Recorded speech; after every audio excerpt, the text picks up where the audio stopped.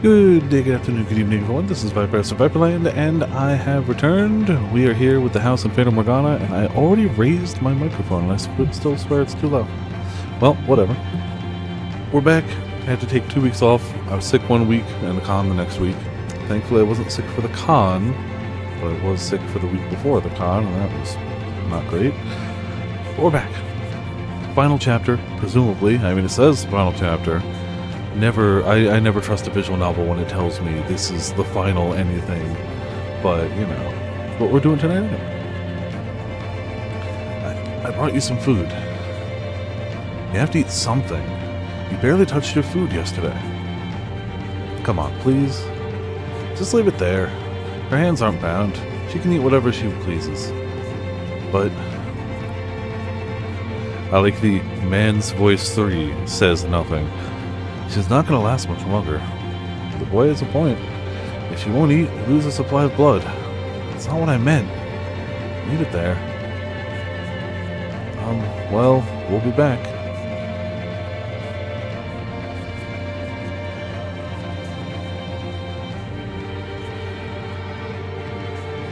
Do you really have to go? Yeah, things are pretty hectic right now. And when do you suppose you'll be back? Tomorrow, same time as today. And you'll have enough time to talk then? Will you? Yeah. Are you hiding something from me? You're acting kind of funny. You're my sister. I wouldn't keep anything from you. You're not yourself, though. What's so different about me? Well, you're not acting much like a prince. Ah, right, of course. Don't worry, I'm still your prince, same as always. Good night, Nellie. My princess.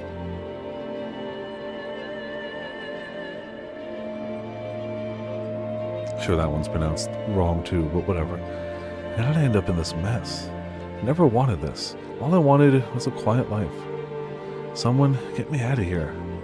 Take this thing somewhere far away. Tell me, it's not all my fault. Oh God, I'm begging you. Just make it all go away. Someone, anyone, get me out of here.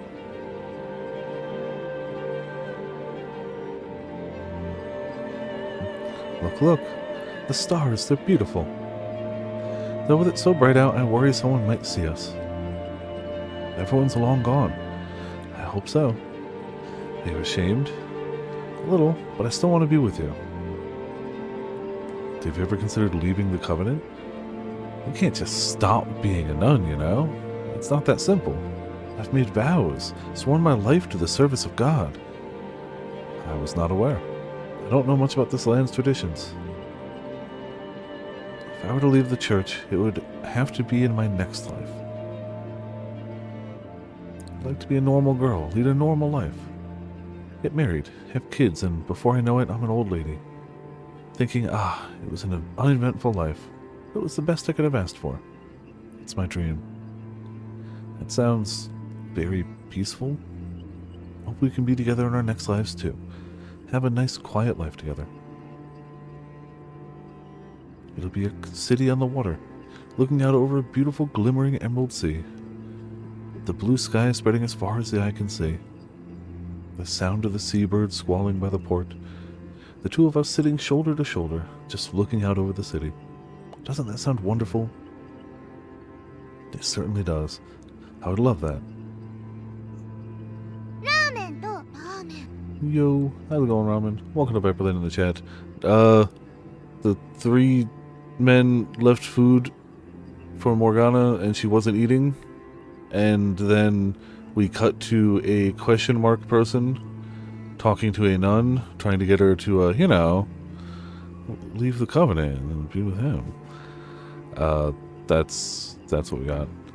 The question mark man also referred to a young girl as his sister, which could very well be Morgana, but it was just listed as girl. It also might not have been.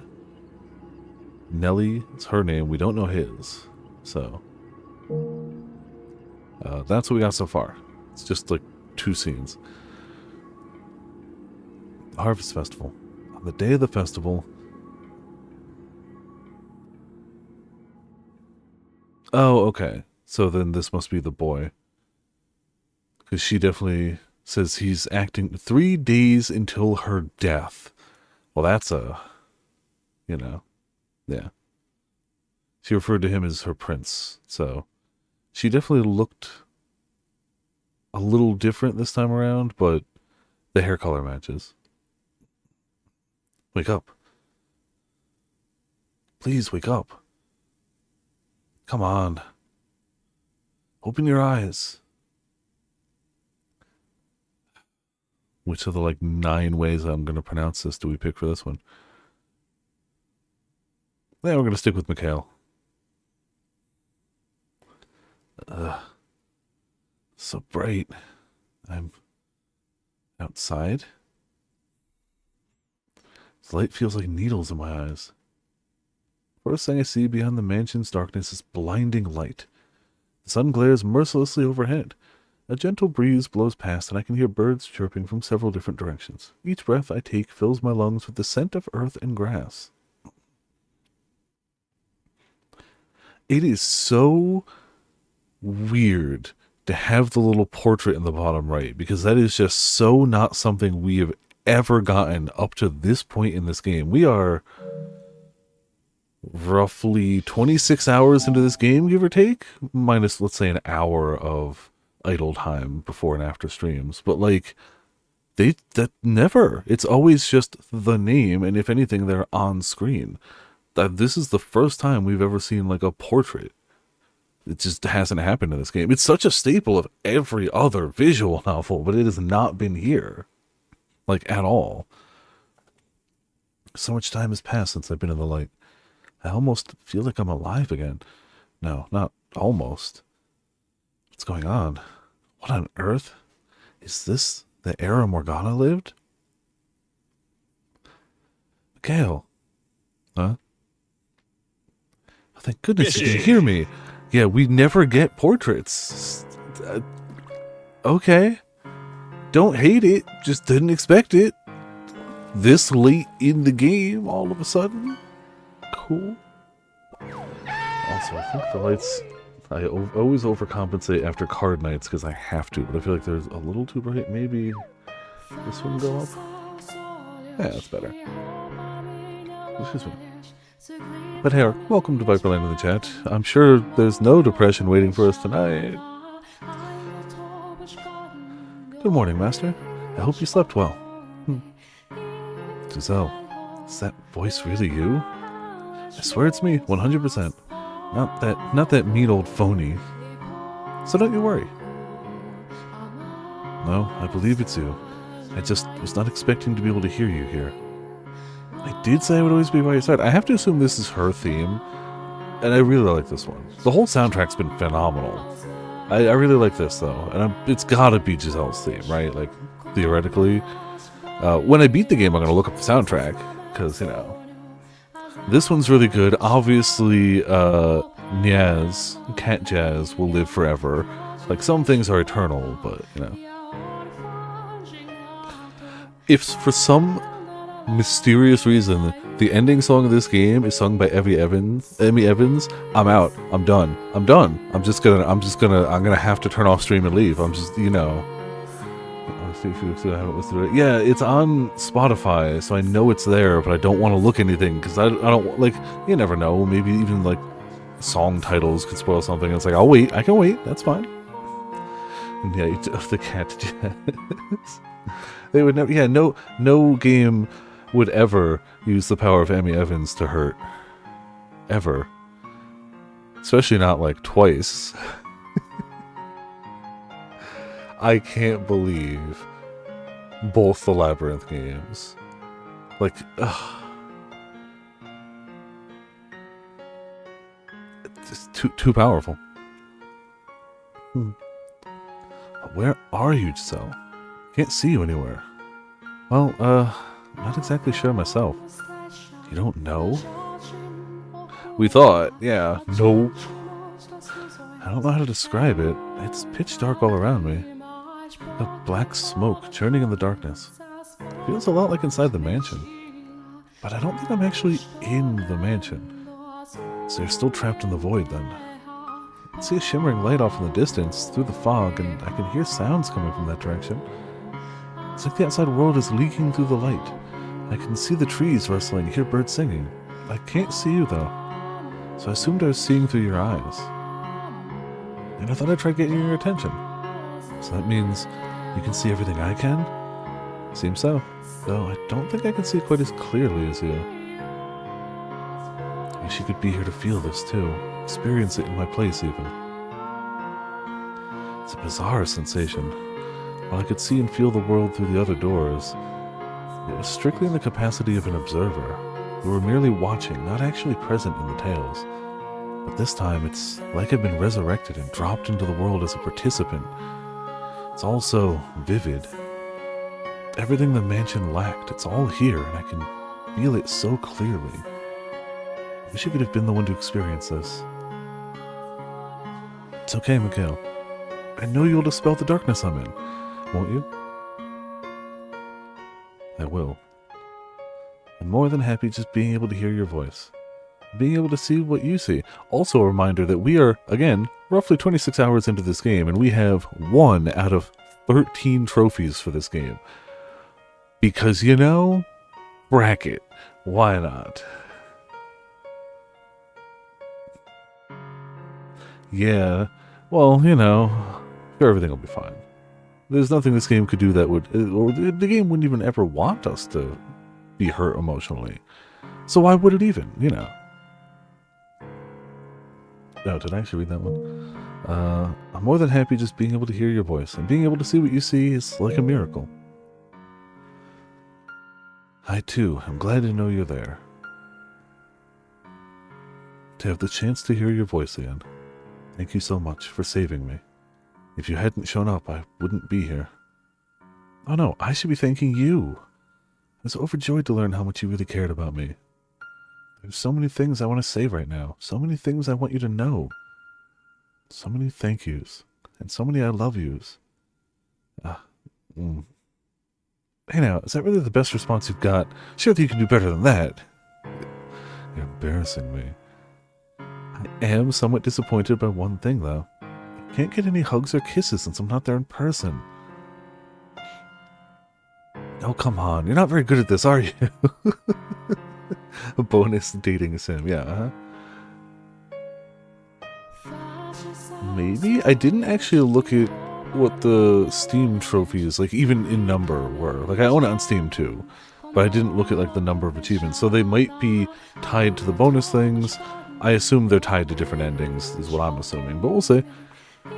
It still has, like, a 50+% platinum rate on PSN profiles. So I don't think they're going to be super out-of-the-way things. I think it's going to be logical things to get.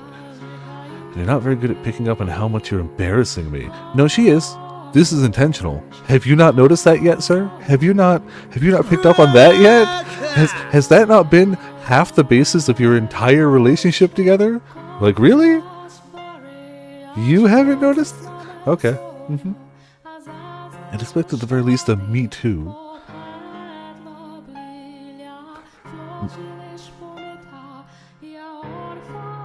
We should start by figuring out when and where exactly this is. He isn't very good at this. You're not even trying, are you? Doing the best I can. Look, she told you the exact 2 words to say. I get that under pressure, you might be a bit flustered, especially after, you know, hundreds of years of not really talking to another human being, let alone the woman you love. I get it. But she told you the exact 2 words you could say, and you didn't do that. You're not trying the best you can. You could have said the 2 words. Please don't ask any more than this of me. It's okay, though. I might not be able to see you, but we're together either way. You know, Mikhail, I think I might be able to help, too. While I can't be there in person, I can give you ideas, another point of view when you're not sure about something. With the 2 of us together, we'll find a way through this. Yes, we will. Where to begin? What do you say we get our bearings? List out exactly what we need to take care of. Not a bad idea. I'm a bit frazzled at the moment, to tell you the truth. What? Why? I'd assumed we would just be observers, like with the other doors, searching their memories for clues. Never expected I'd actually be thrown into their era. True, it's not at all like the other doors. No matter how the rules may change, I'm seeing this through to the end. If our guess is correct, and we have arrived at Morgana's past, then we need to uncover the truth behind those events. Or rather, the three men's circumstances. What they felt, what drove them. My gut tells me there's something to be found there that even Morgana doesn't know. I could be wrong, and it's possible that even if I am right, what we find won't do anything to quell her hatred. But we won't be talking her out of it, that's for sure. Words won't break through that kind of animosity. We need something bigger. Big words. Something she could never have imagined. Really big words. Something that will turn her entire worldview on its head. Giselle, dial Urian J. We need proof to turn this case around. That too, you know. She's Ivan is left. Yeah, of course. It's, you know. Except it's funny. I feel like if either of them has a Date personality, it is Giselle. Like 100%. Definitely a personality swap. More, yeah. Not that I would say she has a Date-like personality, but way more than he does. It's almost like Tama and... Damn it, what was the guy's name? What was the guy's name in Nirvana Initiative? Ryuki, yeah. It's almost closer to those two, but not quite that extreme either. But he is definitely an inverse Date, yes. The white-haired girl might be a good place to start. She showed up at the mansion again and again, as though led there by some supernatural force. And she was involved with all three men in some way. Can't think of anyone else with such deep ties to both the mansion and the men.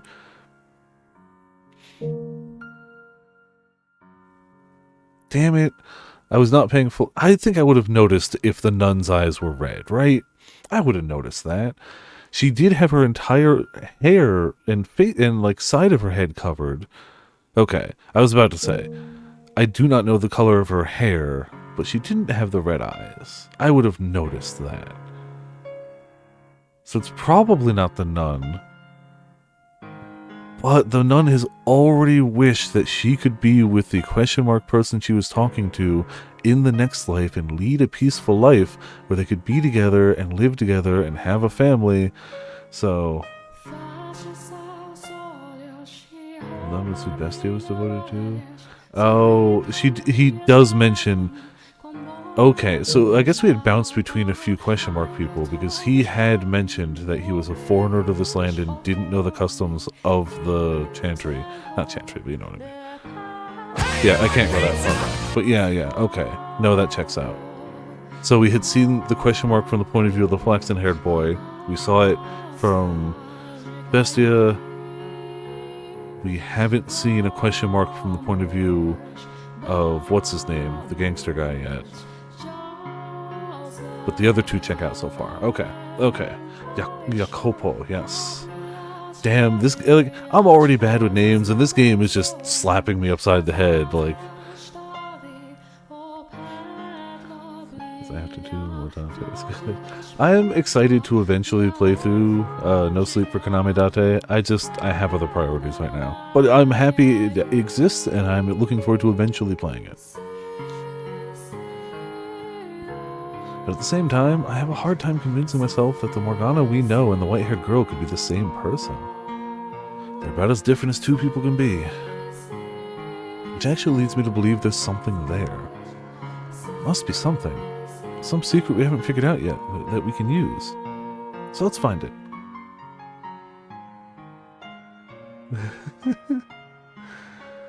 I would never. I would never screw up a name. Let alone in a game that I love and adore. Like, never once would I. It won't be easy. We are in the past, though. I do miss Mayonnaise-san, though. I Wonder, maybe we could change it?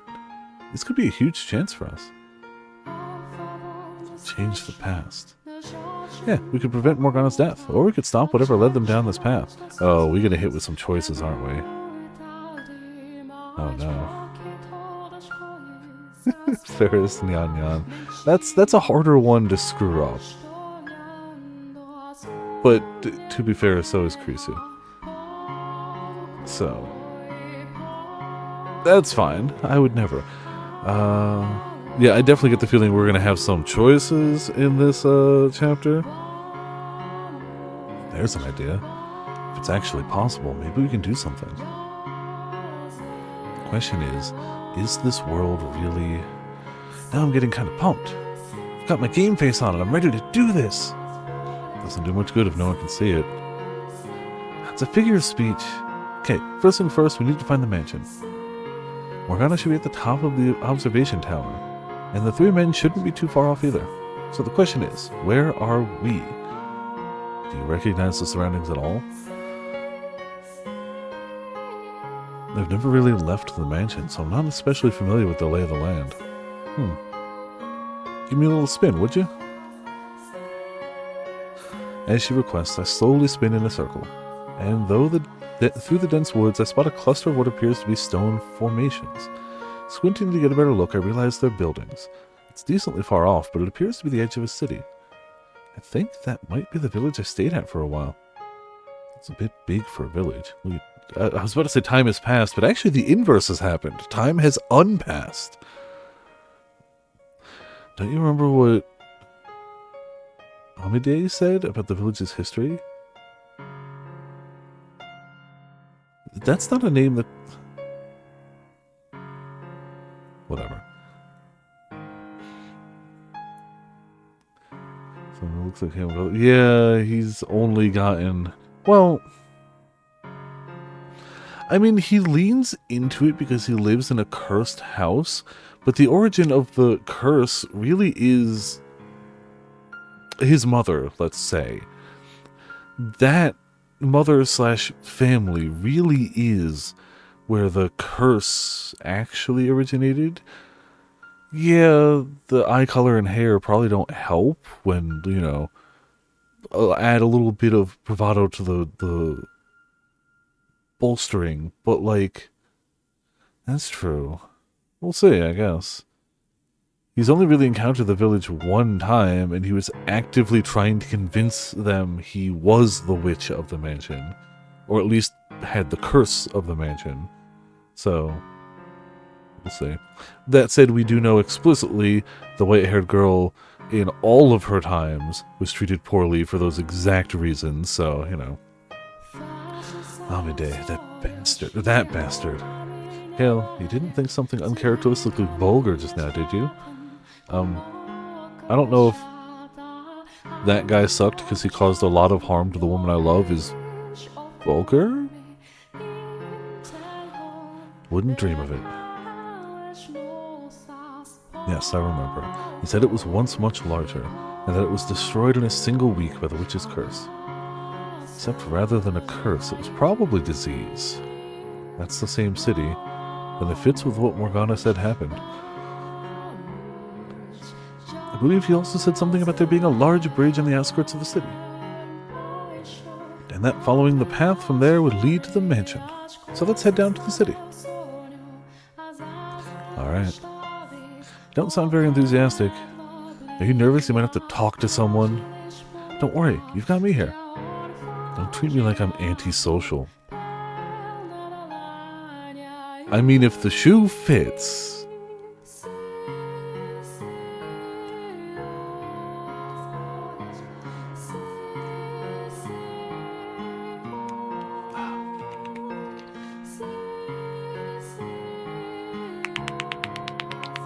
Yeah. Super not... You're not? No, it's not what's... That's not what's bothering me. It's... Something about this whole thing feels off. This world we're in. Never mind. I'm probably overthinking things. But now is not the time for that. We need to get moving. Let's go. Rather than waste time fretting over details, we need to get to the mansion like she said. Everything else comes after that. With each step, I can feel the earth compressing beneath my feet, the grass flattening. If it was glass, you'd be in trouble. So weave my way through the trees towards the city. The sensation of having a living flesh and blood body slowly returns. Oh, hey Mel. How you doing?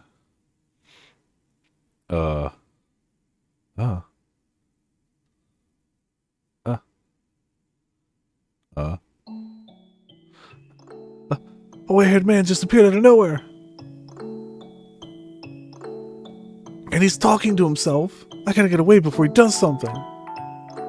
Hold it right there, Mel. You don't get to call me crazy and then just run off.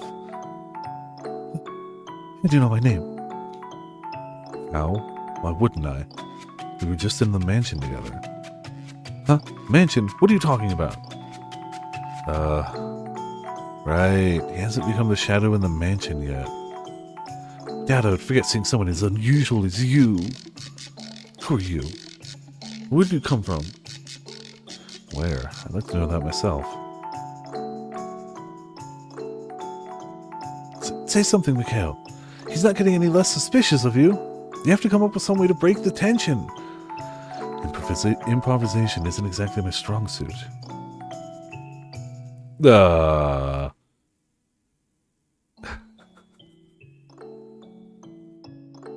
Oh, we got a choice. Oh, no. I was sleeping in a tree. I am God.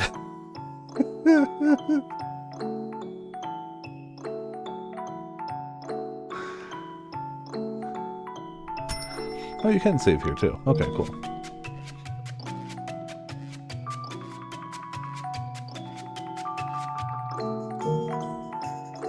Do you know what? I'm gonna save the question and answers in a separate thing. Just so it's... it'll show them. It'll show that it's a question, because it shows the background. Never mind. I just wanted it to be easy to come back to, but we'll see it clear as day. No, we won't, but that's okay. I'll just remember, right? I can't see any way that I am God would be a bad plan. Oh, cool. Already sold 2 of my cards that I opened yesterday. For an okay amount. 3 of them, actually. Yeah. Cool. Not making back the money of the box, but doing okay. I don't know what you're talking about. You can prove nothing. I say as Ramen's in the background slowly spirit bombing Viper tickets. So, sleeping in the tree is a better answer, right? Like, way better answer. Should we see what the obviously trash answer is now that we've saved, at least? Or should we, like, come back to find it later and commit to the... Sure, alright.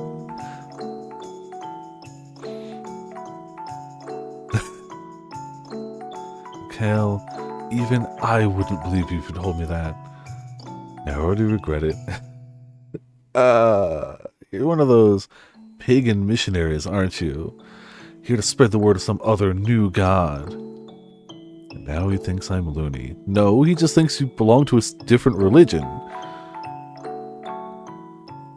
I should get going. Hold on, you can't leave until I've made a better impression. My parents raised me not to talk to scary people like you. I'm with you on that one, Mr. and Mrs. Rhodes. God, this is a disaster. I was joking. I didn't actually mean I was God. It's a great face. Stop looking at me like I'm mad. That still doesn't explain how you knew my name. Have you been stalking me? Why would anyone follow you around? It was all a coincidence. You look a lot like an acquaintance of mine. So imagine my surprise when it turns out you have the same name as him. Okay, we'll go with that for now. He would probably trust a bear before me at this point. Anyway, it would seem that, like Morgana's, I'm the only one who can hear Giselle's voice. Regardless, you wouldn't have any luck convincing anyone here anyway. I'm converting anyone here anyway. Again, I'm not... Wait, hold on. Why do you say that? Everyone around here worships the Saintess. Sometimes I think she's got more followers than God the Father himself. She's practically her own religious figure. Saintess. Never heard of her. She's a nun down at the church. Everyone calls her the Saintess. So he's not talking about Morgana. No, actually I have heard tales of her.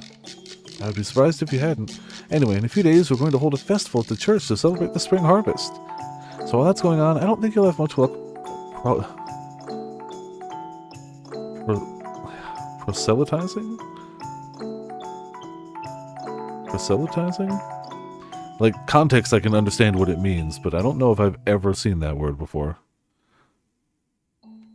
Forever doomed to be a missionary in his mind now, aren't I? You told him you're God. If this is the worst of the outcome from that, you're alright. I'll say it here. How's it going? Welcome to Viperland in the chat. How you doing? When exactly is this harvest festival? In 3 days. You should stick around for it. 3 days. Morgana died when the bell tolled noon on the day of the festival, which means she's got that much time left. This will be the first time we've held the festival, so everyone's excited to make it into a big event. Something really memorable. Oh, it'll be memorable. And a young girl is dying behind the scenes of this seemingly pleasant celebration. If her death is in 3 days from now, that might give us enough time to do something about it. Can I ask you to show me the way to the church? I would like to join in on the festivities. Sure, yeah, of course. The church's doors are open to all, friends and family and the heathen missionaries alike. This is not far, follow me. Thank you. Didn't occur to me until now, but this really is a strange experience. This is a boy from a completely different time period, who I would have never had the opportunity to meet. If he's here, then presumably the other two are as well, which means Morgana's wish for the reconstruction was actually granted. This Mel doesn't seem like any different a person than the one I observed through the first door. Yet he played a part in Morgana's imprisonment. Trouble believing he would voluntarily involve himself, though. I was scared for a minute there. That could have gone a lot worse. I cannot believe we were allowed to continue with that option. Plus, we managed to make contact with Mel in a record time. She's interacted with him and the others before, so I guess this doesn't feel as strange to her. Ah, you don't want him to hear you talking to yourself again. That's why you're not saying anything to me, isn't it? Actually, I think I can talk to you without speaking. Can you hear me? How are you doing that? I have a lot of experience talking to ghosts. That really drives home how bizarre things were for you in that mansion. Were you not in similar circumstances when it was you and Morgana together? Yeah, now that you mention it, what a bizarre time we've both had in that mansion. That is both the tagline for this game and also the biggest understatement in the history of visual novels. Crazy. You're just now realizing this? So, what's your impression of him? My impression? That he's the same Mel as always? A little more detail? He's an amicable young man. Nice enough to show a complete stranger around. I agree. In Morgana's version of the story, he betrayed her. But he doesn't seem like the kind of person who would enthusiastically do something so malicious. He had to have had some reason, and we need to figure out what that was. The question is, how do we go about it? We hardly have enough time to earn his trust and convince him to tell us himself. I'll just have to put the knowledge I already have to good use. Now that reminds me. Something that might explain it? No, about Morgana. When you were alive, she was always right there with you, like I am now, right? Whenever it struck her fancy, yes. She didn't seem to care when or where, she would just start talking whenever she felt like it. But whenever? For the most part, yes. Anytime she wanted. Giselle? You don't have to worry about that with me. I know when to keep my mouth shut, promise. What? You said you feel like you're alive again, right? The 5 senses all seem to be in working order. Which means you'll also be getting hungry, tired, sleepy, and you'll, you'll have to go to the bathroom. I'll be playing close my eyes and plug my ears while you're doing it. Thanks? What would possess her to bring that up? Does she even realize what she's saying? Oh gosh, now I'm red as a tomato. I do appreciate that they're actually both equally bad at this. Like, it's so easy to point to Mikhail and be like, wow, you suck at this. But it's really equal. They are both very bad at this. That answers that. Moving right along, we need to discuss how we're going to go about this. Right, that. In fact, I like the concept that she was like, wait, I'm with you right now. Morgana's with you like this right now. That means she saw you. Bing! That was the first thought. Like, that was it. Harvest Festival is our deadline, which doesn't give us very much time. We need a plan for when we arrive at the mansion. How about we spill their secret? Tell everyone about the girl they've got locked up in the tower and force them to set her free. Surely they wouldn't stand for that. Perhaps, but would anyone believe me? Nah. I walked in and said it came from the future, that I know what's going to happen. Would anyone actually buy that? Sure, with enough convincing. Even if I did manage to convince them, the tower door was locked in Morgana's rendition of the tale. You need 3 keys to get inside. Mel should have one of them, but stealing his alone won't be enough to get into the tower. True. If Giselle is right and we can save Morgana and change the future, then that would indeed solve everything. But something about this whole situation still doesn't sit right with me. I have to do more than just set her free of that tower. I have to find the truth as well, as I initially set out to do. Regardless, I'd like to try and stay on everyone's good side as much as possible for now. Okay, I'll do whatever I can to help. I appreciate it. I mean, as you know, conversation is not exactly my strong suit. Which means it's my job to hit the brakes whenever you say something stupid. It's a bit too late if I've already said it. Anyway, step 1 is to get ourselves into the mansion. We can't hope to make contact with the other 2 men, much less get Morgana out of there if we're not staying nearby. Do what I can. We're almost there. See that big building in the distance? That's the church. It is the same mansion as I suspected. Seeing it now, knowing what horrible things happened there, it's so disheartening. Are happening as we speak, in the tower we see in the distance.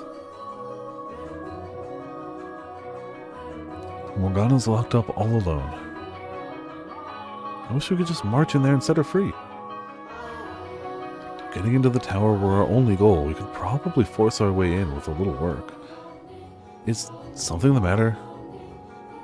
Mel, I could probably overpower him and get his key. Hello? The other 2, that almost certainly wouldn't work for. Can you hear me? Oh, yeah, sorry, I was lost in thought. Seems kind of strange, doesn't it? What does? I mean, it doesn't look much like a church. At a glance, you'd think it was some noble's estate. So it does. Spent so long there, it never even occurred to me. I was pretty surprised when I first saw it myself. A peculiar place, all told. There's a chapel inside the mansion, with this gorgeous stained glass window. It's quite the sight. Do you know why it was built like that? I'm, not actually sure myself, no. Anyway, I'll show you to the chapel. The saintess should be there too, so I can introduce you. Alright.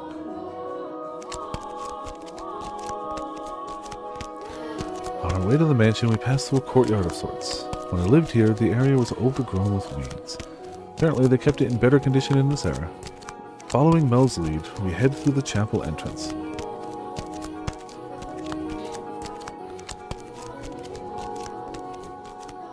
Huh. It's our first time really seeing a shot of the mansion from a different point of view than we're used to seeing it.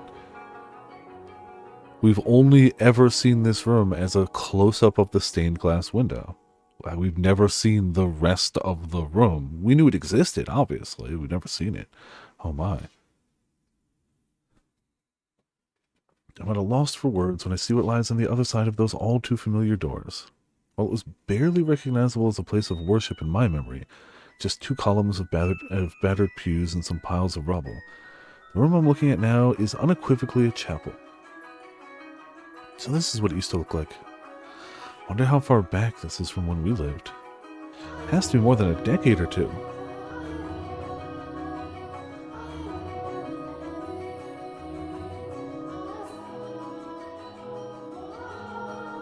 Okay. A little better. Maybe 100 years or more? The views and beliefs about the world prevalent in our time are not so different than those of this time. Perhaps the chapel was destroyed in the aftermath of the Harvest Festival. When I was first sent to the mansion, there were signs that repairs had been attempted. The stained glass window is behind the pulpit. I'm guessing, though, we can't see it from here. And right next to it is the door to the observation tower. Ah, there she is. There's no priest here. She runs the church. You'll want to talk to her first if you're planning to participate in the Harvest Festival. I'll go fetch her for you. Whisking his way between the pews, the boy disappeared in the back of the chapel, returning with a nun in tow. When I see her, my face twists for a brief moment. Good afternoon. You came to see the festival, I hear. It's wonderful to have you. Is that who I think it is? All but certain at this point that all the major players from behind the 3 doors are present here. Not just the 3 men whose shadows remain in the mansion, but also the women who are important parts of their lives. Though dressed differently, the way she speaks and the way she holds herself resembles the woman killed by her lover behind the second door. They're all connected. What we thought were 3 separate tales, all stretch back to a single point in time before our own. Makes sense, yeah. Is there something the matter? No, I was just thinking how unusual it is for one nun to be managing an entire church all by herself. Ah yes, that's the usual reaction from new visitors. Even I think this assignment is a bit over my head. Assignment? Ah, well, I was at another church before this one. A smaller building, and I wasn't the only nun. The lord of the land ordered me to transfer to a new, larger church he was opening. So here I am. The Lord? There's plenty of space on the property. More than enough to provide shelter for orphan children and aid for the sick. Seems rather vacant from what I've seen. Yes, about that. We used to take people in, but circumstances have made that difficult of late. What kind of circumstances? It's not something I can discuss with an outsider, sorry. It's the small child we have locked up in the tower. You know. Guessing it has to do with Morgana's imprisonment here. Do you think she knows about Morgana? I guess not. The men swore to keep it between the 3 of them. So she's being forced to oversee the mansion completely oblivious of what's happening here? Isn't to say she's not connected to it in some way. If she's the girl from the second tale, then she should be close with... Is something troubling you? No, my apologies. Got lost in thought. You don't look it, but you're actually a bit of a daydreamer, aren't you? Daydreamer? Mel would fit that description much better. Mel would fit that description much better. What? Why? Do I really look like that much of an airhead? Oh, I can see that. Someone has to watch out for him, or he's likely to lose his head in the clouds. I really don't think I'm that spacey. Not trying to say you're spacey, I just feel like I've got to keep one eye on you at all times. It's a lot like what I imagine having a little brother would be like. I'm an oldest child, you know. What's the big deal? You don't want a big sister? Well, I want you to be my little brother. I don't want to be just a capital S sister to you. That's so stiff and formal. No, I want to be your sister. I'm a little old to be playing make-believe. Oh, come on. They're quite friendly with one another, it would seem. Oh, I know. Why don't you become her brother then? I do, judging by her face, she does not like that idea as much. What? Will you? I will not. Besides, I'm clearly the oldest one here. Why not? I don't think it matters who's older than who. You don't really act all that old anyway. I have at least 10 years on you. Your youngest child insecurity is showing. Insecurity? You two are pretty good friends, huh? We can discuss the veracity of that claim later. I would like to ask you a favor. What is it? I'll gladly help with anything I can. Could I perhaps borrow a room until the day of the Harvest Festival? I don't have anywhere to stay. Or a source of income, for that matter.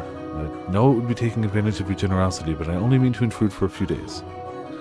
I'd be more than happy to offer you a place to stay at any other time. But right now, I can't let you stay here. I'm so sorry. Well, damn. So much for that. Don't let one little no stop you. Keep pushing. Put on a show. Earn her sympathy. She's a lady of the cloth. If you make her feel bad for you, she'll offer you her aid. Put on a show? You expect me to act?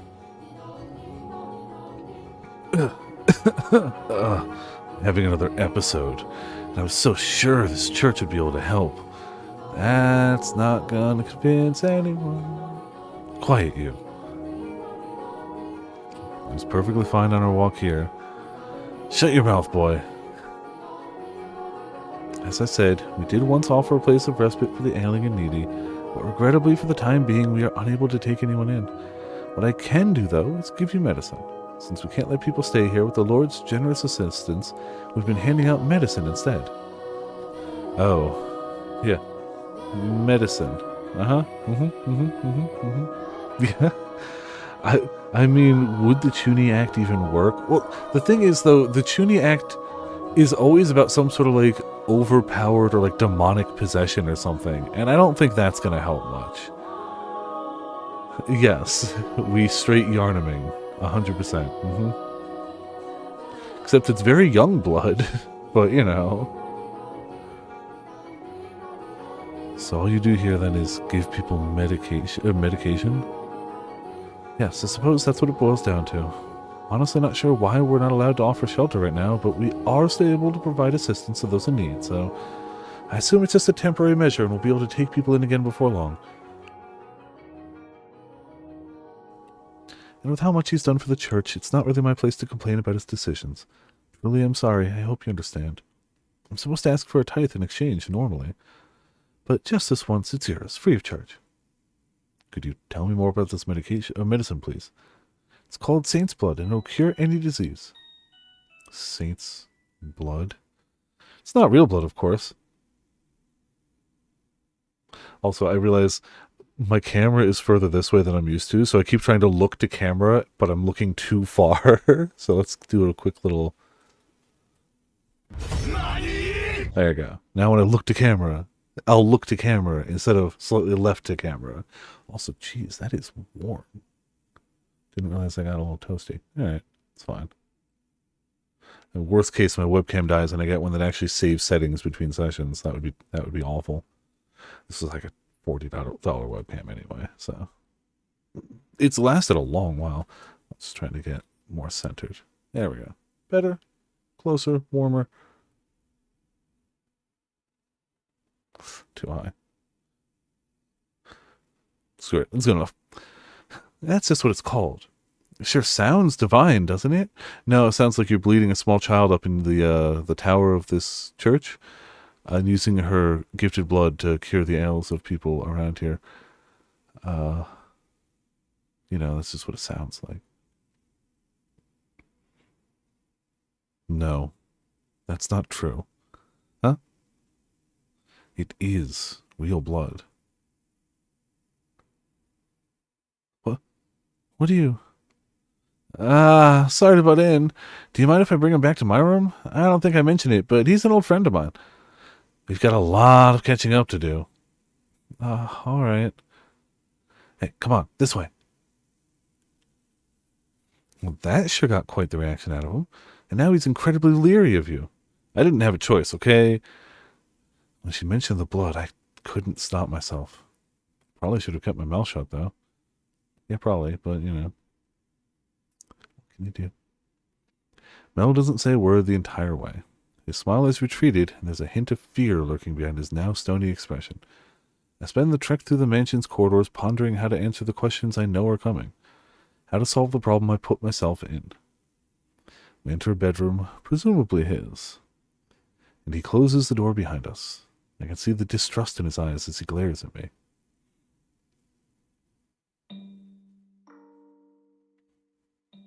I have to ask, who exactly are you? Can we pick God again? Why did you say that back there? That saint's blood is actual blood.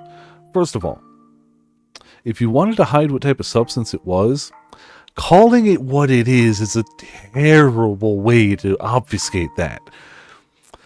Yeah, we just call it saint's blood. You know, the blood of a saint that we keep upstairs in our bleeding dry to help cure other people. But it's not actually blood. We just call it saint's blood, the blood of the girl we keep locked upstairs in her bleeding to cure the other people. Totally normal. Yeah, you can make the argument that hiding something in plain sight is the best place to hide it. But I don't know, man. If it looks like blood and smells like blood and tastes like blood, but you're just like, nah, we call it blood, but it's not blood, somebody's gonna have questions. Not the nun, apparently. Honestly, in the day and age that this takes place in, as long as it worked, I don't think anybody would question it anyway. Like, real talk, as long as it was actually curing everybody of what ails them, I don't think anyone would care.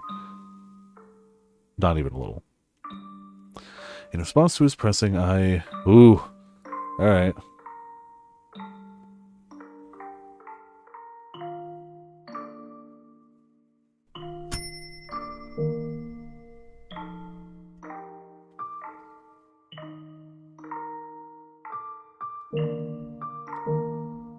So,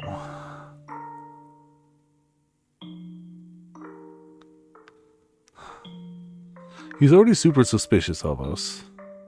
I feel like of all the 3 men we have to deal with, he's the one most likely to actually believe us if we tell him everything. But I still don't know if it's a good idea. But I think he's the one most likely, and we've dropped enough things that we couldn't have known otherwise, that I think he might actually be open to it. I don't know if it's the right call, but we're saving anyway. We did the God one because I thought it was actually going to lead to a bad ending and we would have been stopped.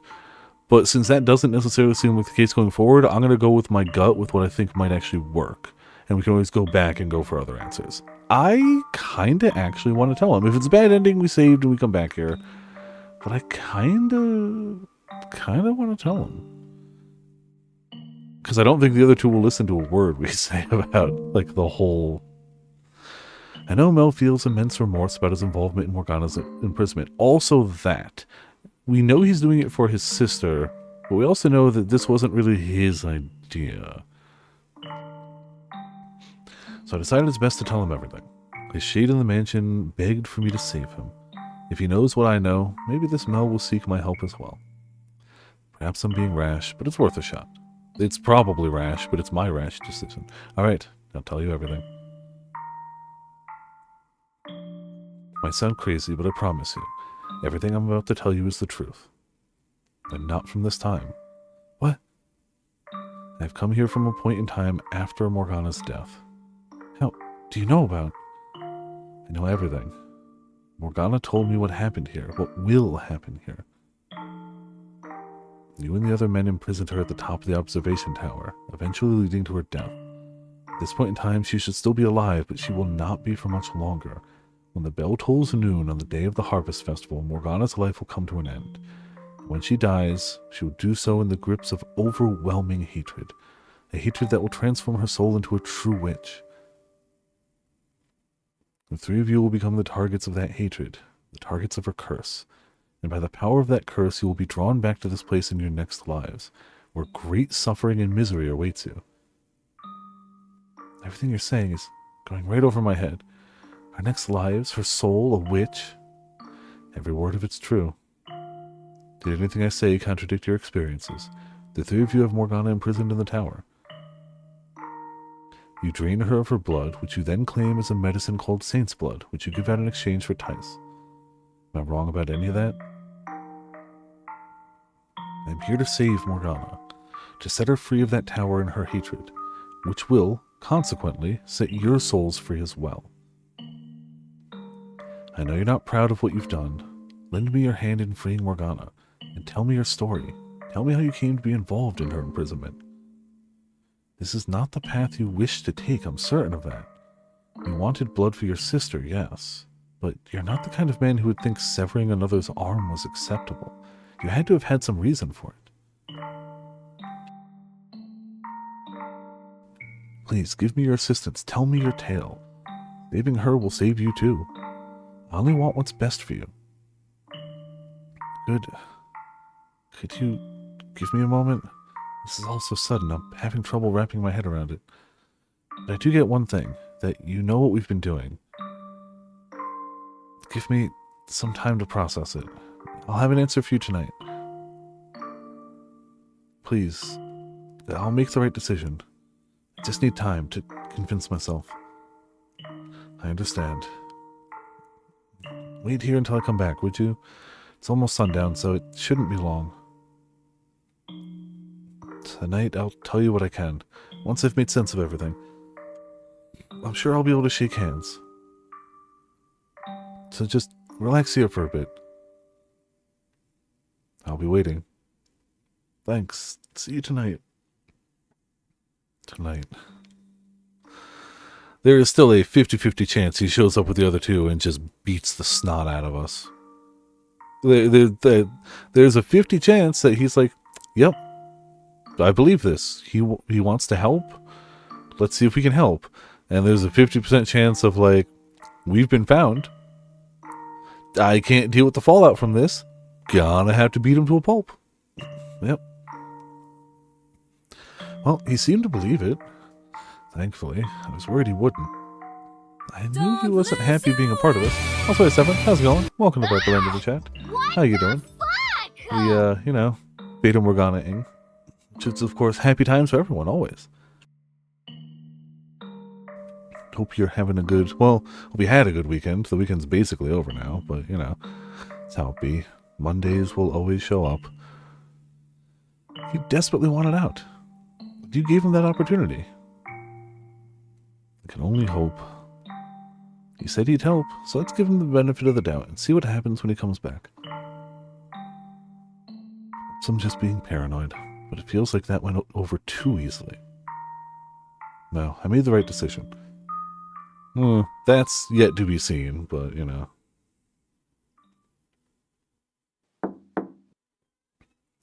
Hello, are you there? May I come in? You may. I mean, it's technically his room, but... Sorry it took so long. Not at all. He did say it would be night when... Yeah.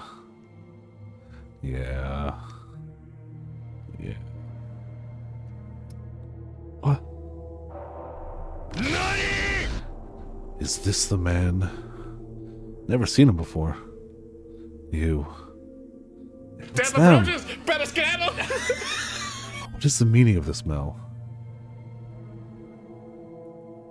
Where the hell did you get your information? Mikhail came from the future. In my time, Morgana's already dead. I'm here to set her free, to erase... You spilled it, Mel, didn't you? No, I didn't. Why do you think why do you think I told you about him? So you'd know it didn't come from me. Well, can't believe he... Mel, how could you? What happened to everything you said earlier? That you would make the right decision, that you would help. Well, he made the right decision for him, and he helps him. You two friends? For the 1,000th time, I met him in the forest this afternoon. I'd never seen him before then. And who told him? It wasn't me. I have nothing to gain from talking. True enough. He's just messed up in the head. That has to be it. He has all these crazy delusions that all happen to be perfectly accurate. Souls turning into witches, the next life. He's mad, I tell you. I thought he believed us. Well, Mel, am I wrong that you feel remorse? Am I wrong that you don't want to be involved in this? You shouldn't be adding to your list of wrongdoings. No, you should be doing what you know is right and let Morgana go. Are you sure you're not friends? Swear to God, if he was a friend, why would I snitch on him? You're not one to let friendship get in the way of what you truly desire. I would never. Kale, we have to get out of here. No, we're boned. If he so much as twitches like he's gonna run, cut him in half. Kale, maybe you'll come to your senses if you know exactly how what you're doing will affect your next lives. Morgana comes to bear such an incredible loathing for each of you that the people you care for, who, pray tell, lives life fearing how it will affect their next. A lot of people, actually, but not this one, I guess. You're right, he's out of his mind. Listen, chose the wrong man for your little sermon. Next life, souls. Ugh, damn it. How can I get them to believe me? I've seen it all, but they don't have any of those memories. How can I convince them to believe something that hasn't even happened to them yet? How can I get them to release Morgana? How can I save her? Kale, please, you have to run. You're in danger here. I would love to, but the door's blocked.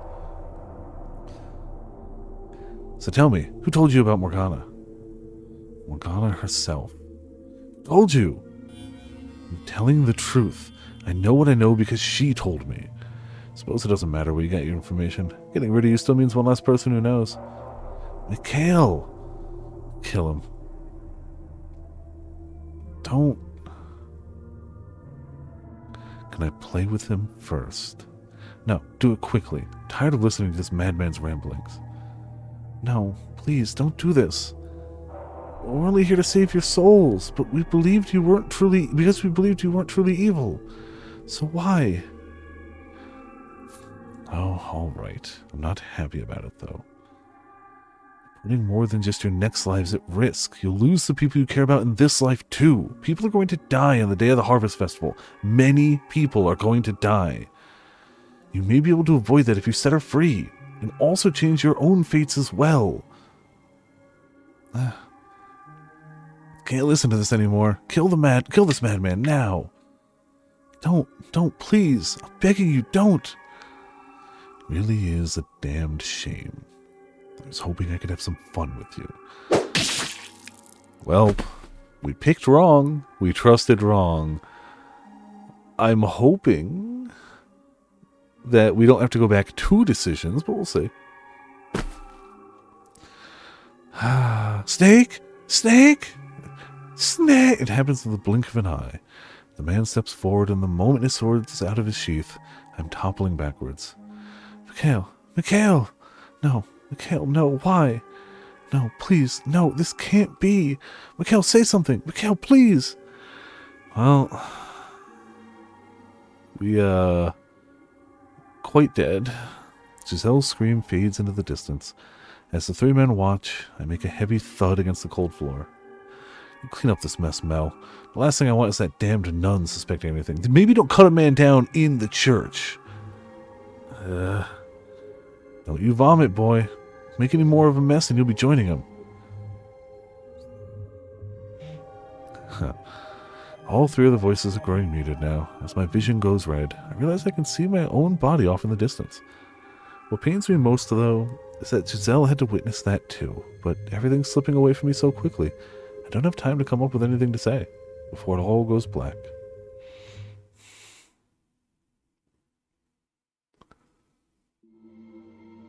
We need to make the nun know? Maybe.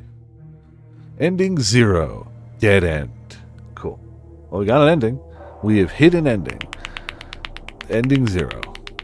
We died. That's our first actual ending, though, right?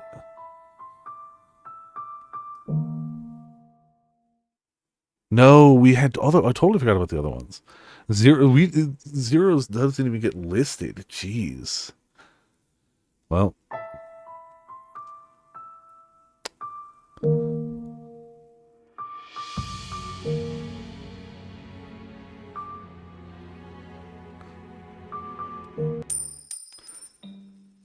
Ending so bad it doesn't count. Yeah, you died. Alright, well, let's try this. Guess my gut was super wrong. We don't have much time, but it's in our best interest to tread carefully. There's too much we don't know yet. It would not be wise to make a rash decision. Shut up, game. Shut up. With him as tense and suspicious as he is right now, it won't be easy to get his key or persuade. I wonder if we'd made him less suspicious on meeting him, if that would have worked. I mean, I want to see this through incrementally. Like, if this fails us, obviously we have to go back to the previous one. But I'm going to try not to, like, back hop too much, unless our forward progress is blocked. It won't be easy to get his key or to persuade him to tell us how he ended up here. Furthermore, my experiences with the Three Shades tells me that if I'm not careful, I could be putting myself in unimaginable danger. Shut up, game. Brief flash of what might have happened had I spoken too soon crosses my mind. Shut up, game. Sending a chill down my spine. If I want to get Mel on my side, I'm going to need something more. Something decisive. Something that'll convince him he needs to come clean and set Morgana free. Regardless, being cautious isn't going to mean much if I can't get them to let us stay in the mansion.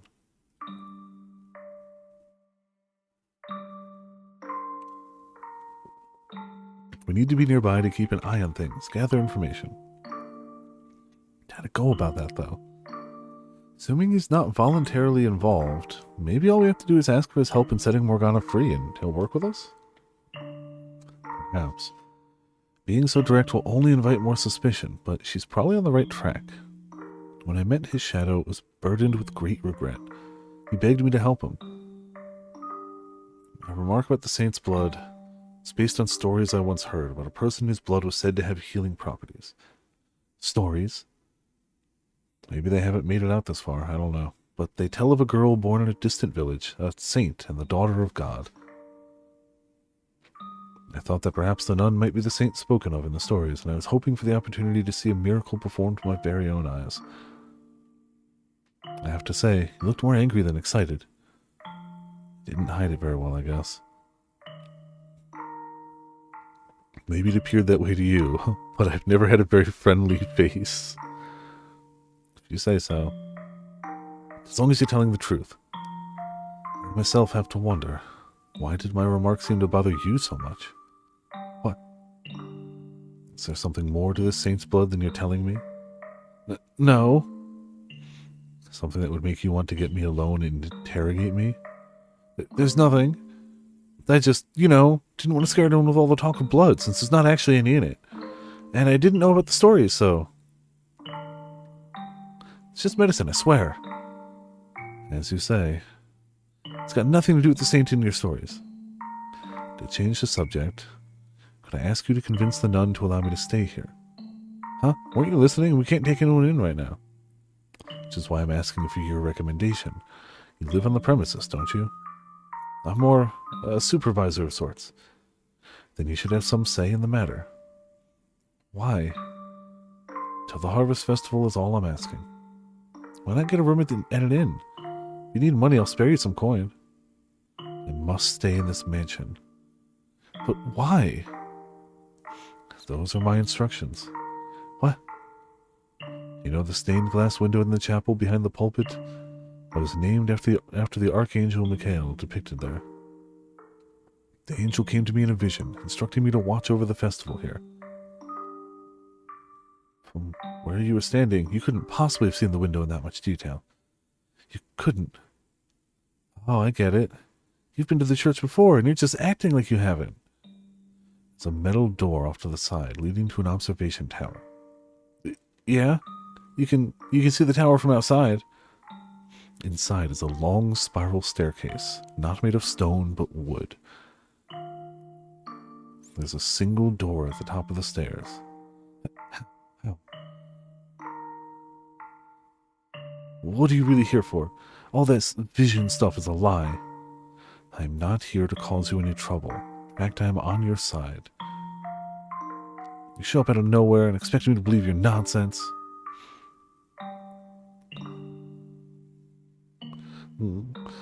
All I ask for you is to allow me to stay until the day of the festival. If you can do that for me, then I'll make you the promise I could not before. I've not forgotten your pleas for salvation. I know you want to be free. Huh. Let me guess, you saw that in a vision too. If you want to call it that, then you can. I never once asked for you to save me. You're mad. But, fine. You've got nothing to hide anyway.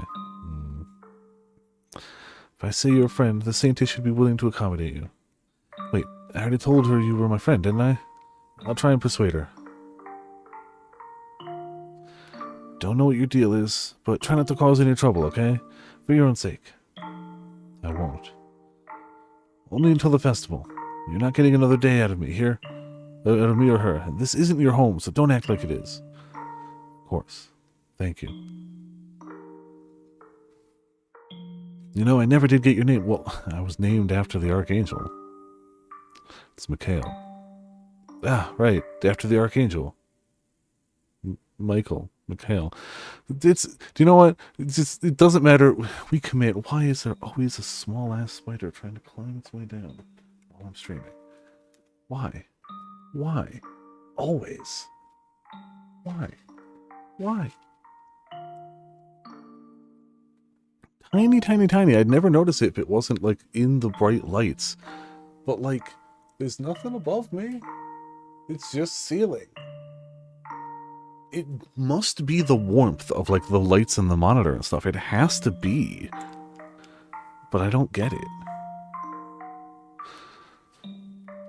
Just like you said, never really cared much for Mikhail's, to be honest. He weighs your soul in one hand in his perfectly balanced scales and delivers its punishment with the sword in his other. He's not an angel of salvation. Out of curiosity, could you perhaps be... No, never mind. It's turned into a bit of a storage area, but there's an open room you can use. I'll show you the way. I appreciate your courtesy.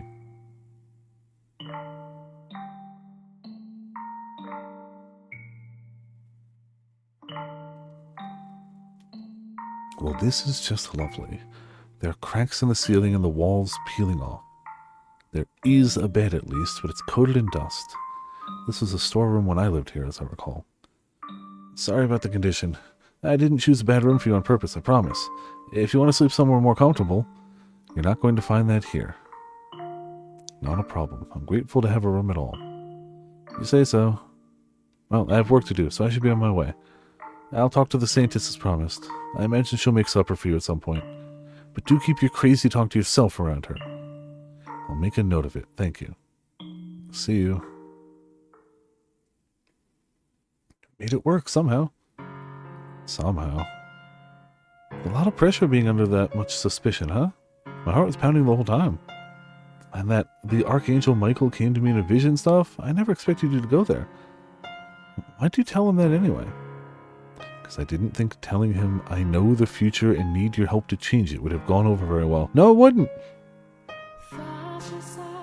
No, it wouldn't. Besides, those who yearn for redemption have a tendency to latch onto the spiritual. Thought taking advantage of that would work for our benefit. You know, I bet you'd make a pretty good con artist, Mika. I did what I thought was necessary. I know. Besides, you have every intention of keeping your promise, don't you? Whether or not Mel can be saved is up to him. I will lend him my hand, though. Oh, you say it's all on him, but deep down you know you're on his side. We're complete strangers to this Mel, but I can't bring myself to think of him that way. We just met today, but it feels like reuniting with an old friend. He's the same old Mel. And you were actually there, a part of his life, which I imagine makes the sentiment all the stronger. You don't feel the same way? I don't think of him as a total stranger, no. However,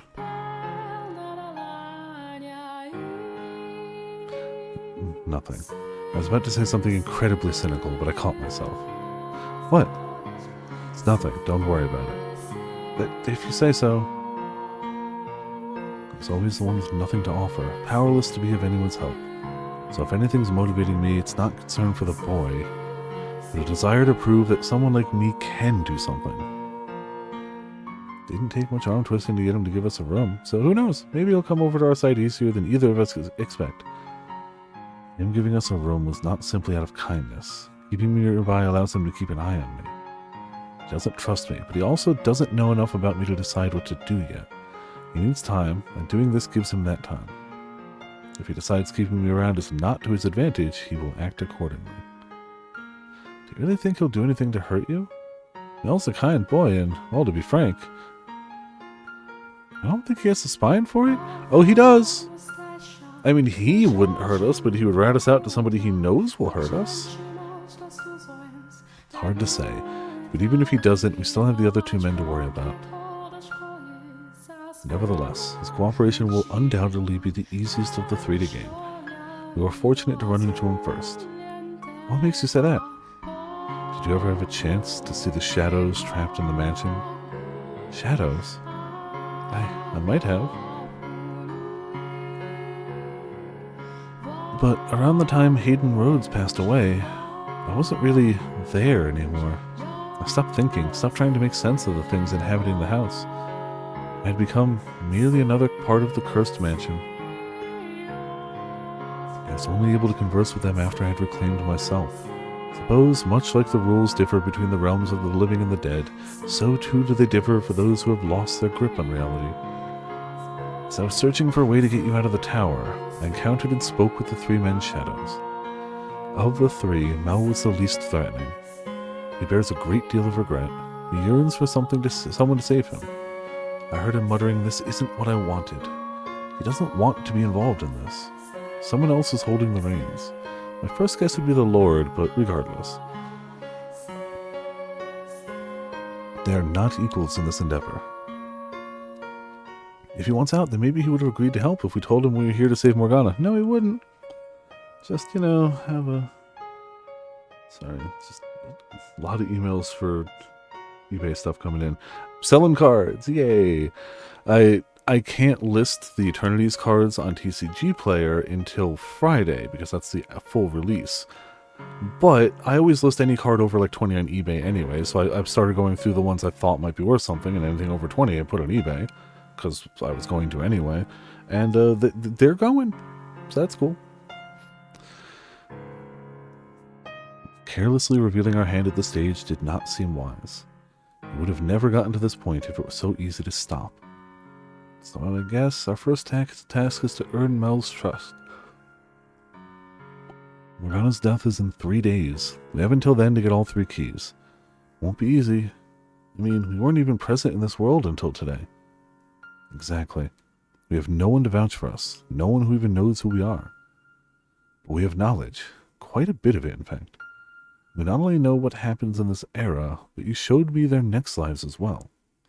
From that we can deduce how they might behave and to whom they have ties.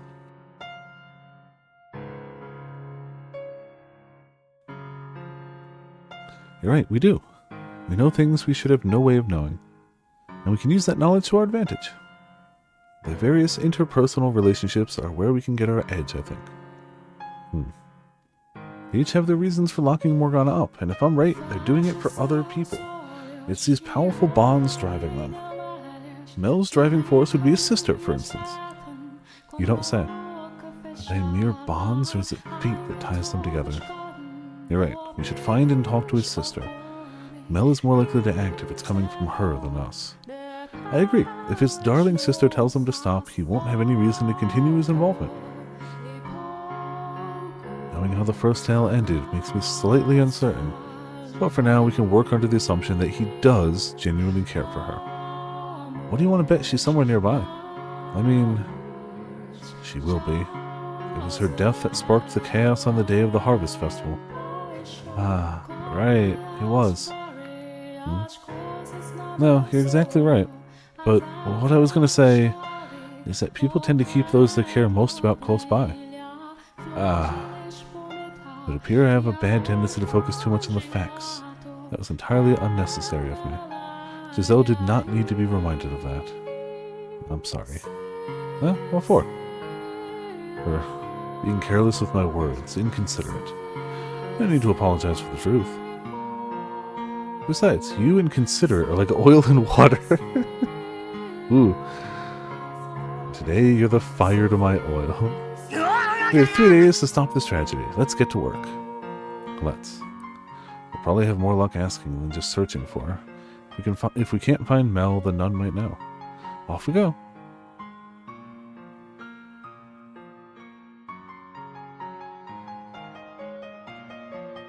Ah.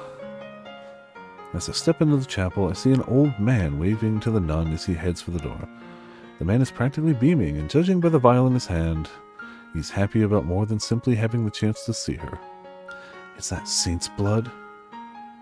According to Morgana's account, a disease began spreading through the city at the Harvest Festival, eventually eradicating the population. In a time like this, where medical knowledge is so limited, a plague would be almost unstoppable. And the sight of so many people dying so quickly could appear to them the work of a demon or a curse. We come from the future, so we know just how dangerous this is. They have no idea. Morgana described it as a tale that could only have taken place in that era of miracles and spirituality. And about that, she couldn't be more right. Could we maybe warn everyone against taking the medicine? I assume the sickness was caused by them ingesting blood at any rate. It's not medicine they're being given, but bottled disease, like some sick joke. If we could convince them to stop taking saint's blood, then maybe that would prevent the city from being destroyed. But the fact that it's being distributed in the house of the Lord and peddled as a miracle cure plays right into their deep-rooted spirituality. Would it even be possible to convince them otherwise? And besides, it's not them we came to save, but... No, that's veering too off from our intended path. We need to find the truth and save Morgana's soul. Putting ourselves out like that is only going to get us unwanted attention, make people suspicious. And we don't have that kind of time. Yeah, you're right.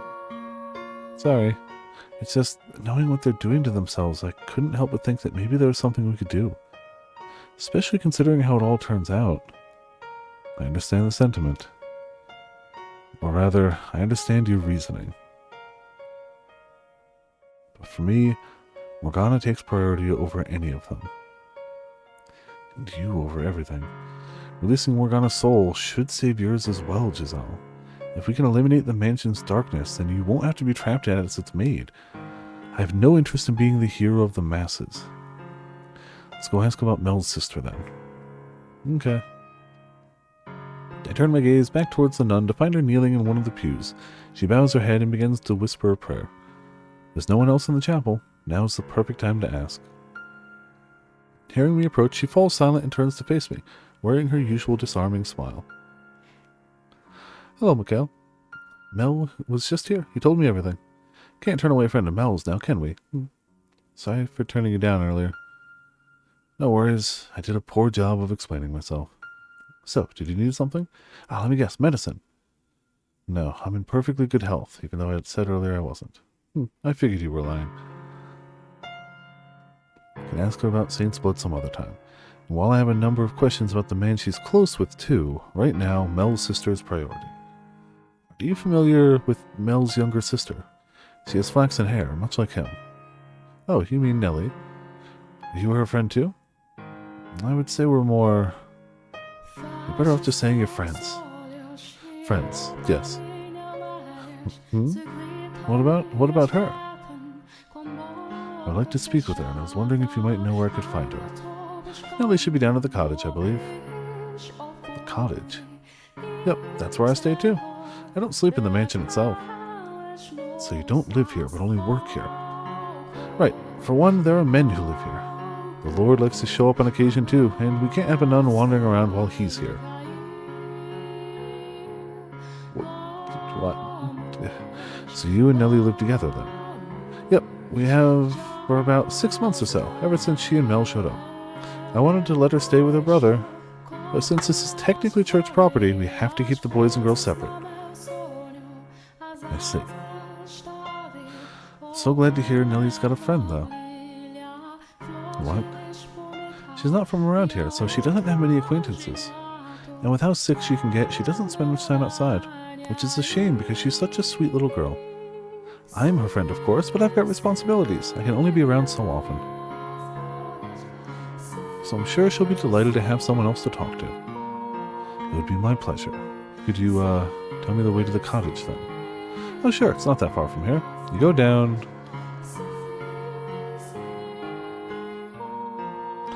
Yeah, super sweet. I mean, till she's not, I guess. The directions I got from the nun lead me to a place I know from my own time. It's the same building where the man who'd been ordered to keep me under surveillance stayed. Sunlight seeps relentlessly through the trees, and I find myself having to look down at my feet as I follow the path. It's blindingly bright, painful. How are you holding up, Mikhail? I'll be alright. The sun's past its peak. In a few hours, it won't be nearly as bad. Don't push yourself, okay? Okay. The trek is a reminder of just how inconvenient my body always was. Having this chance at experiencing being alive again comes with both the good parts and the bad. But now is hardly the time to complain about my sensitivity to the sun. It's not long before we reach a clearing, a small cottage surrounded by a small garden coming into view.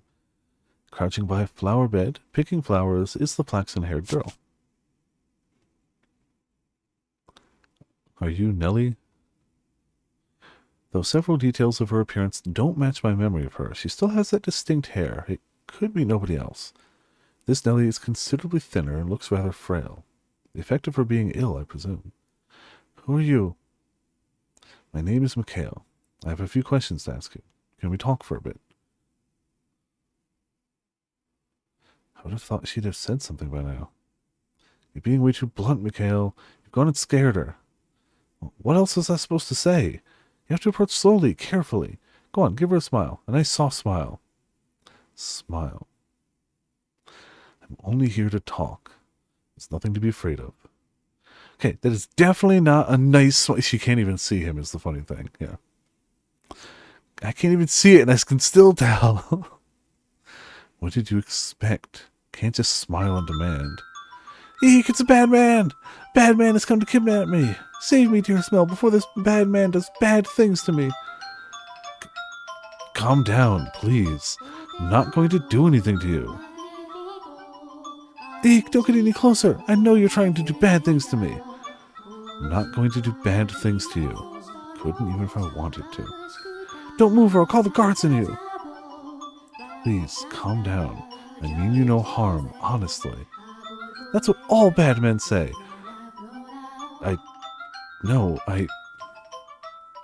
Giselle, don't just watch. This would be a fantastic time for a little advice. Got it. Maybe she'll calm down if you mention Mel. You're a genius. I'm a friend of Mel's. What? He was telling me about you and how you wanted someone to talk to. He asked me to keep you company. Mel asked you to come talk to me. He did. Do you trust me now? So that makes you his friend then. As much as it pains me to admit it. Mikhail, what on earth possessed you to say that? Slip of the tongue. You and him. Is that so? Yes. You're pretty old to be friends with my Mel. Are you really, really, really his friend? Really? Then prove it. How so? If you're really his friend, then you should be able to tell me all about him. Why in God's name would you ever subject me to that? Do you not like Mel, Mikhail? That's not it. We're just incompatible. Okay, here we go. First question. What does my Mel like most of all? I mean, we know the answer to this one. But we know the answer she wants to hear. So, it has been 1,000 years, yes. Naps? I mean, I like me some naps. Just on principle, I'm going to save at every choice. A, because it gives me the excuse to save more often, which I haven't been doing, and B, because you never know. But I'm pretty sure this one is a gimme. It's naps. No. You think so too? You think I'm his favorite thing in the whole wide world? I like to believe that's what he thinks. I think it'd be wonderful if I could always be his number one. Her excessive love for her brother is still out in full force, I see. Second question, what kind of person is my Mel? I'm not going to make a separate save for each of these. One is fine.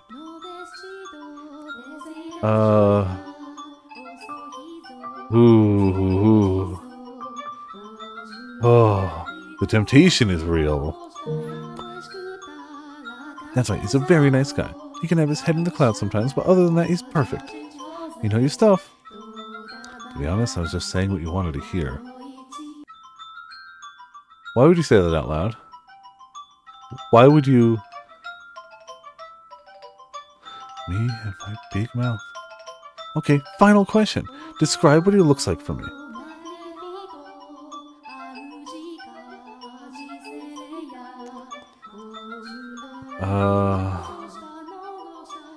I try not to scrutinize other men. He's decently handsome. I'm far better looking. He's decently handsome. Isn't he? He's like a modern day Adonis. I don't know if that's decently handsome. Also chill, lady. That might be a bit of a stretch. Mel could be a prince in a fairy tale. He's got the most perfect face. May I ask you something? You do realize he's still growing, right? And that can change a man in unimaginable ways. He could end up 2 heads taller, shoulders twice as broad, and covered in muscle before you realize what's happened. And body hair, lots of that. Facial hair as thick as these woods. Would you still consider Mel your prince if that happened to him? Well, Mel, with a beard and muscles. I won't have it. That's not my Mel at all. Don't worry. He won't live long enough for it to happen.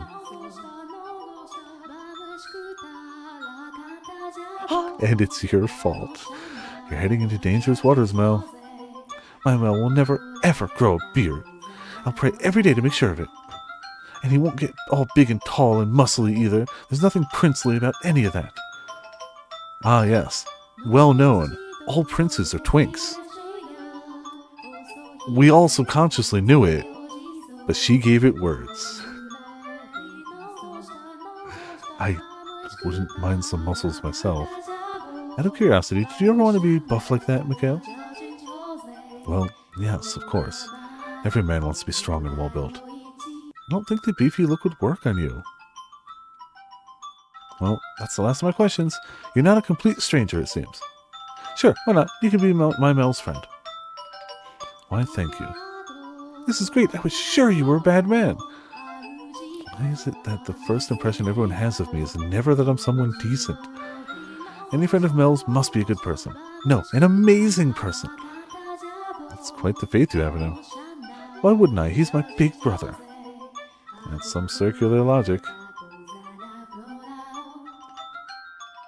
It's just you. Is Mel not coming? He's rather busy at the moment.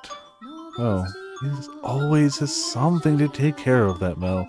He's hardly given me any attention these past couple months. That's okay, because today I've got you to keep me company. Yes, you do. I can't stay long, though. Alright, just stay until sundown, then. You had something you wanted to ask me, didn't you? Well, if you're a good enough friend, I'll tell you anything you want to know. And how do I go about that? Talking. Lots and lots of talking. You have to keep me entertained. You're asking far too much of me. She's not asking much at all. She just wants to talk. Do you think someone will spend 13 years in isolation knows the first thing about holding a pleasant conversation? Hey now, I was there for a year of that. I'll help you come up with topics, so go on. Do you not want to talk with me? No, I do. Just not much of a conversationalist. Okay then, instead of talking, you can sing. I've never seen a minstrel before, but I've always wanted to know what kinds of songs they sing. Will you show me? Excuse me. Why persuade anyone in 100 line when you can instead just go straight to grid-based combat? I've never seen one myself either, but I have heard second-hand accounts of the songs of traveling jongleurs. I know I'm pronouncing that wrong, but I do not care enough to look it up. Very well then, I'll teach you a song an old acquaintance of mine heard while traveling. Whee! I can't wait! Here goes. She looks so impressed. The silence is deafening. I'm shocked. I don't think I've ever heard someone sing so badly. Me neither. I'm flabbergasted. Let's hear you try then. That's enough singing for today. I don't want my ears to fall off. Ooh. What a vicious little girl. I know, let's bake something. Bake something? Yep, come on inside. I made some nice jam earlier today, and I want to make it into a pretty little pie. You get to help me with that. I'm not much of a... Come on, get a move on. You either help or you don't get to be my friend. As you wish. This is not going to end well.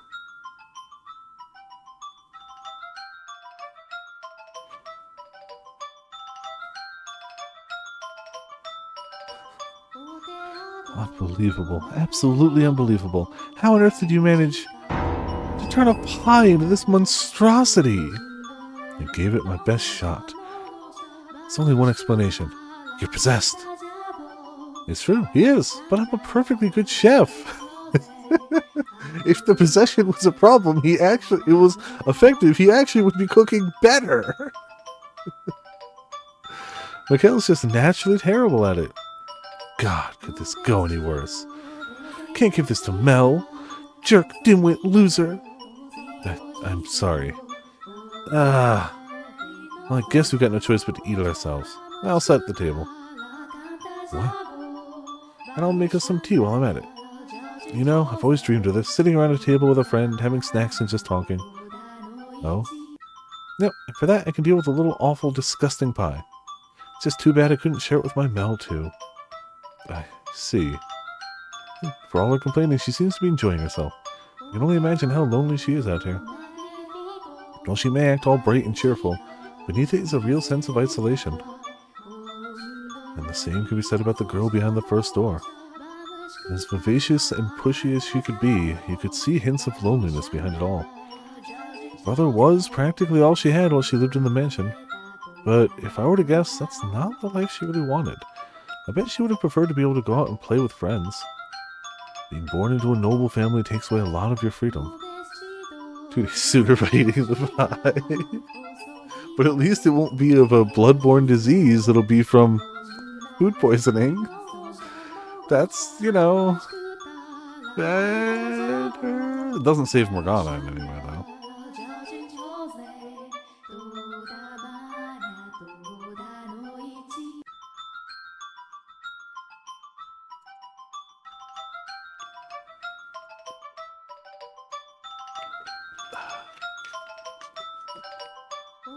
That's true.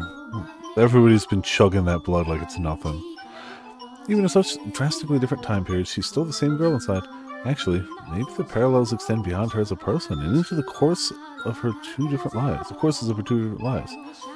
Perhaps that means all those who are reconstructed at Morgana's wish are destined to lead similar lives.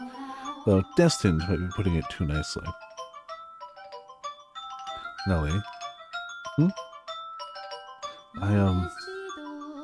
I'd be glad to lend you my ear if you would like. You can talk about the weather or your brother, anything you want. I mean, you know what she's going to talk about, given the choice of those two things. It's the weather. You will? Great, take a seat. I've got lots I want to talk about. More than you can possibly imagine. No, I believe that. You'll never guess what Mel said next. That I mean more to him than anyone in the world. I'm growing flowers out in the garden, right? Well, when I've got enough of them, I'm going to make a big bouquet and give it to Mel. Back at home, we've got this really, really big yard with this huge tree. I used to take naps under when it was nice out. So what do you think about the tea I made? The flower petals, what really ties it all together. Oh, you won't believe what happened after that.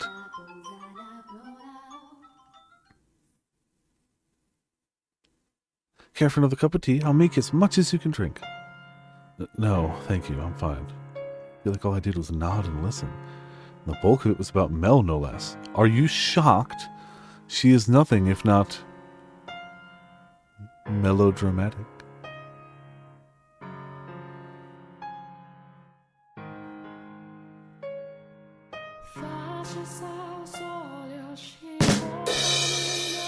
I haven't talked that much in ages.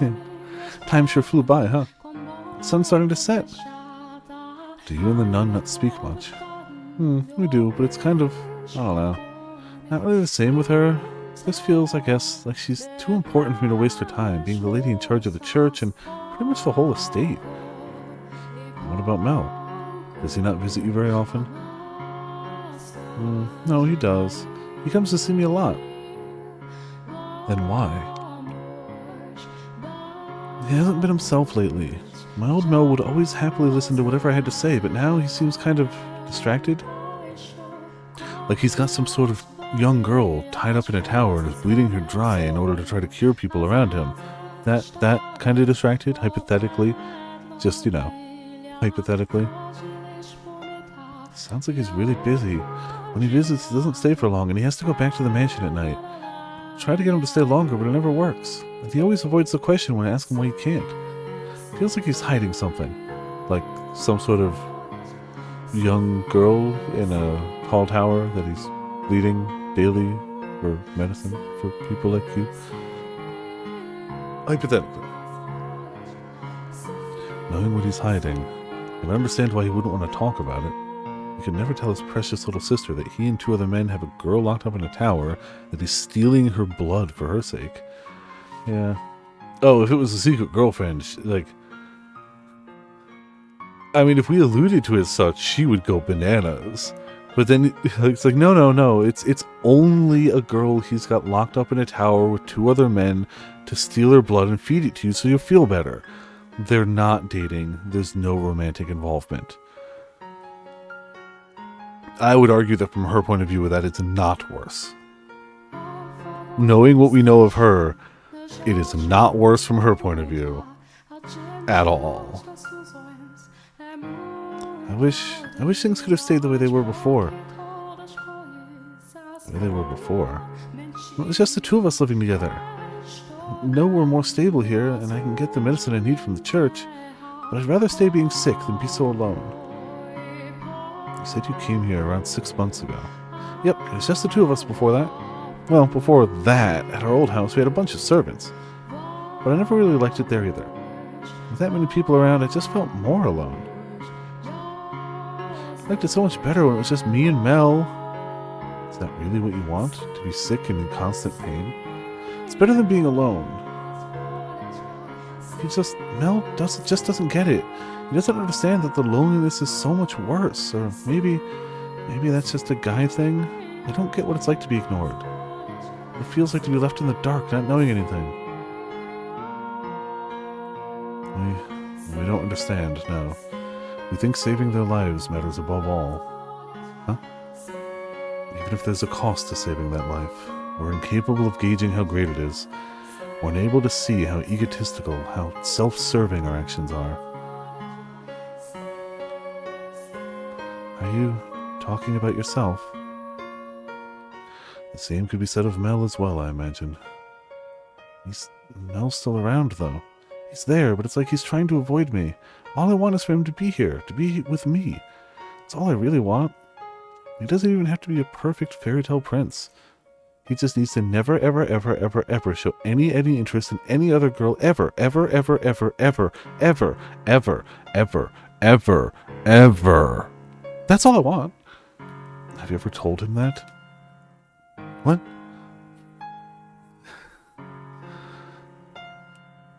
Well, I mean, I feel like people have been idolizing others long before Japanese idol culture as we know it. Have you ever told him that he doesn't have to be the perfect brother? That you'd be happy with just having him there? You ever put those feelings into words?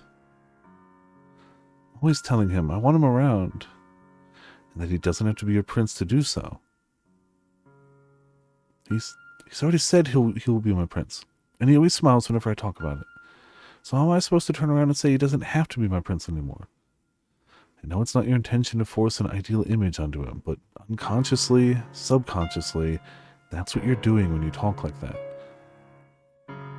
And Mel, he's trying to meet those expectations. Actually, he may not be conscious of it himself.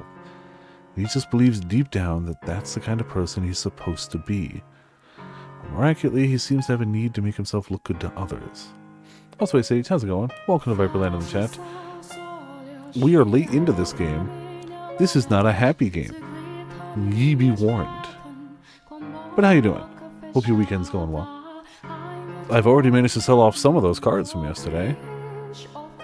So that's already pretty good. I think I sold, from the looks of it, I've got a $40 sale, a $37 sale, a $14 sale, and I've got another offer for like 30 plus. So, doing okay. Bestie had a very happy smile. He believes that if he's good to others, they'll be good to him in return. Am I a burden? Ooh, what did he get from that one? Because I know that's got some big stuff in it. Upload the VOD. Oh, cool. Yeah, send that my way. Either DM me or just post it in the Viperland Discord. Either way works. Can assure you he's better off with you around. But I am a burden to him right now, aren't I? Be honest with me. Yes, you are. Does Mel not like me anymore? Is that why he's been avoiding me? I promise you that's not the case. Bestie is not a pro. No. At the very least, he's doing what he's doing now because of how much he cares about you. You promise? I promise. I love him. I love my Mel so much. Too much, in fact. Yes. Too much. I'm glad you understand it. It's a shame you can't stop it. To be honest, I know I do. I understand that, really. I know I'm making his life difficult, but Mel's all I have. He's the only person I can latch on to.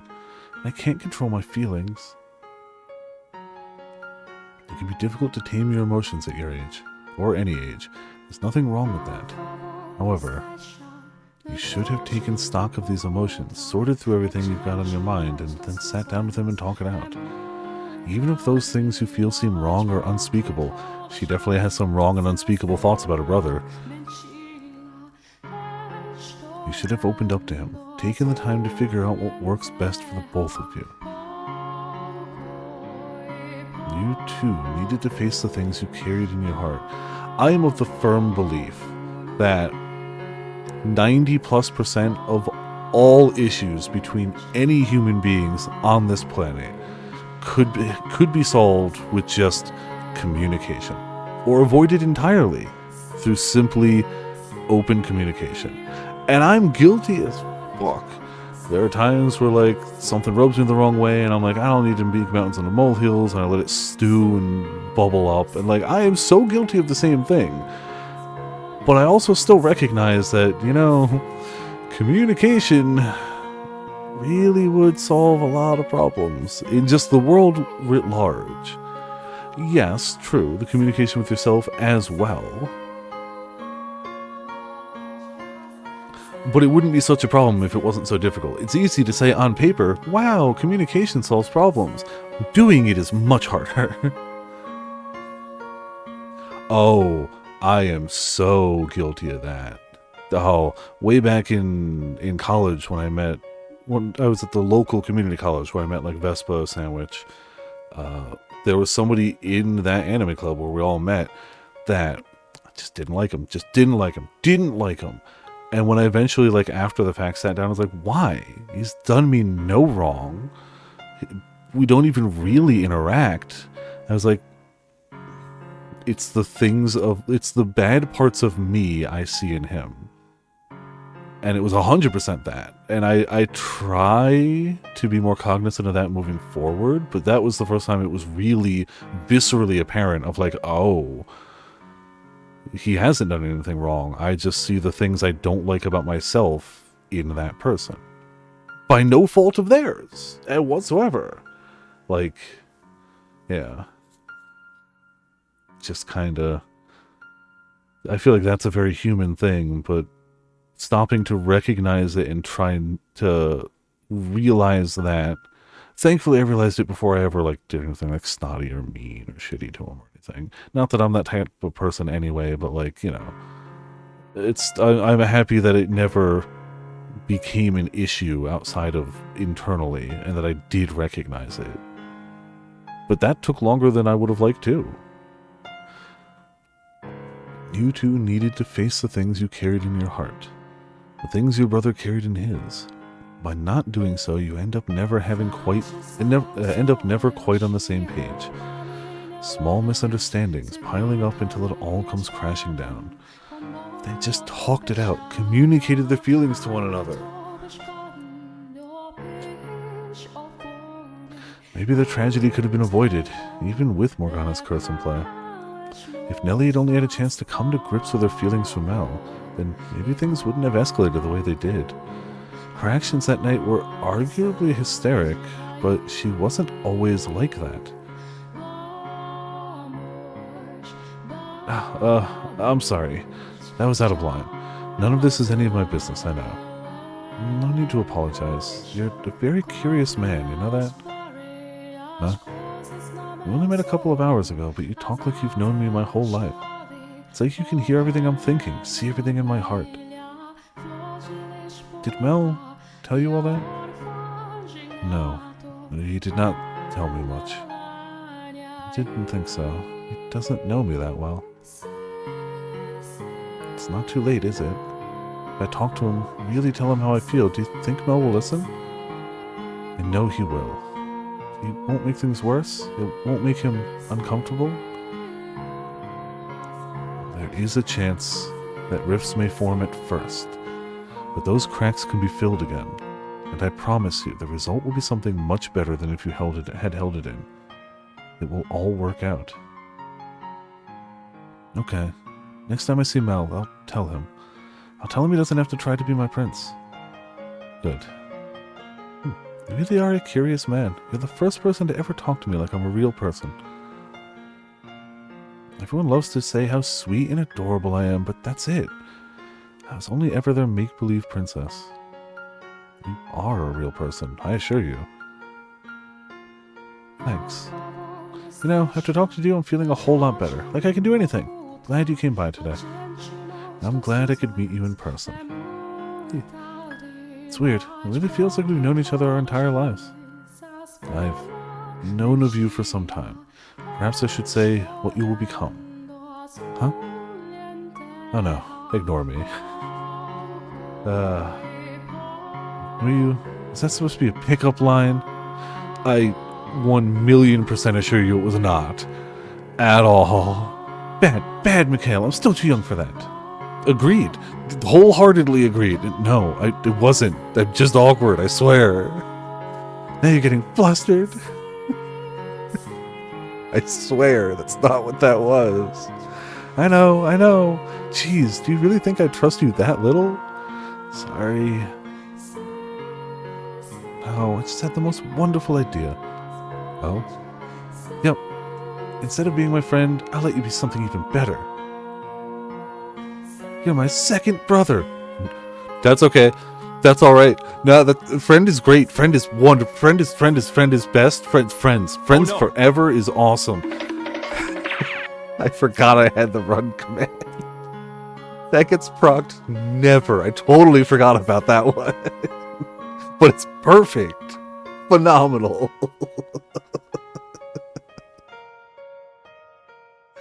I added that so long ago, and I don't remember why. It's a fun sound, I guess. Second brother? Brother is much more special to me than a friend. We know. Probably. Yeah, that makes sense. Both very good cartoon sound effects. Though, obviously you can't be my number one. That's okay. Blanking. She's taken a liking to you. This is good for us. I'm not sure how I feel about her putting so much trust in me so quickly, though. The amount of time it takes isn't important. What matters is that you listen to her, you understand her, and you treated her like a real person. In her eyes, you're someone she can depend on. Do you not want me as your sister? Actually, I was the youngest child, so having a younger sibling would be, Be what? Come on, spit it out. It would be rather nice. You bet it would. Who wouldn't want an adorable little sister like me? It's a bit narcissistic, wouldn't you say? I don't know if she knows the meaning of the word. Well, it's true, isn't it? Go on, tell me I'm adorable, dearest Mikhail. No. No. You could be my side bro. No. No. No. You have to run. Get out of here as soon as you can. Your life is in danger. What? Well, don't just stare at me. If my Mel were here, he wouldn't bat an eye. Please don't compare me to him.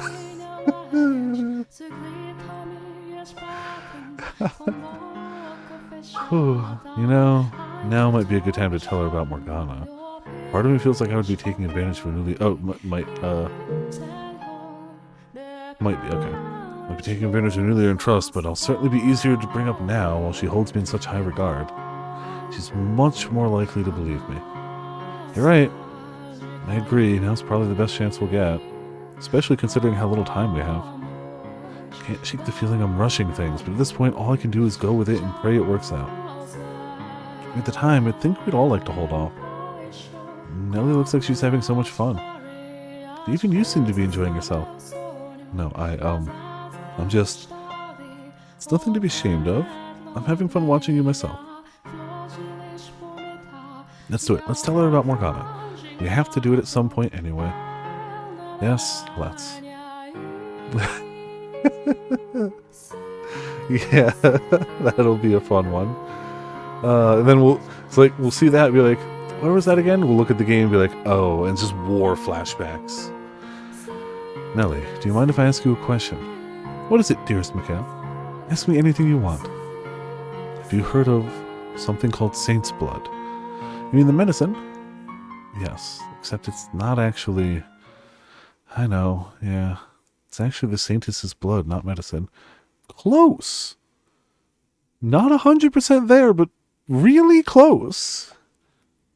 But no telling. You... what? One day before we moved here, when it was just me and Mel, the saintess came to visit. My mind had been all foggy for a long time, like I was not quite asleep, but not quite awake either. When I heard her soft, pleasant voice, the fog cleared a bit. And then she performed a miracle for me. Blood is awful and gross and terrible, but the saintess's, hers is different. Hers is pure. So you're saying you know everything, Nellie? About the observation? No, she thinks it's the saintess. Observation tower and... Huh? The tower? What about it? That's where they keep her. What? No, the saintess is always in the chapel. And she stays here with me. She comes back at nights. In fact, she should be here any minute now. So, she thinks the saintess is the nun and not Morgana. No, Nellie, that blood comes from... I'm really, really grateful to her. She didn't just perform the one miracle, she's been taking care of me while I'm here, too. So whenever I see her, I always say thank you. Thank her for sharing her blood with me. Is she like... This is going to be harder than we thought, you know. And she always says, it's nothing, with a big smile. Nellie, no. Oh man, I need to add another Moe Moe Kyun to that. Now having seen Akaba Maid Wars, there's a new Moe Moe Kyun that needs to be added to that. It's wonderful. Glorious even. Potts mentioned it when we were watching it at the con, and it's 100% I do have to get it. So, yeah. The nun has no idea. She just assumes Nellie's thanking her for giving her the medicine. I owe the saintess my life. No, Nellie, she's not the one you should be grateful to. Huh? The girl you owe her life to has been locked up, suffering and alone even as we speak. But the saintess is at the church. Well, Calico and Afro had seen it, and it was always kind of on my radar, but I never sat down and watched it. But that's usually what we use the, like, nighttime chunks at a con for. It's like, here's a show we've all kind of meant to watch, but never really sat down and watched. Now we have no other excuse. We're here, we're watching it, it's on the TV. So we've used that to force people to... We use that to force Potts to watch all of Madoka Magica. We've used that to share Carol and Tuesday with people. Recreators. Tons of good shows. And this con, it was Akaba Maid Wars. So it's a nutty show, but there's a maid there that's like 30 plus years old and very deadpan, and she does but she's also 1,000,000% committed to maiddom. Yeah, the best maid. Hard stop. I don't think anybody could watch even a single episode of that show and dispute that she's the best maid. But we need her Moe Moe-Q. More than any of them. The girl who came to visit you is not the nun everyone calls the Saintess. Her name is Morgana. What are you talking about, Mikhail? The Saintess is locked up? Stop that. I have no idea what you're talking about. Everything I'm telling you is the truth. Please believe me. While you were lying in bed sick and barely conscious, did you get a good look at the Saintess who gave you her blood? You didn't, did you? You couldn't make out any details because your mind was a haze. And then, when you arrived at this estate, you met a woman, who people called the Saintess, giving out medication known as Saint's Blood, so you assumed she was the one who had cured you. That's the story you chose to believe. If what you're saying is true, then where is the other Saintess, the one who came to see me? At the top of the mansion's observation tower. The door to the tower is locked. She's imprisoned there. And how do you know this? Because it wouldn't be wise to tell her I'm from the future just yet. That would only serve to confuse her further. All I need to convince her of right now is that Morgana is being held in the tower. Oh, is that? I assume that's the bit. Hold on, let me save that for later.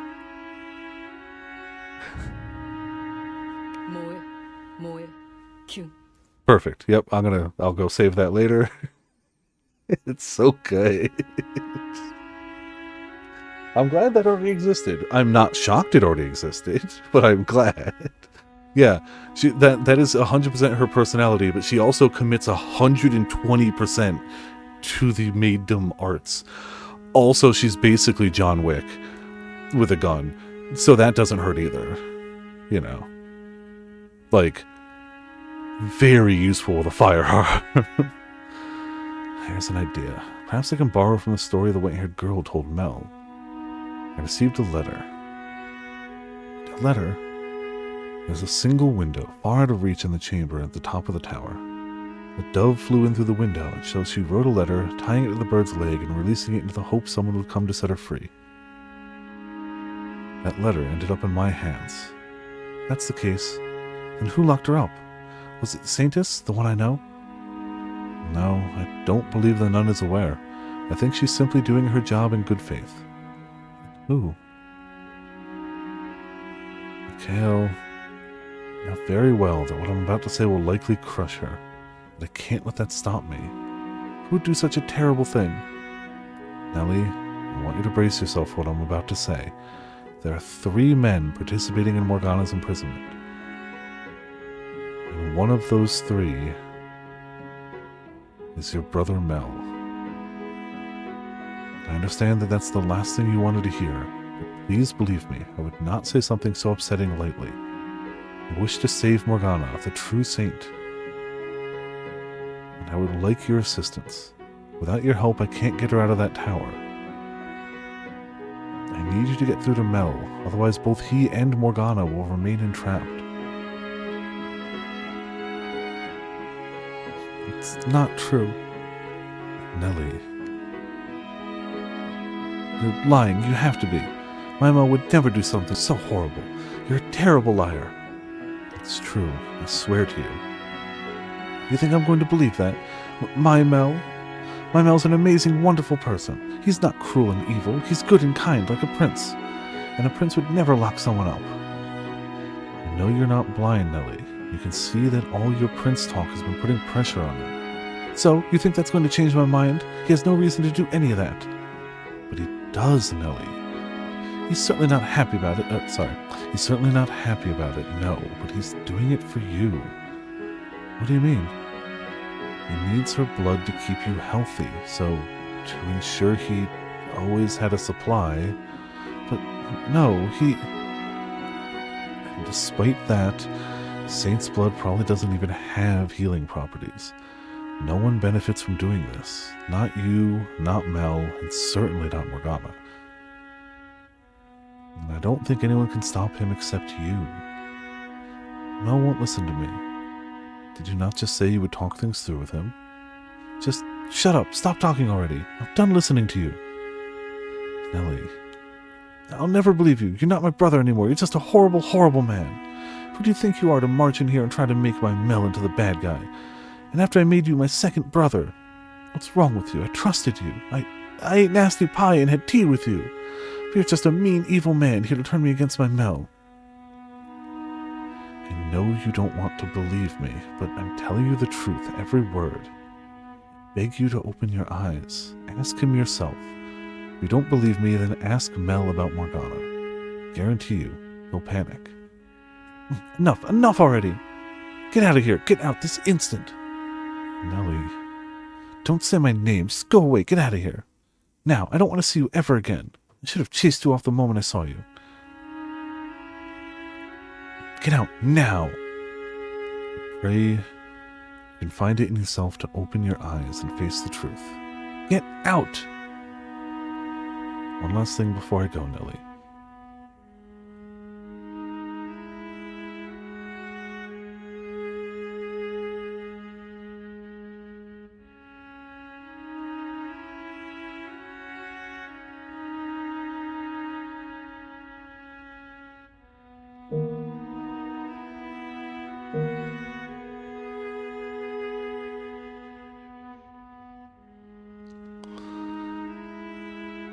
It was my only option, I know that.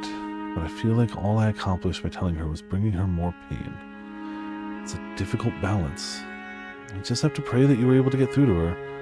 I'm sure she'll come around. If only we had a little more time. In 3 days it will all be over. Morgana and the entire web of people connected to her will die. It's not enough time. Let's return to the mansion and look for Mel. I would like to speak with him. If there's a chance we can get even the smallest bit of Nellie's feelings through to him, maybe he'll have a change of heart. Hopefully.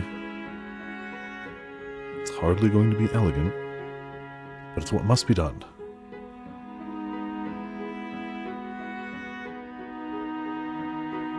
Ah, did you just get back? The Saintess was telling me you went to see Nellie. What do you think? Sweet girl, isn't she? That she is.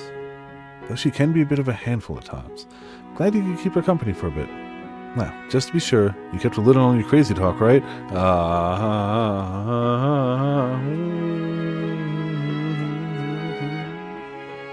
Yes. She treated me to some tea, nothing more. Ah, that stuff with the flower petals in it, yeah? She thinks it's some kind of charm to make it taste better. Girls seem to have a thing for stuff like that. Now, Could you spare a bit of time for me? We need to talk. Oh, sure. Can it wait a bit, though?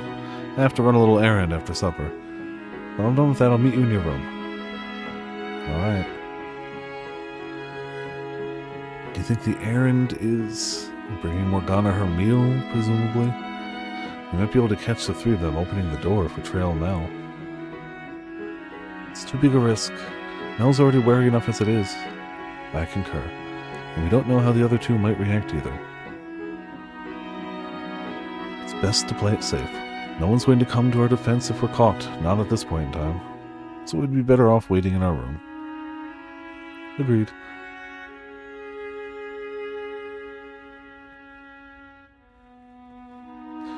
Though winter has receded and spring is well upon the land, there's still a sharp chill in the night air, man, I wish. Even with the window shut, the wind still manages to slip through the cracks, making the candle flame waver. Neither Giselle nor I say much of anything, but nevertheless, when she does speak, the sound of her voice, soft and pleasant, relaxes my nerves. The faint sound of her breathing reminds me I'm not alone, that she's there, always watching over me. When the candle is about half gone, the door swings open. Sorry it took so long. What did you want to talk about? You didn't bring anyone with you. No, I didn't. Who did you think I would bring? I don't know, two people who were going to murder me, one with a sword, one with a really demanding attitude. You know. No one. I was just checking. Now, I'll get straight to the point. You're afflicted with a great deal of remorse, are you not, Mel? Pardon? I know what you're doing, what you're involved in. I know the girl at the top of the observation tower very well. Her name is Morgana, and you have her imprisoned in the tower. The door requires 3 keys to open, of which you possess 1. You need her for her miracle blood. I came here to stop you. How do you know any of that? It's not possible she could have told anyone. Did one of them tell you? No, it wasn't them. I was told all of this by Morgana herself. How could she? What I'm about to tell you is going to seem impossible. Oh, so I guess we just spill the beans anyway, just later in time than we originally thought? Alright. Hope I didn't mess up by telling them I'm God. But every word of it is the truth. Not from this time. Many, many years after her death, Morgana's soul told me what happened to her. What are you even talking about? She's still alive. You're not from this time. What? Are you mad? With -1 trust with that, yeah, but it would also be really funny too. Like, as funny as sad. Can you come up with any other explanation for how I would know everything I know? There's a single window in the room at the top of the tower. A small, insignificant thing that sits high upon the wall, and entirely useless for communicating with the outside world. In 3 days' time, during the Harvest Festival, Morgana will die. And I must prevent that from happening. Prevent it? To do that, I need your key. Will you give it to me? There you go, talking nonsense again. You know, I warned you not to kick up any dust for your own sake, but I guess that didn't get through, huh? I don't care who you are or where you come from. All that matters is that you intend to stand in our way. What did you think, I was just a helpless little boy? That you could take my key without any trouble? Well, you'd be right about that. If it was only me, stealing my key and setting her free would be a trivial matter. But it's not only me. The other two, they won't hesitate to kill you. Your life, anyone's life, means nothing to them. You don't know what they're like.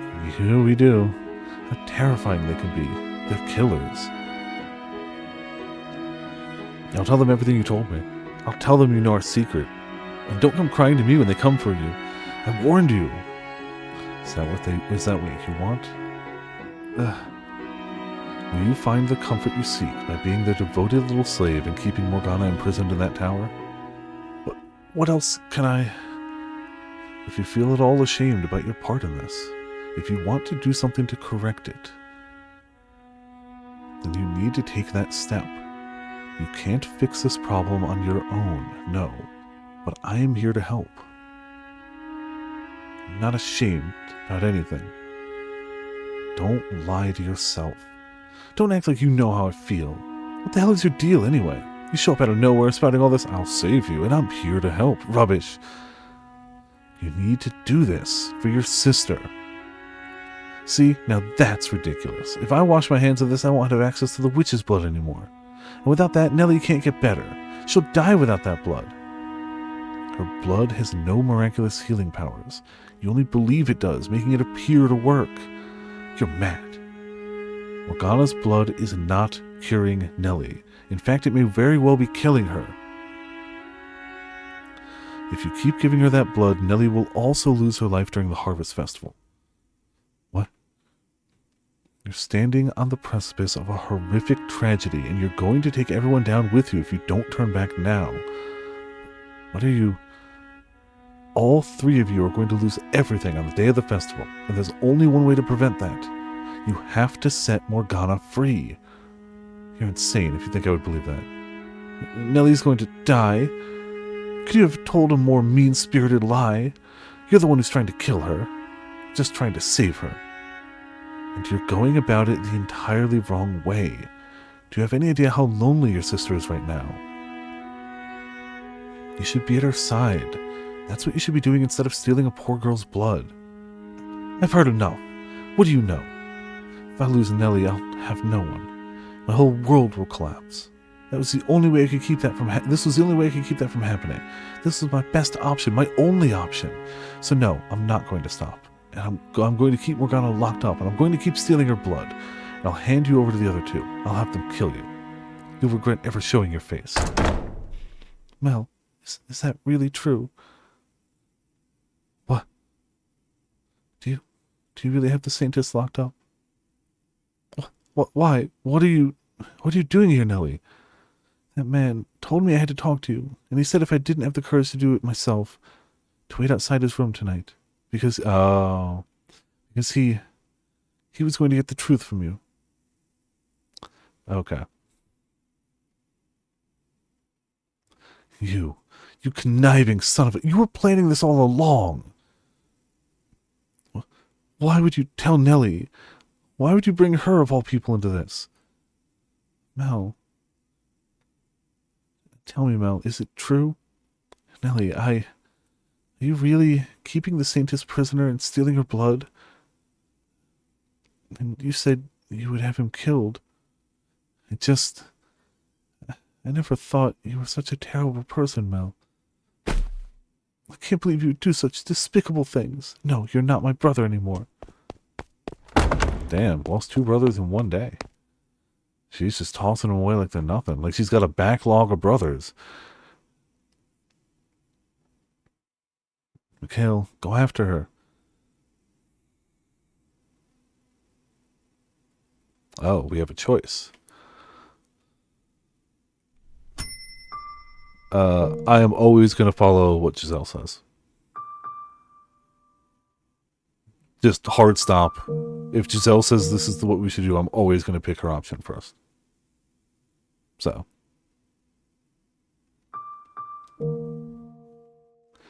We have to stop her. Bring her back.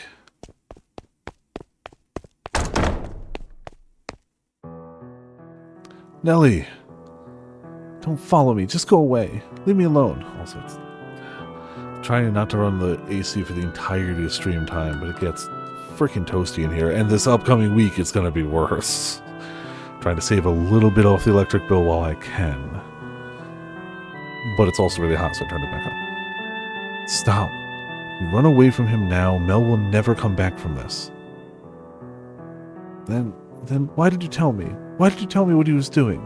If you hadn't said anything, everything would still be fine. We wouldn't be in this horrible mess. You wouldn't be. And Morgana still would be. So maybe, think about others for a second. Don't phrase it that way, but... If you hadn't said anything, I could have kept on believing in him. No, things wouldn't be fine. Why can you not see that? You shouldn't put your faith in your ideal brother. But your real one, the boy in that room stricken with regret. If I hadn't said anything, the facade would have ruined you both sooner or later. Probably in roughly 3 days. If the facade didn't ruin you, the blood disease was gone. No, in truth, your relationship was already broken. You were simply ignoring the spreading cracks.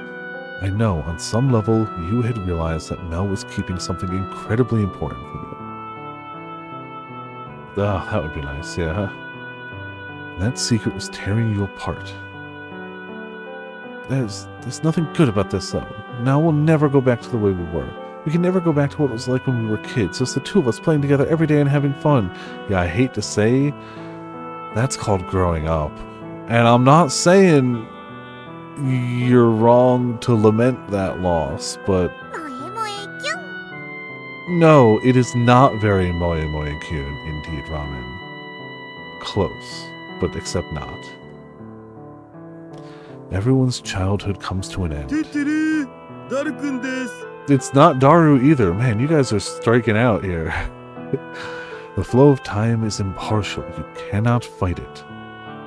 That's where people go once they realize that. Ah, true.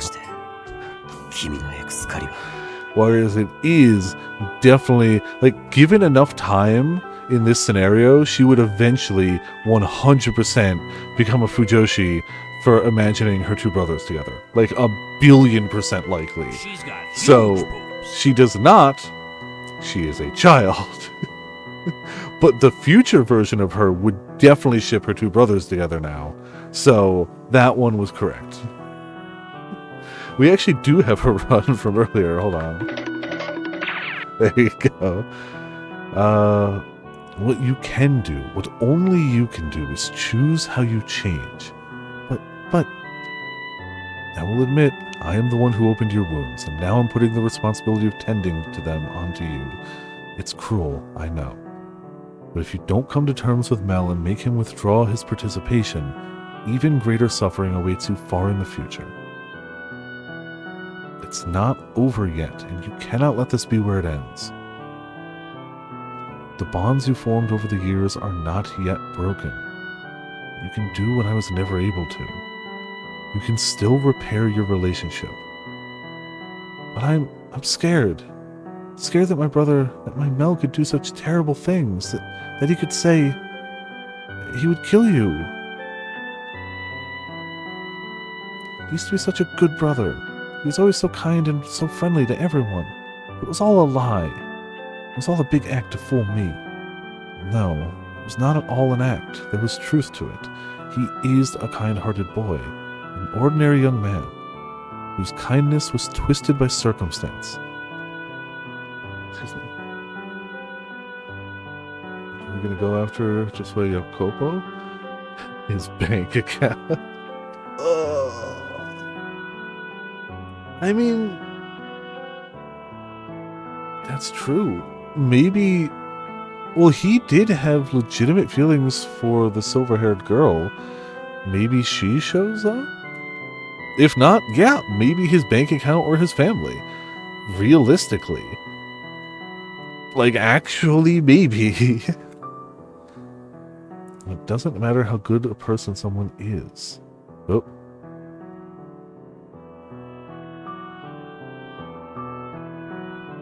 Okay. Thought accidentally. Cool. No, didn't actually. Everyone has the potential to do terrible things when backed into a corner. You think you know everything? I know that much. Nellie, if you want your brother back, you have to act now. Please, you must take action.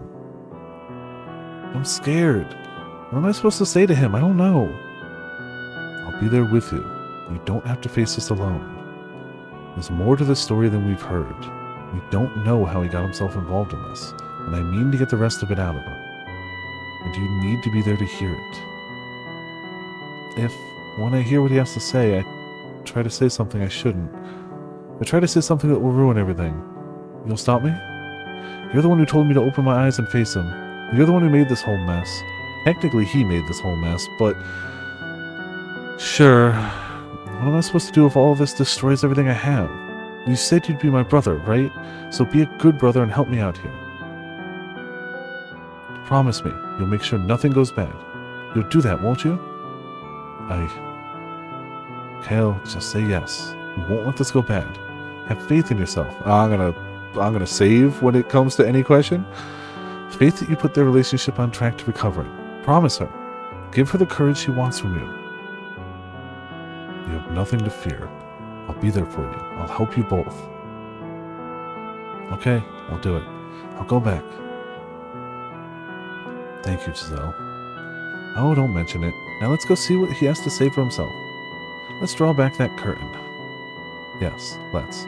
I mean, I could, but it's just to the outside. I don't think there's any big secrets back there. Nellie. Mel. What did you come back for? To ridicule me? I'm not the brother you thought I was, huh? Not at all what you wanted me to be. It's all over. Everything Mikhail said is true. It's a girl imprisoned in the tower. A completely innocent girl. The girl who saved your life, in fact. Go on, tell me how cruel and terrible and evil I am. I'm no prince. Here's an idea. Why don't you make him your new prince? Already done. We're bros now. You can call me bro number 2. You can do it, Nellie. Ask him. You have your reasons, don't you? You have some reason for being part of this, right? A reason? Yeah, I have a reason, all right. I wanted to save your life. I needed her blood to cure you, so I had her locked up. Tell me the truth. I don't remember much about when the Saintes came to visit, but I do remember a little. I remember her saying she would gladly give whatever she could to the sick and needy. which means you had no need to lock her up. It seemed the tale Morgana showed me was true. She really was a saint. Yes, she was. Tell me the truth, Mel. Tell me everything. There's nothing to tell.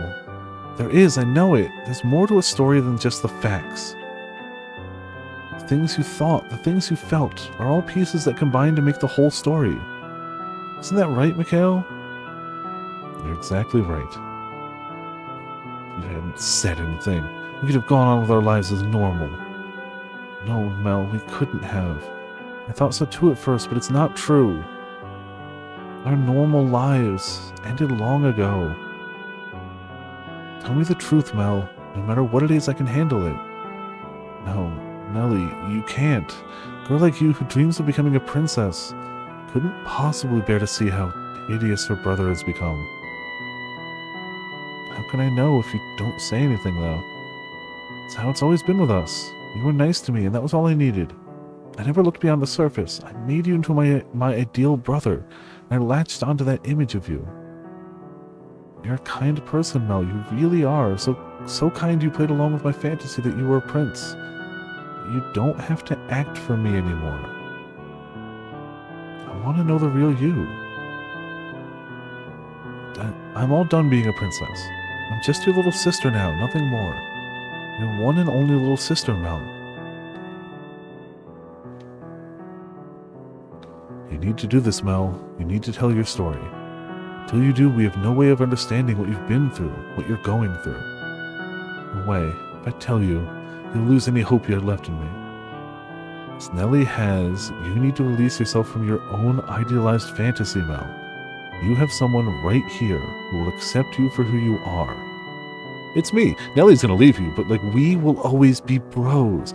I know good and well just how hard it can be to have someone dear to you see a side of you that you don't want to show them. I think you want to get it off your chest, though. And I think you want forgiveness. Fantasies are not everlasting. They all crumble eventually. Show us the real Mel. Tell us your story, without embellishments or omissions. Well, okay.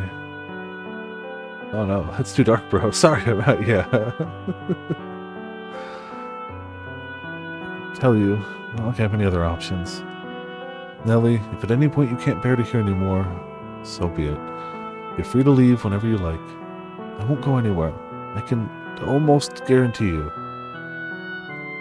I pray that ends up being true. Alright, here goes. The whole story from start to finish of how I ended up in this mess.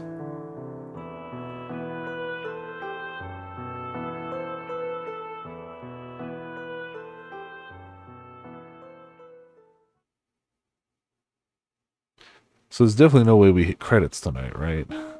It's gonna be a stream per man at this rate.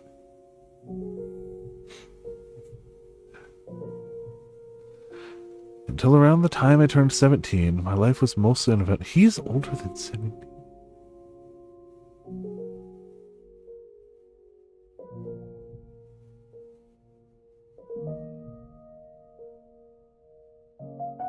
I'm not the only one mildly surprised by that, right?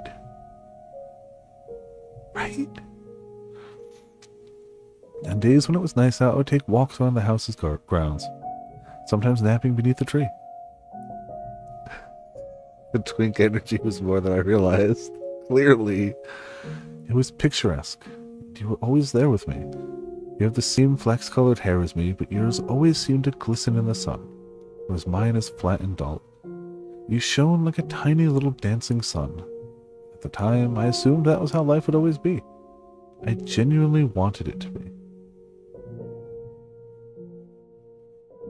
Following my 17th birthday, though, I was met with a deluge of changes. First, Father fell ill and passed away shortly thereafter. With his death came the question of who would be the next head. As the oldest son, normally it would fall to me to take his place.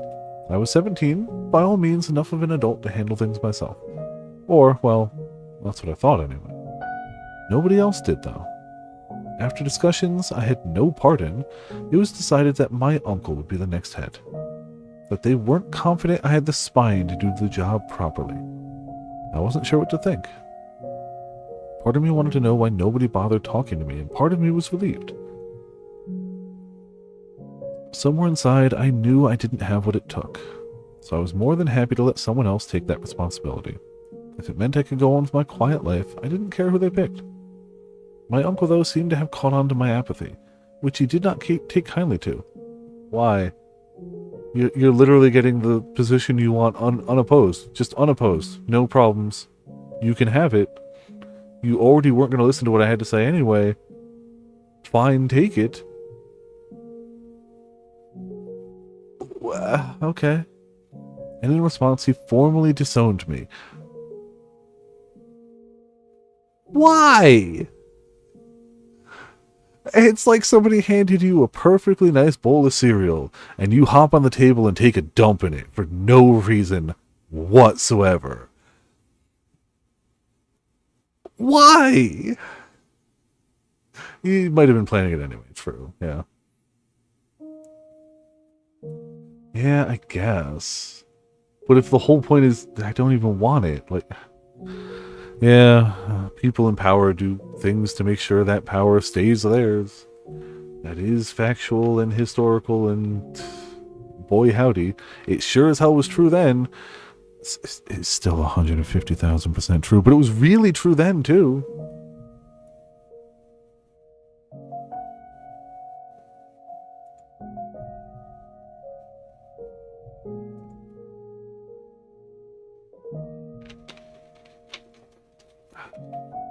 You're not the only one who still has some growing up to do, Nelly. I wasn't quite the adult I thought I was either.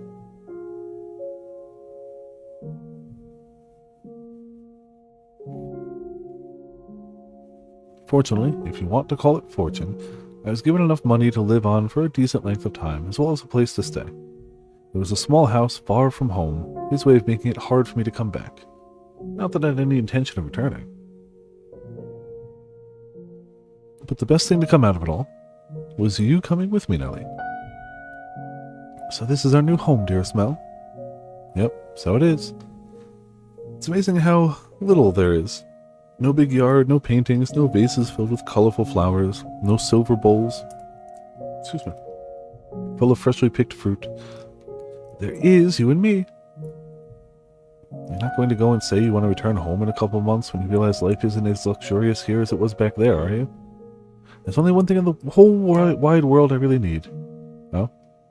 Honestly, I can live without shiny shoes and pretty dresses like Mother wears. I don't need composers to come and write me songs for my birthday. As long as I have the one thing that matters most to me, I can do without anything else. Are you saying, I'm happy as I've ever been. I don't need all that fancy, expensive stuff. We may not have a huge yard, but the sun shines everywhere. Flowers can grow even without a gardener tending to them. Nelly, I'll do whatever I can for you, dearest Mel. Are you hungry? I'm hungry. Oh, yeah, a bit. Alright, I'll make something then. Start off with some fruit jam, then maybe make a pie out of it. What else sounds good? Craving cookies. Huh, you've got quite the sweet tooth. Going to make yourself sick like that. That's the first smile I've seen since we got here. What? That can't be right. I'm sure I've been smiling. Nope, you've been frowny all day. Whatever you say. Forget about all that stuff at home. We've got each other. We can do this. Who cares that we're not rich anymore? We'll figure things out in no time. And then we'll have even more fun than we did back there. Yeah, you're right. It'll all work out, dearest Mel. I'll always be here for you. You've got yourself an adorable little princess. What more could you possibly need? Cheer up. Thanks. Really glad you decided to come with me. Oh ho! Did you think for a second I wouldn't? I'm your princess, dearest Mel. And princesses belong with their princess. I suppose so. Until that day, I had never known how good it felt to have someone who wanted me in their life, who saw me for me. I realized for the first time how blessed I'd always been. I was hardly prince material. I wasn't strong or handsome or regal enough for that. But Nellie calling me her prince gave me the illusion of being worth something. and made me feel like I could keep on being that richly blessed young man, even this far away from home.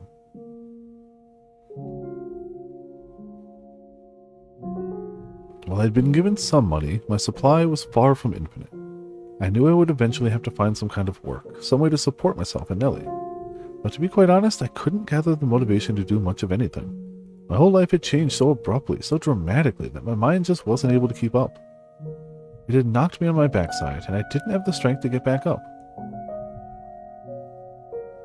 Yeah, this is actually more ancient than any of the other ones we've been to. This is like the original of the tales. So, yeah. This is the oldest of them, which is kind of funny, yeah. I couldn't tell Nellie that, of course, so this is what I said instead. I'm staying home because I want to be with you as much as possible. And she happily took me at my word. Our new life together was quiet and unremarkable. Even so, it was still a constant stream of new experiences for the two of us, having been pampered our entire lives.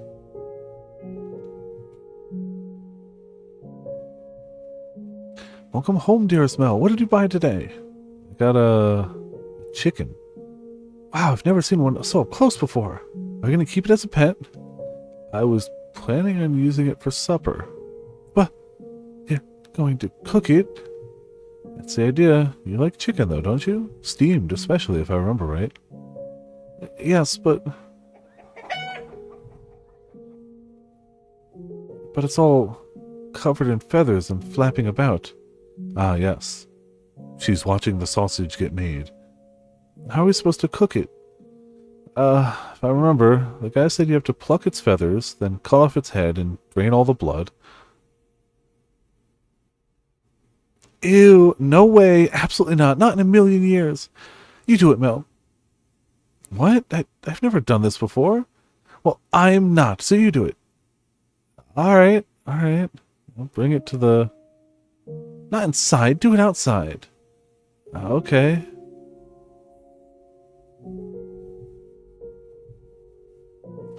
Never had to slaughter a chicken before. The chefs back home always took care of it. God, I hope I don't screw this up.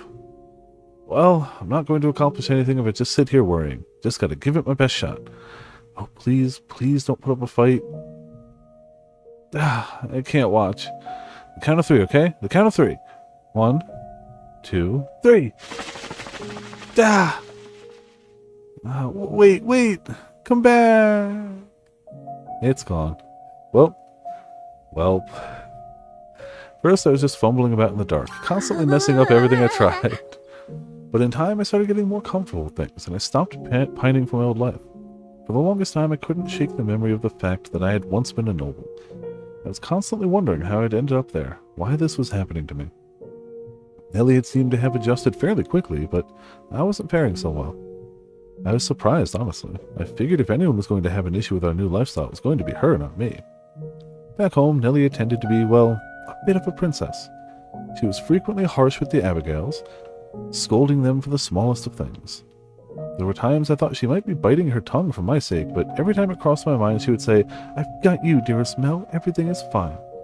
It was those words that kept me going. Oh, dearest Mel, I just had the most wonderful idea. Would you like to hear it? Sure. What's your idea? We should get married. What? You can't be serious. As serious gets. I mean, we're basically married already in everything but name.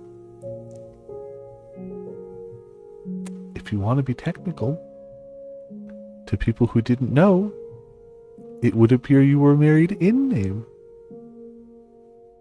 Since you have the same last name. Since you're related.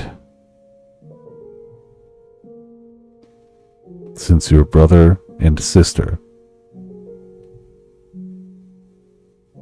You know, just saying.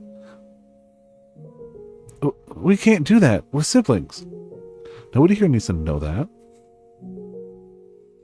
She's already thinking two powerful thoughts. She must be stopped. They can guess from our hair and eye color, though. I don't think we look that much alike. Anyway, whatever gave you that idea? They'll know because their hair and eye color is so alike. She just holds up a bottle of hair dye, grins. The Wincest Galaxy? Was it randomly named or did somebody name it? Nuke the building. Ooh, even funnier when it's random, yeah. Oh man, I gotta boot up my No Man's Sky file just to... I don't think I took a picture of my more recent like critters and stuff, and they are massive. If we get married, then we can be together forever. We can do that just as well as brother and sister. It's not the same, though. No one ever says two siblings live happily ever after. I want to be with you for the rest of my life, dearest Mel. And the best way to do that is to get married. But, Nellie, what are you so hesitant for? Is there someone you pine for? No, but then there's no problem. Yeah, just marry your sister. Just marry your sister, dude. Just marry your sister. She really wants to marry you. There's nothing wrong with it, except everything, except all of the things, except all of the reasons that you are hesitating. Just marry your sister. Just marry your sister. Just marry your sister. Please don't marry your sister. I mean, we know he doesn't, thankfully, so... We're blood-related siblings. Does she realize that getting married means eventually having children and everything that leads up to? To be fair, it doesn't mean you have to bang your sister. You could... I mean, you still shouldn't marry her. You still should really not marry your sister. But, in a hypothetical world, you could marry your sister and just not bang her. You should still do neither of those things, though. You should still not marry your sister. And you should still also not have sex with your sister. These are things that you should avoid at all costs in your life. All costs.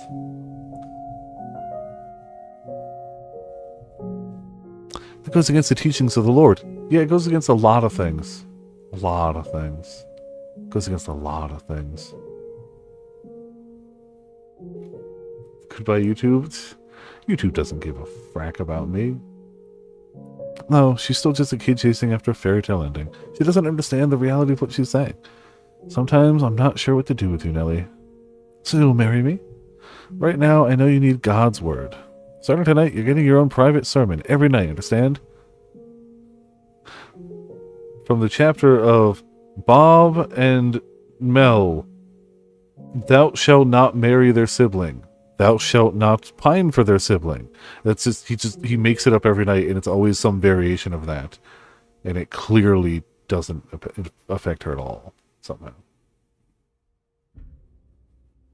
Yeah, but I mean, specifically, not only has YouTube long since cut my ability to monetize any videos, but they've even further cut me back, so I don't even have the extra, like, ability to, like, manage videos. And not because of things I've said or done, because I'm not growing my account fast enough, which is fine. As long as they let me dump my VODs there, I don't care. I do not care. So as long as I can still keep putting the VODs there, that's all that matters to me. And you know what? If they block it, I'm gonna dump them to a Pornhub account. Gonna make an account and just start dumping VODs there. What are they gonna do? Stop me? I don't think so.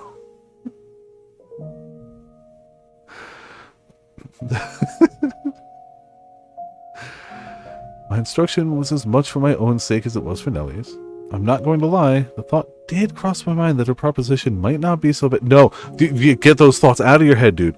Gone. Be gone, thought. Be gone, thoughts. Both be gone. For one, I couldn't imagine spending the rest of my life with anyone else, and it had been her smile that had kept me going when things got difficult. So, he wasn't just saying, y'all need Jesus. He was saying, we all need Jesus. But I knew that it was a sin, and I didn't think I would be able to live with myself if I crossed that line. So night after night, I reminded her that we were brother and sister, and that we didn't have to be anything more for her to be the most important person in the world to me. And after about our third month away from home, that life began crumbling. Nellie woke up one day with a high fever and refused to break. At first, I thought it was just a cold and that she'd be over it soon enough, but as much as I tried to convince myself, oh, she'll be better tomorrow, she just kept getting worse until eventually she couldn't even get out of bed. She had visibly lost weight, and I had never heard her voice so weak and lethargic before.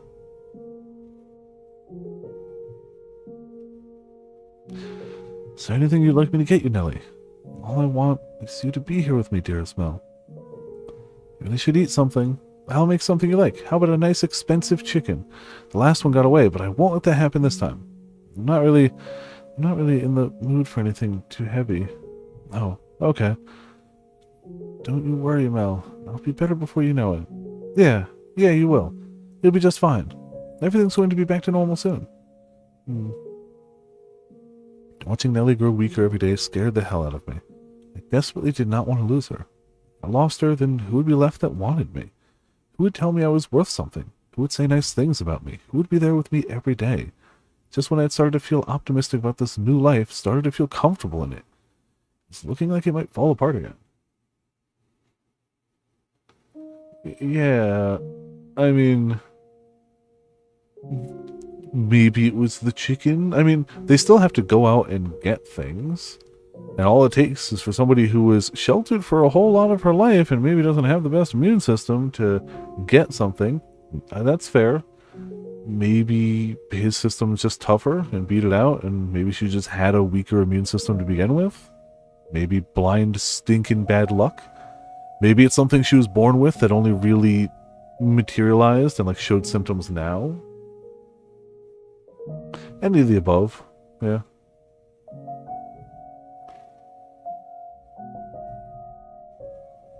It's also true. Maybe they're both just worrying too hard and that's making it worse. I don't know. Searched everywhere for some medicine that could cure her. Healthy foods, fruits and vegetables with supposed medicinal properties, anything I could get my hands on. Even this one guy that was selling oil made from snakes. I prayed. And Nellie, you were overjoyed. You were thrilled I would go to such lengths for you. But the reality is, I was really doing it for myself.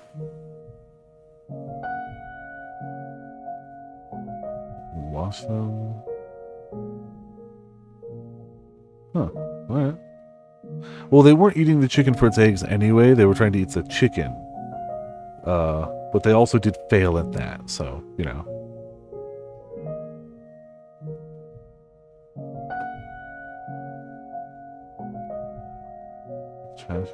Interesting. Interesting premise. I mean, yeah. Once you have access to trash weapons, why not commit? As much as I searched, I couldn't find anything that worked, and I started to panic. I would go to bed at night, afraid I'd wake up the next morning, and Nellie wouldn't. I started grasping at straws, and I was ready to try anything that had even the slightest chance of curing her. And then, one day, I heard whispers. Whispers of a witch who lived by the lake. They said she was a recluse, that she hardly ever left her house, and that she hadn't been down to the city in years. They told me she might have some medicinal herbs that could help, so I rushed down to the lake to see. Sitting by the shore was a small cottage, even less luxurious than where Nellie and I were living at the time. Seeing the thin trails of smoke rising from the chimney, I was convinced the rumors were true. A witch lived in that house. I wasn't sure what to expect, being a recluse. I figured she wasn't going to be very sociable, at least. To tell you the truth, I was kind of scared to knock on her door. But I had exhausted all my other options, so I clenched my teeth and gave the door 2 firm raps. If they decide, I mean, she might just peek through the door now, so, you know. Who's there? The sound of her voice caught me off guard, and all I could do was stare at the door with a knot in my throat. Based on the information I had, I'd assumed I was going to find a wrinkly old woman, but that was the voice of a young girl. And even though she'd only said 2 words, there was something indescribably enchanting about that voice. I could listen to her talk for hours on end in some kind of strange hypnotic trance. Excuse me.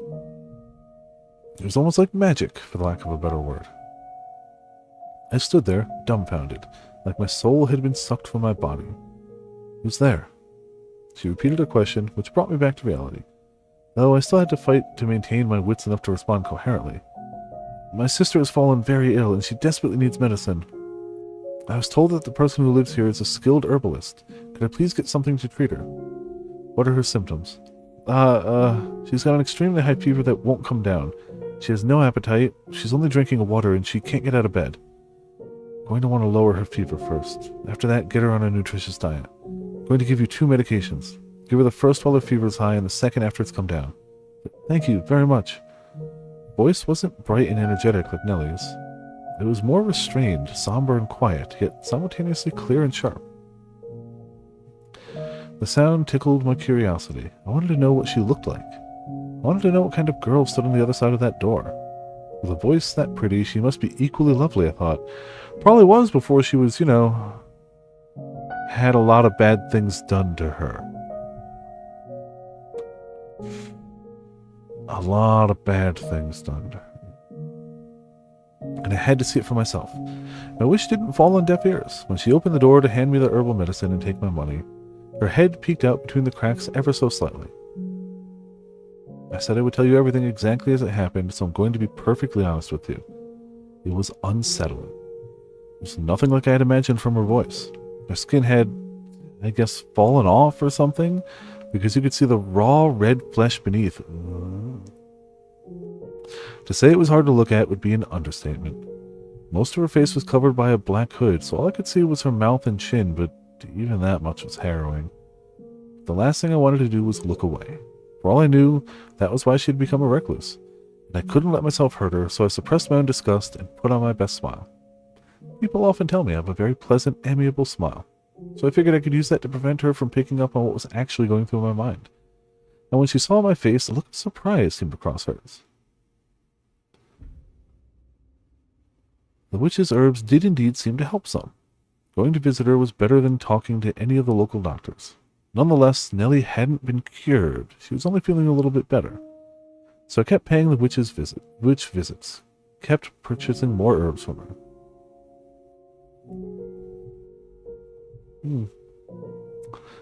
Well, we're pretty sure that the rotting flesh falling off stuff is the result of overtaking of the blood. But yeah, clearly they don't know that. He doesn't know that. And every time I went to that cottage and heard her sweet voice, I imagined how much sweeter it would sound without a door obstructing it. Even knowing what she looked like didn't stop the curiosity from growing within me. Tasty. From what I gathered, talking to her, there wasn't much of an age difference between us either. She was 16 and I was 17. I'm sure you know how it is. When you meet someone around your age, you feel a sort of sense of kinship. This girl I had originally believed to be some kind of otherworldly witch was starting to feel like a regular person to me. Through our conversations, I managed to learn her name, as well as the fact that she had come here from a faraway country. We were both a long way from home. Thinking she might open up even more to someone who'd been through a similar experience, I decided to try inviting her to go on a walk with me.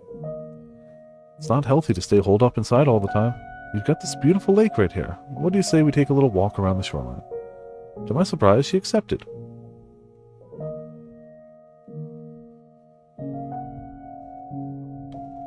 Great weather, isn't it? I love the way the sun reflects off the surface of the lake. It's gorgeous. Are you okay? I'm in disbelief, to tell you the truth. Huh? What for? You've seen my face. You know how hideous I am, and still you invited me on a walk. You're a very peculiar person. Is it really that strange? I mean, we're almost the same age, so I figured we might make pretty good friends. You want to make friends? With me? Well, sure. We've been through a lot of the same things, so we can understand each other better than most. Understand each other? Yeah, we're both young, but we've been through some rough times.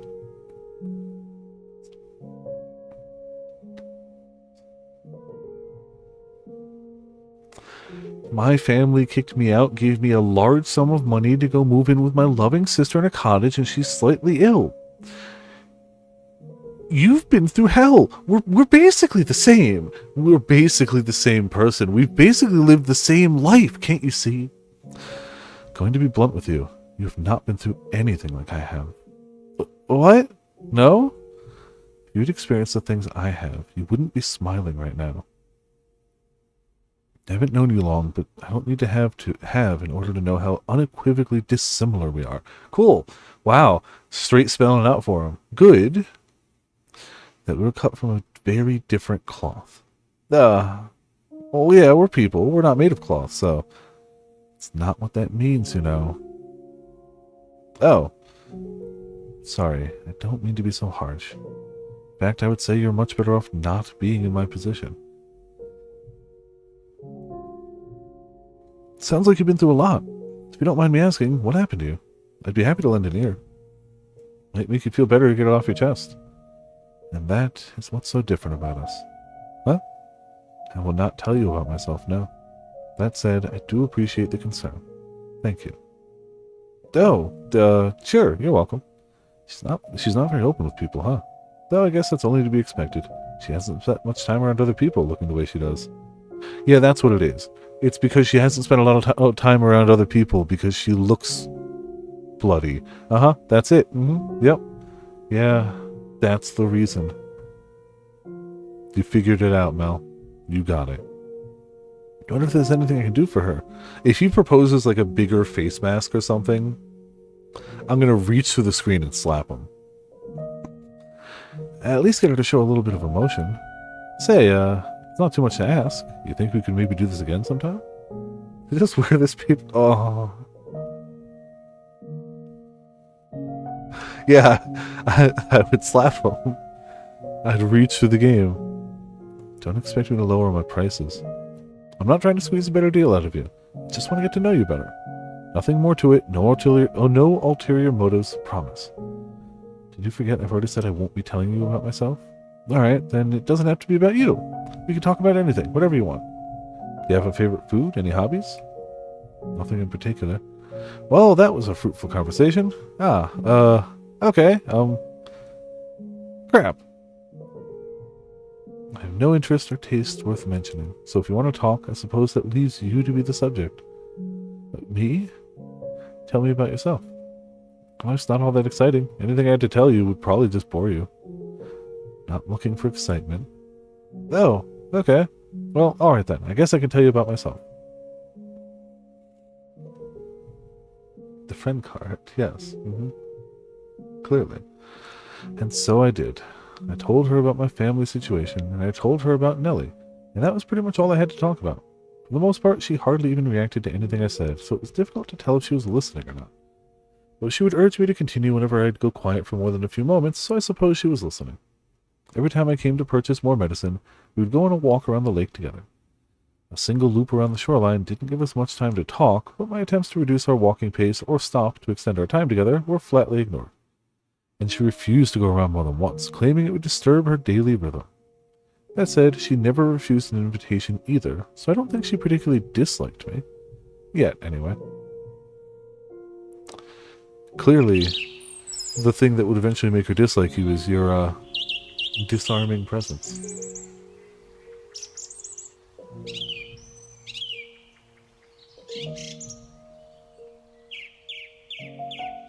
Oh, a robin. What does a robin have to do with your sister? Nothing. I just saw one over there. If you listen, you can hear it singing. They migrate somewhere warmer when it gets cold. They just fly off to someplace more comfortable. If I had wings like a bird, maybe I could be free too. There's not a single creature living in this world that is free. What? Birds regularly get shot down by hunters or preyed on by larger birds. The idea that they are free is nothing more than man's short-sighted delusion. Sorry, I guess? No, I should be apologizing. I wasn't trying to attack you. Simply lacked the ability to properly empathize with others. Do not understand people. So please, if it's anything that upsets you or makes you uncomfortable, don't assume that it was my intention. Sure. Maybe you're hiding it, or maybe you just don't know it yet, but I think you've got more empathy than you're letting on. Surely you can't say nothing affects you at all. You are human. So you don't have to be so closed off. I may not be able to do much for you, but I do want to get to know you better. I want to understand you. So if you ever feel like talking about yourself, just know that you've got an eager pair of ears here. Okay? If there was ever someone who could understand me, who could empathize with me, they would not be human. What do you mean? That you would need to be far removed from any idea of humanity to have a chance at understanding me. Regardless, I do appreciate your kind words. Sure! So, out of curiosity, do you have anyone, really important to you in your life? Not at the moment. That is the nicest way she could put that. Does that mean you used to? Love to hear about them, if you don't mind. They're all long dead. 4 years ago, something unpleasant occurred. As a result of that, I was forced to part ways with the people who taught me that humans have the capability for kindness. Oh, I'm sorry. Well then, if your sister's condition worsens again, come see me. Farewell. Hey, maybe we could talk a little slower next time, so we have more time. We'll walk a little slower, so we have more time to talk. I want to get to know you better. I'll consider it. Does it really require that much thought? So long. Bye. See you soon. The bestie of times, yes. Things continued on like that for a while. Nellie bounced back and forth between getting better and getting worse. Emotionally, I followed not far behind, getting very little in the way of peace of mind. Having to spend so much time worrying over and looking after Nellie was starting to wear me out, even though I knew good and well she had it much worse than me. I wanted to be done with it all. I wanted to be free. I wanted her to get better as soon as possible, so I could stop agonizing over her. So at some point, I started wishing for a miracle. Didn't care if it came from God, an angel, or something less holy. Just wanted someone to cure Nellie and take the weight off my shoulders. And during one of our walks, I let that slip. I'll take anything at this point to make her better. I'll even take a miracle if I can get one. You know, most people would accept a miracle if they could get one. I don't know anyone that's just like, no, I wanted a cure for my dying sister, but a miracle? No, you keep that to yourself. I'm going to take my chances and wait on the herbs that haven't been working. Keep your miracles away. Especially in this time period. I assumed she would, as she had a tendency to, say that people who believed in miracles were delusional.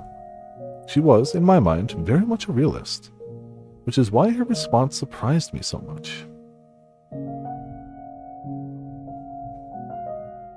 Do you sincerely wish for a miracle?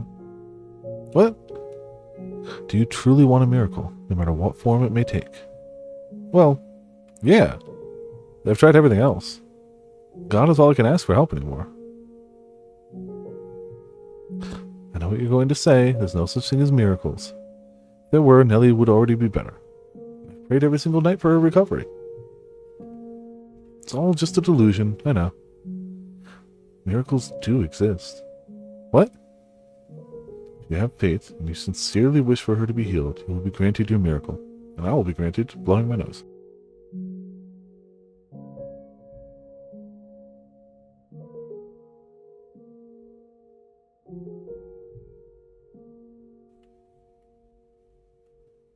What are you talking about, Morgana? You said many times that you wish to know more about me. Yeah, I have. Well, I'll grant you that wish. As you listen to my story, you will come to understand why I said you will never be able to empathize with me. As you do, I hope will sprout up within you. Here at my lakeside cottage, I am known as a witch, but I did not used to be called such. No? I am the daughter of God. As you do. Most people dismiss such a claim as madness, and I almost did exactly that. Yeah, it's almost like when somebody else claimed to be God, you dismissed it out of hand. Playing favorites, I see. Yeah, exactly. Yeah, she's our daughter, clearly. There was something strangely enchanting about her voice, and I found myself slowly drawn into her tale. Listening intently to her every word. The more I heard, the harder it was to believe she was lying. Before long, I was convinced she was the daughter of God, a saint whose blood had miraculous powers. Her first cry ended a lengthy drought in the village where she was born, and her blood cured the sick. She rolled up one sleeve to show me her arm. Practically every inch of skin from her shoulder to the tips of her fingers was scarred from where she had been cut. According to her, the scarring had once been far worse, but it improved with the application of ointment. Every single one of those scars, she said, marked a person who had sought her blood. I believed every word. There was something about her that set her apart from the rest of us normal people, like she was some higher being. They were not self-inflicted wounds, not the marks of someone who had tried to take her own life, but symbols of the great sacrifices she had made. She offered to give Nellie her blood, and without a moment's hesitation I accepted.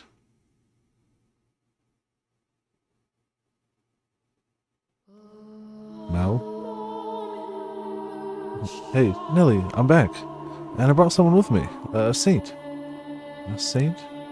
Yep, she's here because medicine hasn't been working for you.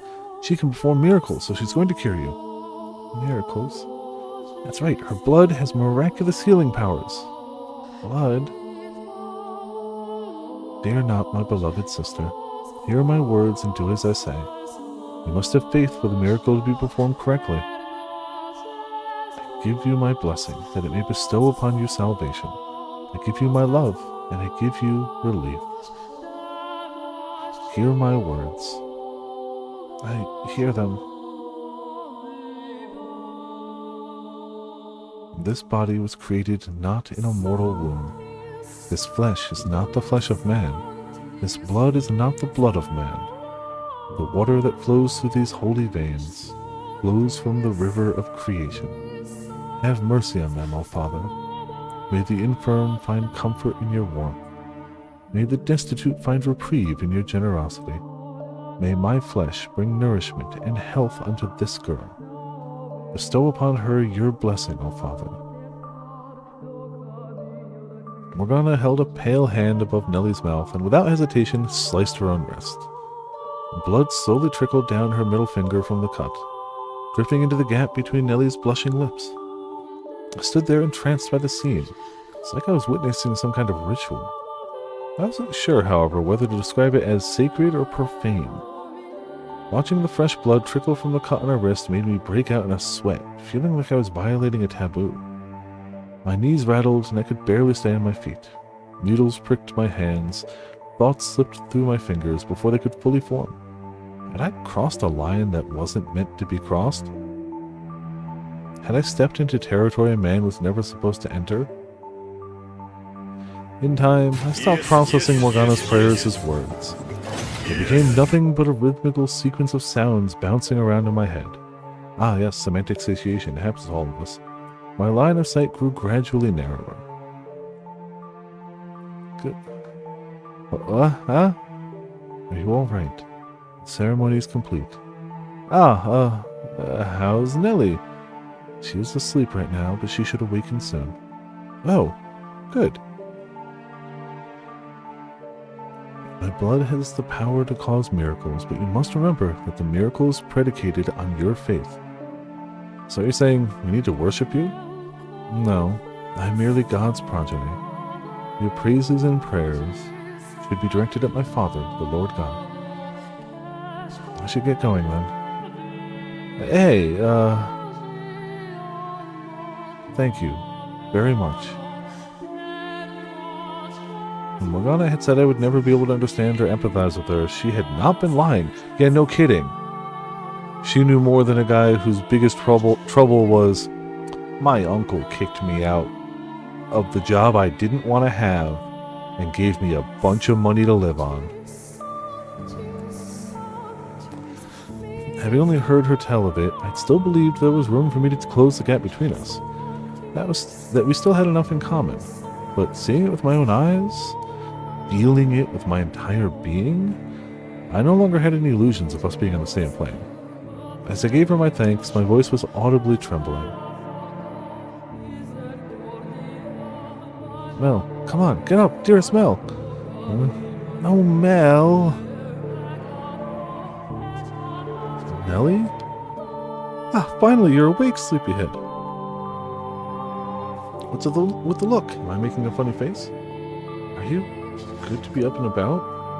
Yep, woke up this morning feeling wonderful. Feel my forehead, Mel. See, no fever. It's gone. I actually performed a miracle. I only remember bits and pieces, but I remember a really pretty saint lady showing up, giving me her blood. That's how she remembers it? Her memory is pretty hazy, huh?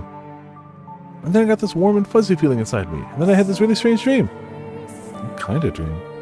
There was a whole bunch of lights floating all about me, and they were changing into all sorts of different colors. It was the most wonderful dream.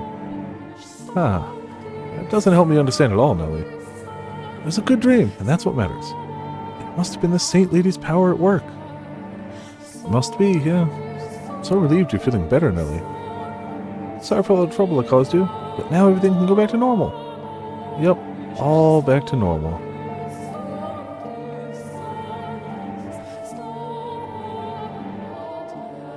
She wants to thank me. Yeah, Nellie's insisting I let her meet you so she can show gratitude. So if it's alright, would you mind coming to supper sometime? That would probably not be wise. Huh? Why not? It would hardly be pleasant having me eat in the presence of a face as grotesque as mine. I doubt your sister would react well to a sight of it. I don't think it would cause any problems. Nellie isn't the kind of girl to judge someone by their looks. I don't think. I mean, she values herself a princess, and historically, yeah, princesses are the type of people to judge somebody almost exclusively by looks, if not wallets. Or, let's be honest, more explicitly bloodlines. But you know, if she values, if she hails herself as a princess, maybe that is much more why she's into her direct blood relations. Because royalty is never interbred before. Perhaps not, but to her, I am a saint, not a normal person. In her mind, she thinks I'm beautiful, doesn't she? We must maintain that illusion. It is essential to the miracle that her faith remains unwavering, and on some level, that faith depends on her idealized image of me. You think so? While our time together was brief, I could see it in her. She is a girl with a great love of beauty. And perhaps the same could be said of you. I don't judge people by how they look. It's what's inside that matters. And I can see what's inside you. So I can automatically tell that it's good. Sorry. Face, no skin, you know. I'll take you at your word. Thanks. So, are you sure you don't want to come? I really shouldn't. I'm terribly sorry. Well, okay. Why in the world am I feeling relieved? Because you do judge very heavily on looks. Nellie recovering was a huge weight off of my shoulders. Now everything could go back to the way it was, quiet and unremarkable. I could finally go out and get a real job, forget about my old life, live like a regular old commoner. That's what I was going to do, for the both of us. The problem was Nellie hadn't actually recovered completely. She was in nearly perfect health the first few days after drinking Morgana's blood, but soon her fever came back. She stopped being able to get out of bed, and to top it all off, she started having lengthy coughing fits. During some of them, she coughed up little bits of blood phlegm. I wonder if, like, the writer had a specific illness in mind for this, or if it was just, you know, plot illness. Also, apparently the author is active on Twitter now because they are trying to get started their new game. I haven't interacted with them much because I don't want to say spoilers, and I wouldn't blame them for posting spoilers for the game that is many years old now.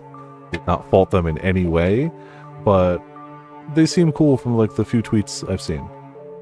So, during some, I read that. I knew they had a panic attack, so I rushed down to Morgana's cottage and told her what was happening, to which she responded with a quizzical tilt of her head.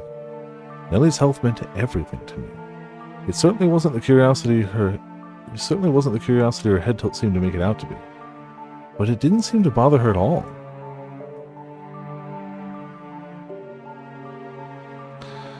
The miracle took place, but it didn't persist.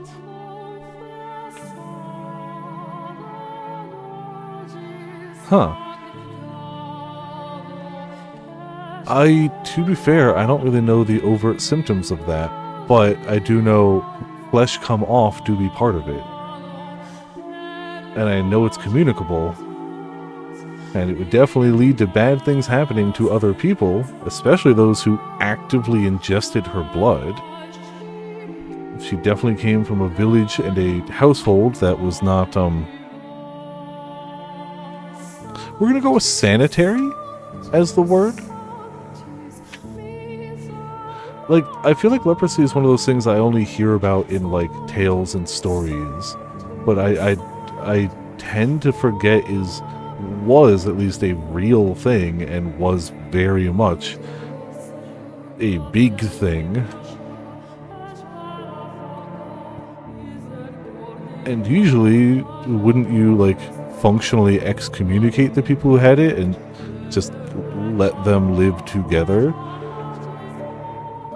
You know, the opposite of what people did with her, drinking her blood, you know. Yeah, like, that's good, but it definitely historically wasn't wiped out, only, now. Yeah, that would definitely check out. That would track. And it definitely explains why what she has is very much something. It definitely doesn't explain why it seems to cure stuff, but you could honestly just say placebo effect for half of it. Like, realistically, in this day and age, the fact that it needs faith to work, that's just saying the placebo effect in different words. It doesn't work unless you have absolute divine faith that it will. Yeah, so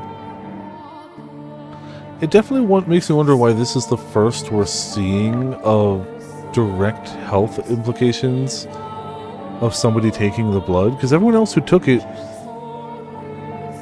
either got better or at least didn't die on camera, or didn't die from the disease, died from other things, Yeah, it's true, we never really saw him afterwards. This is the first person we've lingered with. She's given her blood to a bunch of people, and then they didn't come back. But I would think that if somebody drank her blood and started coughing up blood and being bad, somebody else would come back and be like, either it didn't work or, no, you caused this.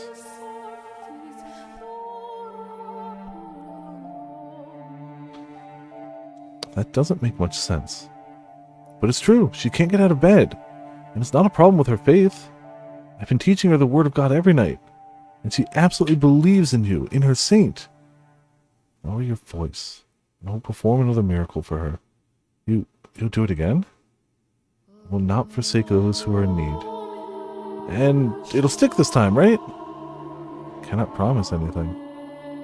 But why? Your miracles aren't supposed to be temporary, are they?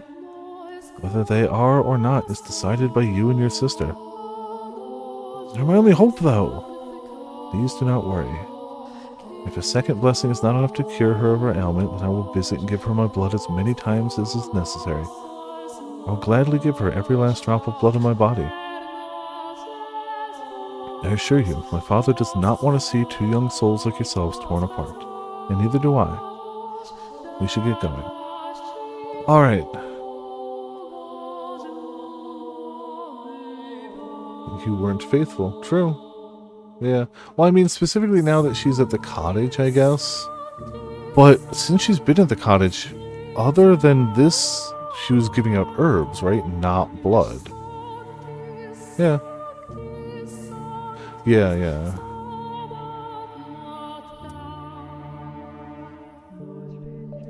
For the second time, Morgana had Nellie drink of her blood.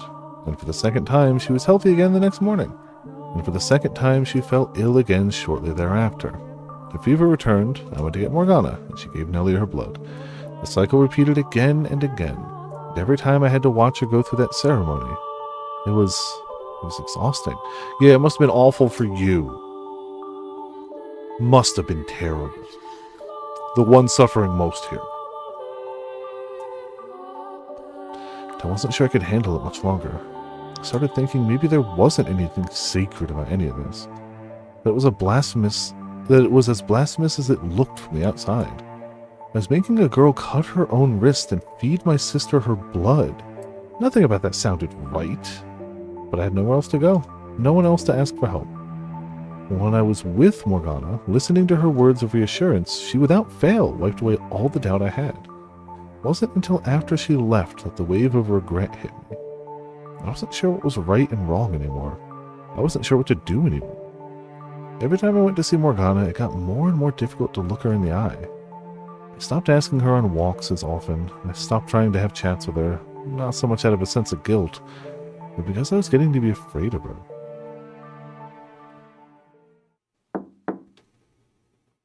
One of those draining days, someone knocked on the door. I hadn't asked Morgana to come down that day, so I wasn't sure who it could be. Nellie was asleep in her bed, so I quietly rose from my seat and made my way to the door, trying not to wake her. Who is it? Hello? Who's there? I had an inkling of a suspicion, but having been raised in such a sheltered environment, I didn't understand exactly how dangerous it was to thoughtlessly open the door to anyone who came knocking. I pulled the door inward a couple inches and tried to take a peek through the crack. When out of nowhere, someone grabbed my shoulder and shoved me, helpless to resist, into the house. A man stood there above me. What do you think you're doing? What do you want from me? I don't have anything valuable. I'm just a regular old peasant. I'm not here to rob you. What? You're in contact with the witch, are you not? Huh? The girl who lives by the lake calls herself a witch. Witch? I don't know any witch. The only one who lives there is a saint. A saint? I was told she was a witch. But regardless, there's a girl who lives there with miracle blood, no? Looks like I've got the right person. What do you want from me? I want you to help me. Huh? I need you to lure the witch out into the open. And what do you need? Why do you need that? Because I need her blood. I need to get my hands on the witch's miracle blood. Then go ask her for it yourself. Why should I have to help you? Yeah, somebody heard about this and has been keeping watch on it. She won't open the door for me. But I've seen you talking to her. You seem to be quite friendly with the witch. Taking little walks around the lake. How? I need your help. And what? What are you going to do once you have her outside? I have orders from the Lord to take her captive. What? The Lord? Why would he? That is none of your concern. You expect me to buy that? All I need from you is to get the witch out of that house. Why would I? She doesn't trust me. Yeah, I wonder why. I could always force my way in, but there's a chance something might go wrong, and I can't risk that. If she hears your voice, she'll open the door, yes? The witch trusts you, unlike me. With your help, there's no risk of anything going wrong. You barge in here and tell me you want to capture her, and you think I'm just going to agree to help? Like hell I will.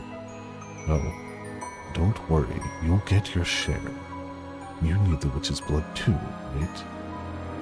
I don't care about getting a share. You're asking me to deceive her. I don't care what you think she is. She hasn't done anything wrong, so no, I won't help you capture her. You leave me no choice then. What?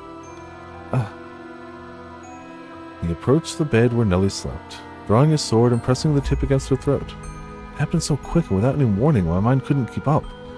I stood there, mouth half open like an idiot. If I were courageous, if I were gallant and brave, then maybe I would have grabbed him, pulled him away from Nellie. But my legs seemed to be severed from my mind. They were frozen to the floor like two useless rocks. You have two options. Either you say no and protect the witch. Get away, or you help me capture her. Get away from her, right now. And if you choose the witch, I kill the girl. Get away. Make your decision. Get away from her. You have until the count of 10. If you don't choose, I kill the girl.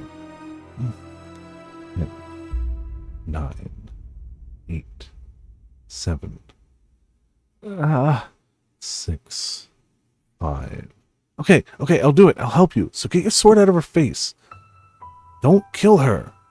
I thought you'd hold out until the last second. Well, what are you waiting for? Let's get going.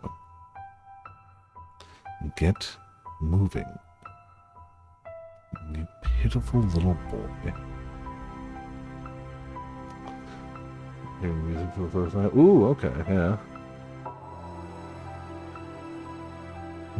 I know what boss then. Yeah. Felt like jumping into a lake.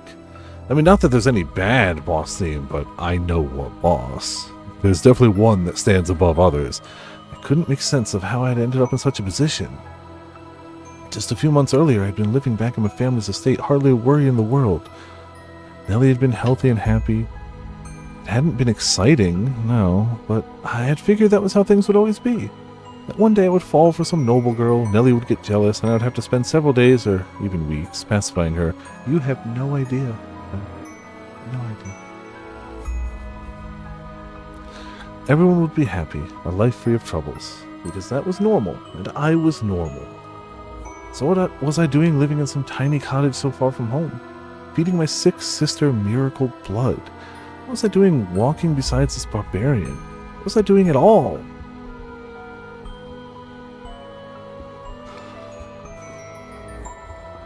I was conflicted. Part of me hoped we would never arrive at the lake, and part of me wanted to get there as quickly as possible so I could be done with all this. But time plodded on no quicker or slower than normal, and we arrived at Morgana's door in short order, irrespective of my own selfish hopes. The thought of what was going to happen next filled me with a crushing sense of guilt. I may have been afraid of Morgana, but I had no grudge against her. I was actually quite grateful to her. She was still healing Nellie, even if the ceremony to do so inspired fear in me. She didn't hesitate to cut her own wrist open for Nellie, and for me.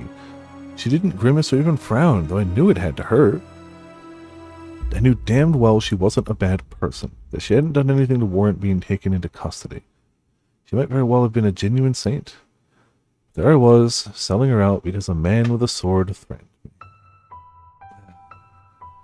Oh, Father, who art in heaven, please forgive me for what I'm about to do. Please, please forgive me. Quit sniveling. You want her to get suspicious. Now. I can't. Please, oh God. Stop crying. Or would you rather I kill you here?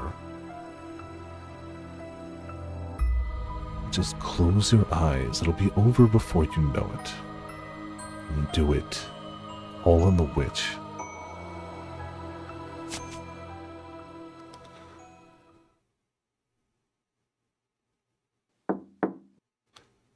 Who's there? It's me.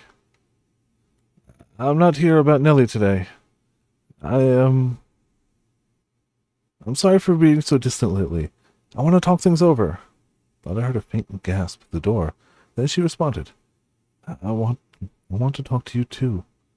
Why? Why does she have to want to talk now? She'd always been so curt, so rational, so quick to cut down my fantasies. Never one to get emotional or sentimental. She'd always given off the impression of being something greater than we mere humans.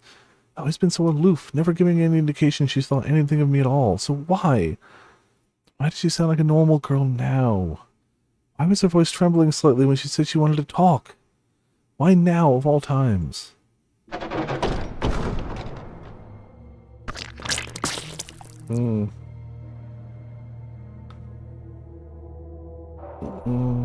Well, we kind of know how this plays out. Get back. No. Stay away from me. No. Help. Don't kill me. I mean, she doesn't know, but he doesn't plan on killing her. Take it. What? That's your share. Should last you long enough. Oh. Why? Why? Why did you take my arm? What do you mean by share? Why? Why?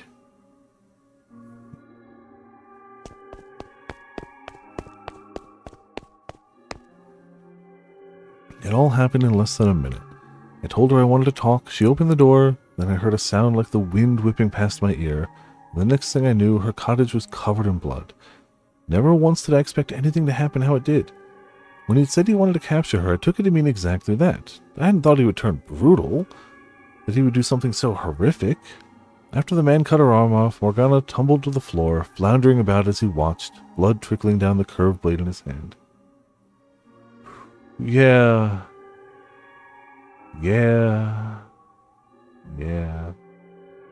Her screams were indistinguishable from those of a normal person. Mel's not having a great day either. Definitely not nearly as bad as hers, but you know.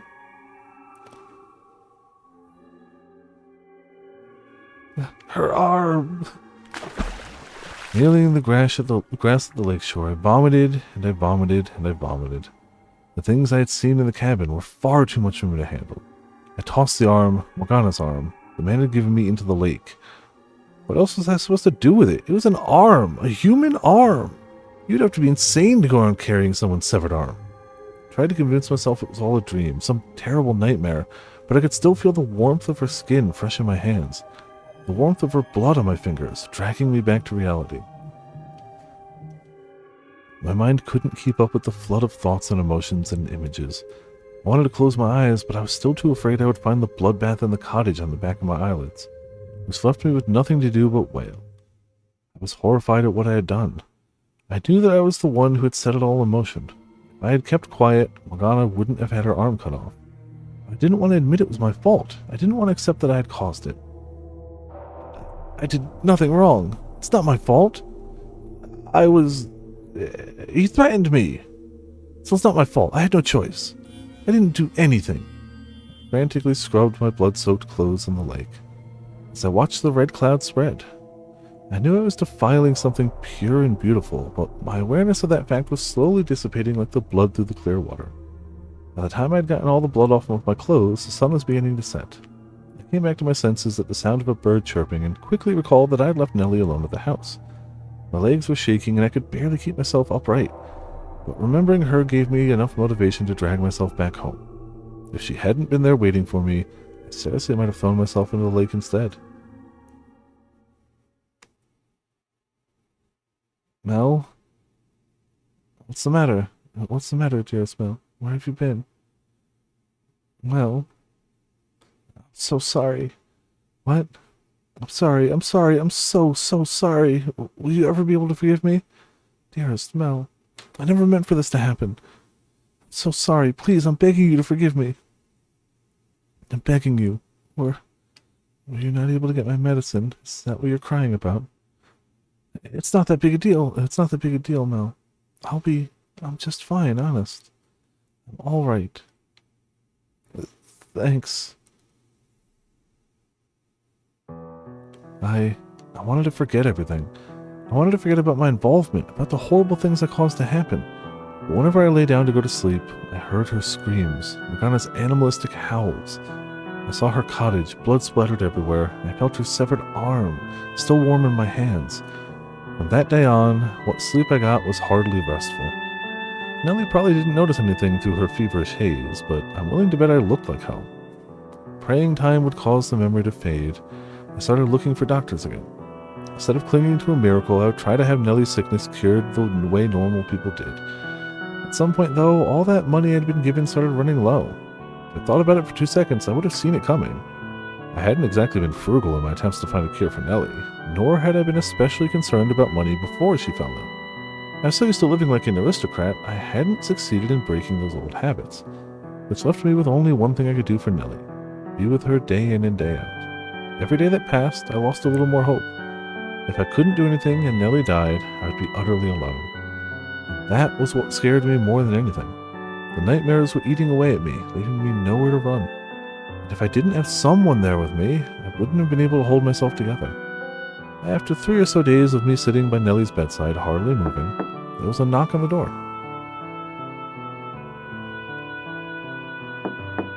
Who's there? Who is it? Open the door, unless you want me to kick it down. My suspicion was correct. I couldn't think of anyone else who would come visit, but what I didn't know was why he had come back. I don't want anything to do with you anymore. Open the door. Leave me alone, please. I want nothing to do with anything you're doing. Open the door. No, I'm not letting you in for any reason. Okay then, I'll break it down. Don't! My sister's inside, sleeping. I don't need you waking her up. And then open it. What do you need? I did everything you asked me to already. What happened to the witch's arm? I threw it away. You really think I was going to keep that? Person's arm?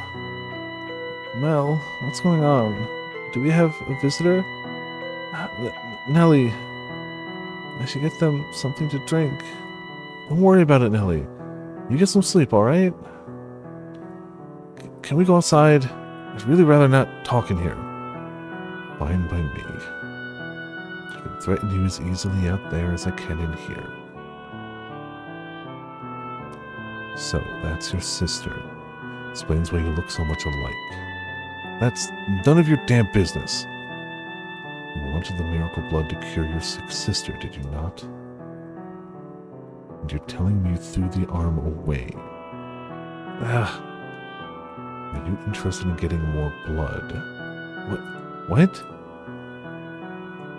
I'm taking the witch's blood, turning it into a medicine, and selling it to the church. Selling it? You're doing business in a house of worship? No. Suppose we're technically giving it away. But we're asking for tithes, so really, it's the same thing. I'm not from this land, so to me it looks no different than a business, but the people here, they see it as a charity. The Lord says if you'll assist us, he'll provide you with the medicine we're making. The Lord? Why would the Lord be? Hell if I know. Because it seems like good money. So, will you help us? You're gonna make me get my hands dirty for you again? I can't. Not again. Oh, right. Forgot to mention one detail. You don't have a choice this time. To be fair, didn't have a choice last time either. Uh-huh. You know about the miracle blood, which means we can't let you go unattended. If you say no, I have permission from the Lord to kill you on the spot. Why? So, will you help us? Or will you die here? Jeez. Yeah, not getting the best of times. What was the right thing for me to do then? Should I have fought back and died? Should I have tried to run? You'd never have run. You'd never successfully run. And I've taken my own life?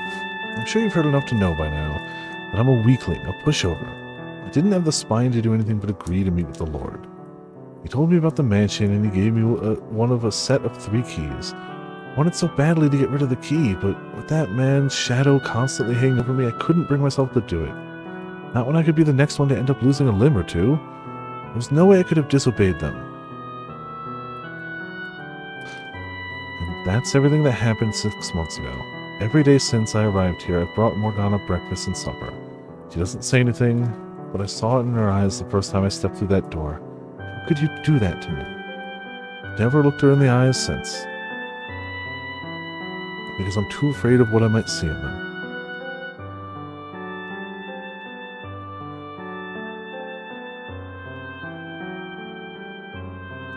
And that is how I ended up here.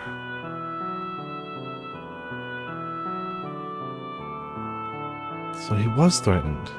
He didn't actually want to cause Morgana harm. That doesn't excuse what he's done, though. See, what did I tell you? Not at all the brother you thought I was. Mock me, ridicule me, call me worthless, a coward, a terrible person. Go on, what are you waiting for? But you were threatened, Mel.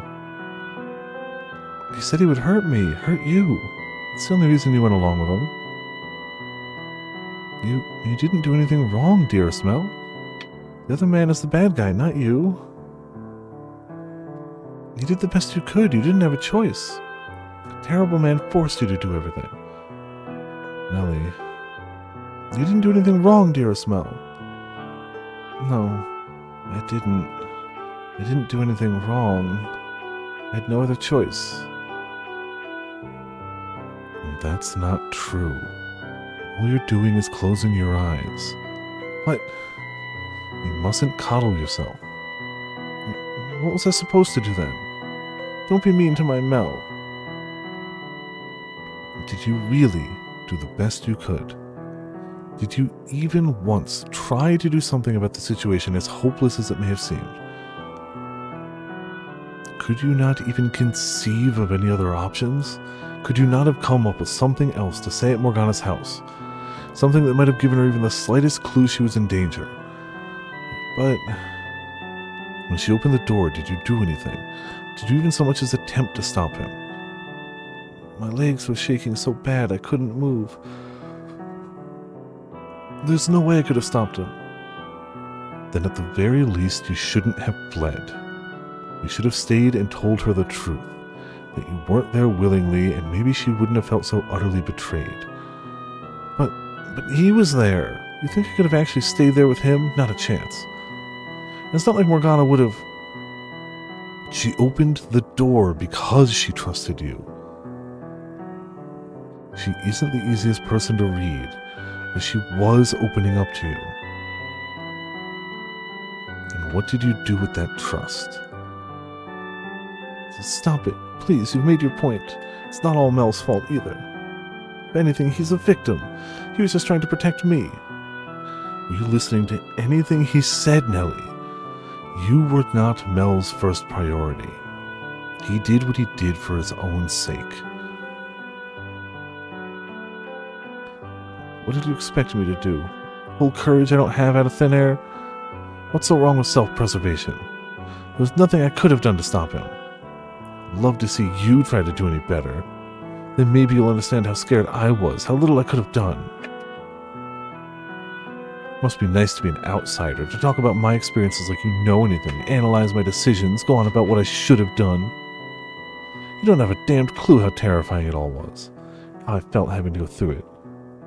Oh yeah, you're right, it sure would be a courageous thing to do to sacrifice your life for someone else. But you know what? People like that only exist in stories. Except you don't actually understand that. You just want to give me crap for not being perfect. Do you want my pity? Is that all you want?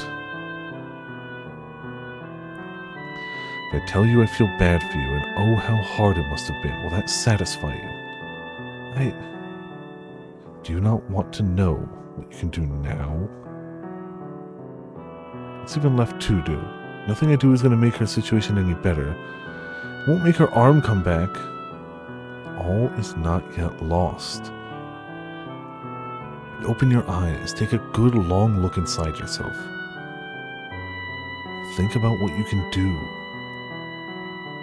Stop sitting on your hands, telling yourself it's too late. There's still time to make a difference. You just have to commit to act. I don't think you're an especially bad or cowardly person. I think you're an ordinary young man. It might sound like I'm telling you to do the impossible. But soon the time will come when you must make your choice. When you must stand up and take some responsibility for what you've done. No one's childhood lasts forever. The good days are long behind you before you ever realize they've passed. When faced with the consequences of your actions, you should not have turned and run, but held yourself accountable. It is, perhaps, a disproportionately large burden for you to bear, but it's fast approaching, and you need to make a decision. Find your courage. Set Morgana free. Mel. But even if I open the door for her, it's too little too late. She'll never forgive me after. Is her forgiveness the reason you should act? No, it's penance for what you've done to her. Atonement for your sins. Whether she forgives you or not is besides the point.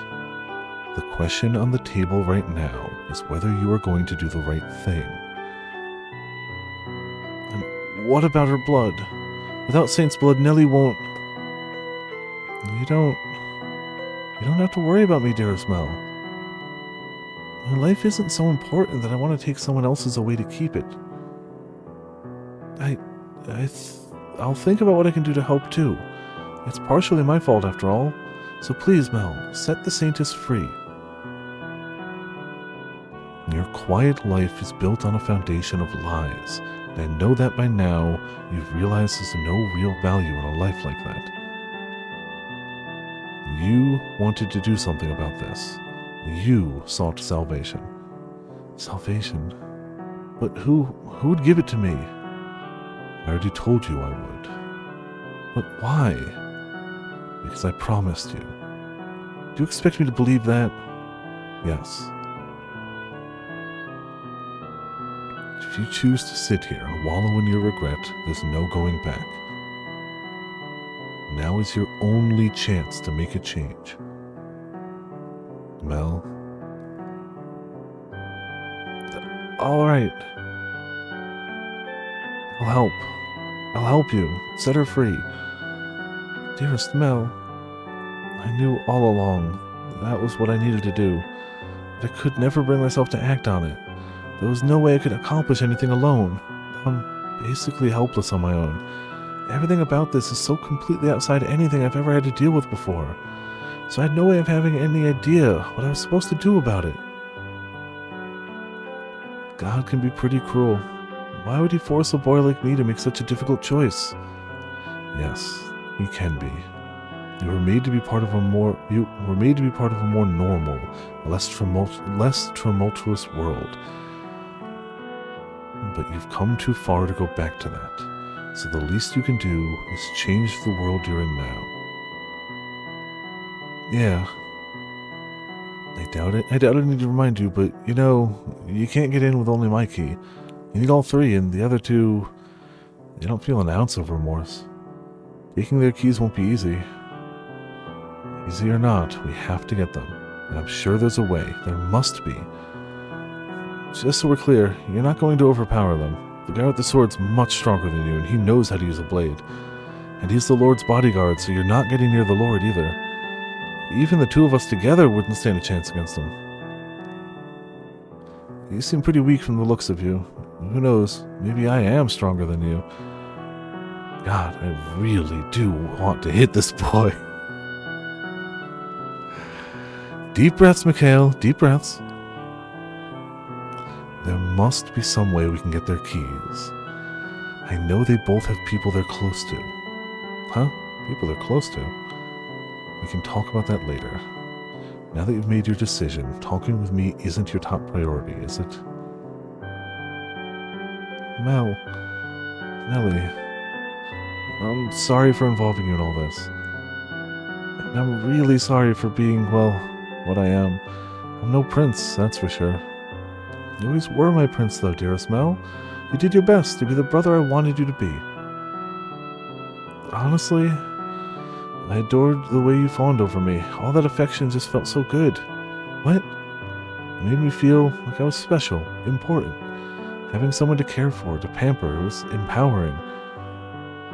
That's the kind of guy your brother is. If someone else, some other girl were to ever show up and call me your prince, say she loved me, I'd probably try to act like a prince for her too. Why would you say that? Because all this, it's been so hard on me, such a huge weight on my shoulders that every so often I would think, just how much easier would it be if I could get rid of her? Morgana was just a regular girl, not a saint or a witch or any of that. Just a pretty girl about my age. She might have been the one getting all my attention instead of you. That's who I am. It's not you, dearest Mel. You're just beating yourself up. Maybe you would have chosen her over me, but that wouldn't make you any less of a kind man. How can you say that after everything I just told you? Because, Mel, Tell me how despicable I am, Nellie. I'm not the brother you once adored anymore, am I? You're not what I thought you were. But you're still my one and only brother. I thought you had two brothers. What about me? It will never change no matter what kind of person you become. It was wrong of me to try to make you into my prince, Mel. I should have done my job as your one and only sister in the whole wide world, been there to help you as much as you helped me. I kept pushing my fairy tale fantasies onto you. And you did your best to live up to them, and I ended up forcing you to pretend to be something you're not. It's not true, Nellie. I enjoyed feeling idolized. But you knew it couldn't last forever, didn't you? I should have been beside you, not looking up at you. I I let you coddle me. I let myself indulge in your love. Thought everything would be alright as long as you kept telling me how adorable I was. They were like magic words to me. I kept my eyes shut. Well, Starting today, I'm going to do my best to be your sister. All done holding you to fairy tale ideals. I won't make you pretend to be a prince for me anymore. And I won't try to be your princess either. I'm just going to be your little sister. So get back on your feet and stand tall, dearest Mel. I know you'll probably have to pay for what you've done when the Saintess goes free. And I know I'll probably cry about it for days. But I won't regret making the decision. Well, I don't know what to say. I wasn't expecting you to handle this so maturely. You're putting your big brother to shame, Nellie. Mother once told me that girls grow up faster than boys. She was right about that. Thank you, Nellie, for accepting me in spite of all the awful things I've done. And for having me as your brother. You're quite welcome, dearest Mel.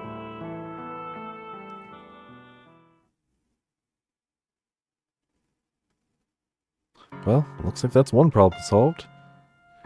Finally reached the point in their relationship where they belong. If she could have come to terms with herself sooner, come to an understanding with him, then maybe she could have reeled in her ideals before she lost control of them. Yeah, maybe. This Nellie and the other Nellie seem to be of the same essence. They both have a somewhat excessive love for their brothers, and that love expressed itself by transforming him into a prince. She could have done the same thing then as she did here. Maybe their tragedy could have been avoided. This is before then, though. Since they were able to fix things up in this life, maybe it'll have a positive effect on the next life. This could change the future. They may share the same souls, but they lived in completely different times. Do you really think something like this could have any effect on the lives of people hundreds of years from now? Yeah, I expected it was either going to be a little early or a little late, but it's pretty... if we hit midnight, I'm just going to stop it, but I figure there'll be like a let's go to sleep and like tomorrow will happen and we'll start there. We'll stop there. There's no way to be certain, of course, but considering how tightly the two seem to be bound, I doubt it will have no effect. I hope it has some effect. Giselle. I was there in the mansion as it all happened, and I just stood by and watched. I feel so guilty about that. If I had done something, then maybe it wouldn't have turned out like that. I hate what I was then, what I was until just recently. When the memories left imprinted throughout the mansion, I showed you bits and pieces of their lives.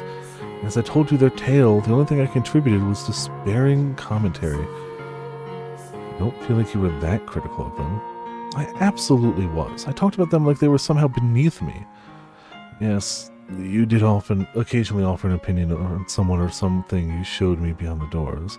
But the fact that you were mostly detached from the events there is what allowed me to get to the core of their characters. If you hadn't been in the position you were, so you could tell me the story the way you did, I would never have been able to talk them into helping. Yeah, this whole game is the road to him becoming the person with the emotions, the experiences, and the knowledge to help them, admittedly with a huge heaping helping of help from Giselle. Them becoming the people to help these people. You contributed more than criticism. Your words weren't for nothing. They made this possible. Makes me feel a lot better hearing that from you. And if you still regret your inaction, then make up for it now by taking action here and have faith that it will bear fruit in their next lives. I will. I wonder if Morgana might have a change of heart too. It's not like Mel wanted to bring her so much pain. He deeply regrets what he did, so maybe she won't bear quite as much resentment for him when she learns that. Yes, I know what you're going to say. If that was enough to assuage her, she wouldn't have held onto her hatred for all those hundreds of years. Still though, I hope it does something for her, however small. As do I. It's, gotten pretty late, so I'm gonna take Nellie back to the cottage. Okay.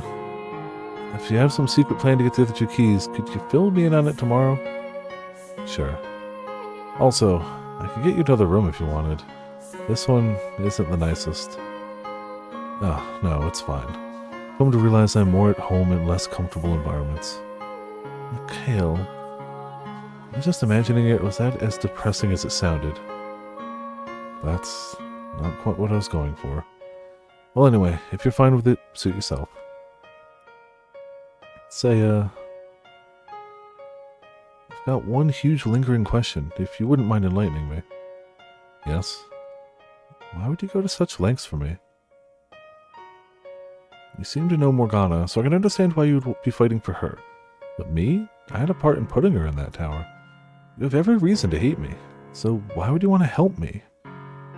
This was all it took for me to hate someone. I would curse every last man and woman in the world. I bear no animosity for you. And even if I did, you've committed to take action. That doesn't explain why you're so concerned about us. It almost seemed like you actually cared about me and Nellie. We're complete strangers. We just met today. Because some part of me couldn't think of you as strangers anymore. Huh? That's right. When he came by this afternoon to talk, he didn't feel like a stranger to me either. It was weird, like he'd known me my whole life. So I made him into my second brother. Your second brother? You're more than welcome to change the order, Nellie. Make him number 2 and me number 1.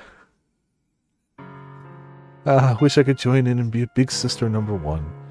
I'll have to think about it. After all that, you might be number 1 material. Whoa. Why is this even up for consideration? Just kidding, dearest Mel. Oh. I'm still kind of confused, but anyway, I'm glad someone like you showed up. I've actually been praying every night for God to send someone who can get me out of this. I really am useless all on my own, constantly looking for someone to help me, unable to do anything by myself. And trust me, I realize how pathetic that is. Now you must have had a pretty good life to be able to be so proactive in the face of adversity. No! Super inaccurate statement. Bet you had everyone's respect, helped people in need, had plenty of friends who had your back. I don't want to tell him. You weren't tossed out by your family like I... You must have been incredibly blessed. I'm jealous.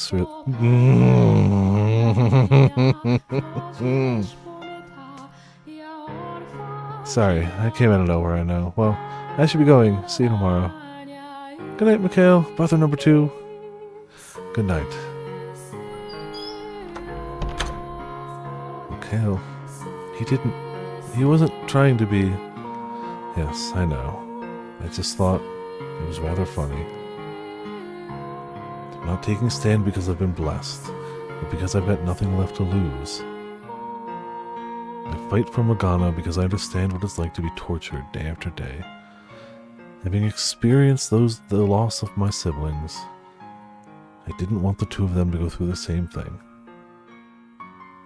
If anything, it's those who have lost the most that are most likely to take action. I'm not sure if you realized it or not, Mikhail. You've gotten to be a great deal more expressive since arriving in this era.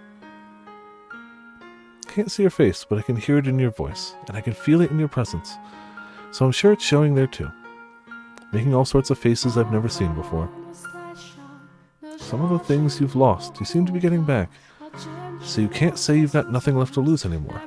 Promise me you'll let me see all those new faces for myself someday. I will. I promise. We can manage to destroy the mansion. That should release you from its darkness. And allow us to see each other once again. I trust you. I have faith we can do this. Wait, but with the mansion's destruction, both our souls should be returned to their rightful places. Which would mean erased from existence. Giselle? What? Just thought. I sensed you grimacing. Wow, you felt that? What's the matter? Sorry, I didn't want to bring down the mood, but just, well... I know this is asking for the moon, but... I was just thinking it would be nice if you had a life you could go back to. I did? Yeah, I mean, here you are, expressive as you've ever been, walking around outside, being around other people, talking to them, after all that time in the mansion, without a life of your own to go back to. I'm sorry. After seeing behind your door, learning how cruel and inhumane life was to you, I feel like the world could stand to do something good to make up for it. It's done all the good it needs to. I have someone who cares enough to lament my fate. What more could I ask for? Mikhail, thank you, Giselle. You're not the only one who's asking for the moon either. Wish I could have a life with you as the person I am now. But that, knowing I have no future, feels worse now than ever before. Alrighty, that's enough moping around for one night. We should start planning for tomorrow. Things are definitely looking up. It only took one day to get Mel on our side, so let's keep it up and win over the other two. I would certainly like to, yes.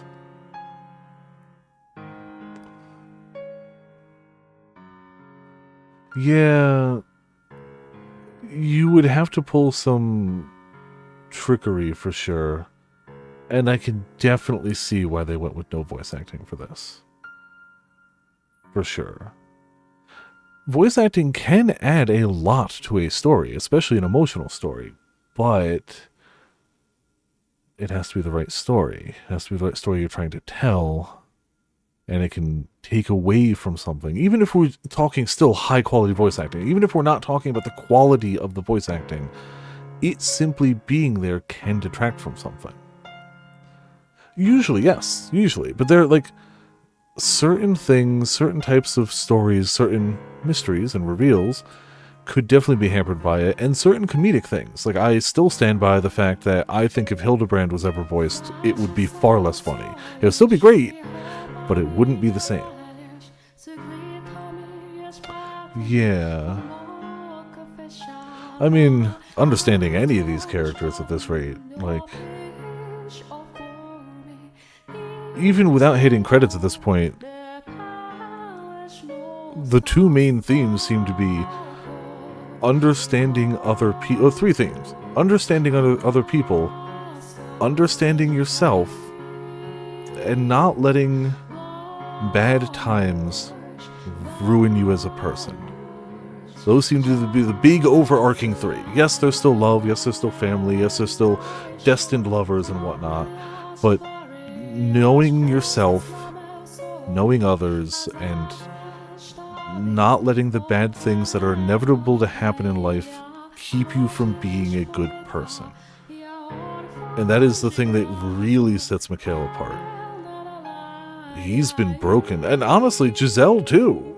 Giselle was broken by the events that happened in the mansion and witnessing all these other bad things happening to others. She may not have been actively tortured to the degree that Mikhail and Morgana were, but she's gone through some highly negative things, and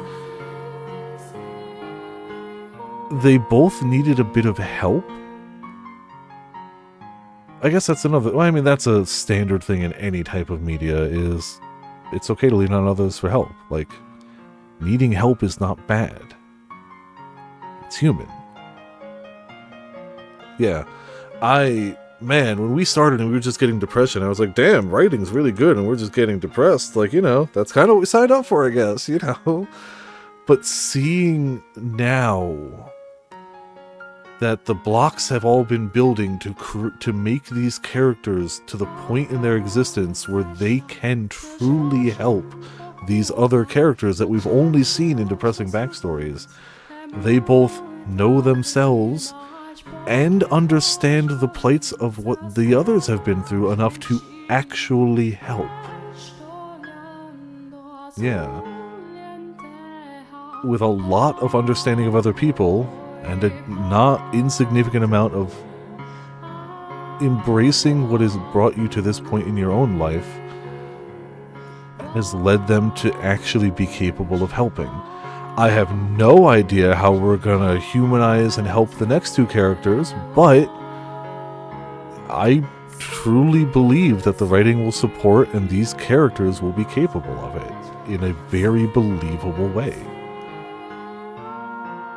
Where'd all that confidence go? I'm waiting for just the fade to black so I can save. I don't need to be, like, if it goes for another, like, 10 minutes, I'm just going to stop it. I don't have a hard limit today, but it feels like we're right at a stopping point. The other two won't be nearly as easy to convince as Mel. I'm not even sure if we'll be able to talk them into helping. We do have a pretty good idea who the swordsman's in this for, though. The nun. So maybe we can get to him through her, like we did today with Nellie and Mel. Maybe. Alright then, we'll start by approaching her tomorrow. Sounds like a plan. The Lord, though, him I'm not so sure about. I'm assuming he's from behind the third door, but we didn't run into anyone he was close with today.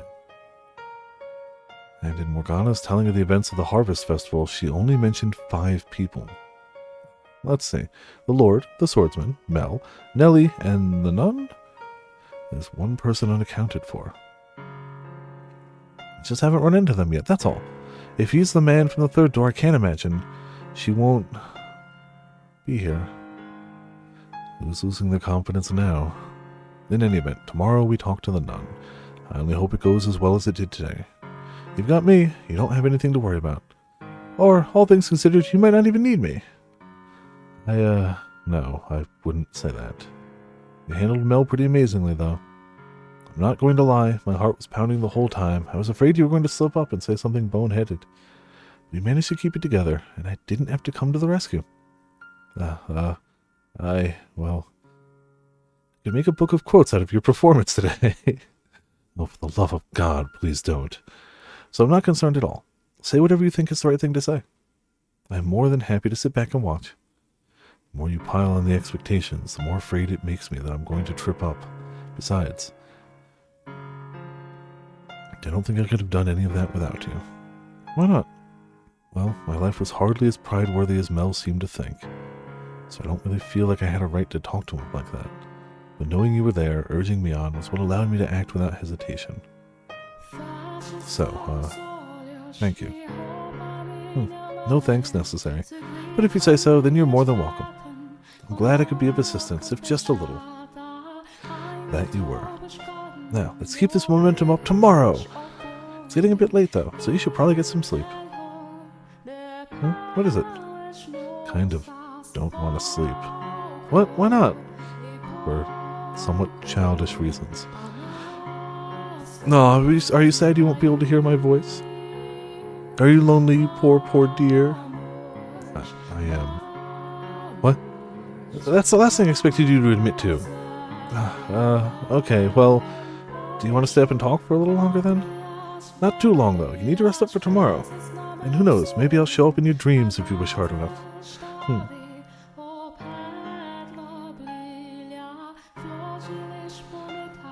The fact that I'm even able to talk with Giselle right now is a miracle and a blessing. So is it avarice for me to yearn for more, knowing I've already been granted such a great bounty? I want to see her face as much as she wants to see mine. She's infinitely more expressive than me, and I want a good long look at all those many expressions up close. I want more than her voice. I want her whole body. I want to feel her warmth. In this era, I have all 5 of my senses in full working order, as I did when I was alive. Giselle, though, she doesn't. She remains dead. As lively as she may be now, that's one thing she did not get back. I truly wish she could have been here too. She would have certainly found more joy in her renewed life than me, and she certainly belongs under the sun far more than I do. But she, rather than me, was the one left behind in that realm of darkness. In fact, that frustrates me immensely. In life, I would have considered her remark about seeing her in my dreams silly and saccharine, but now, I very much hope it happens.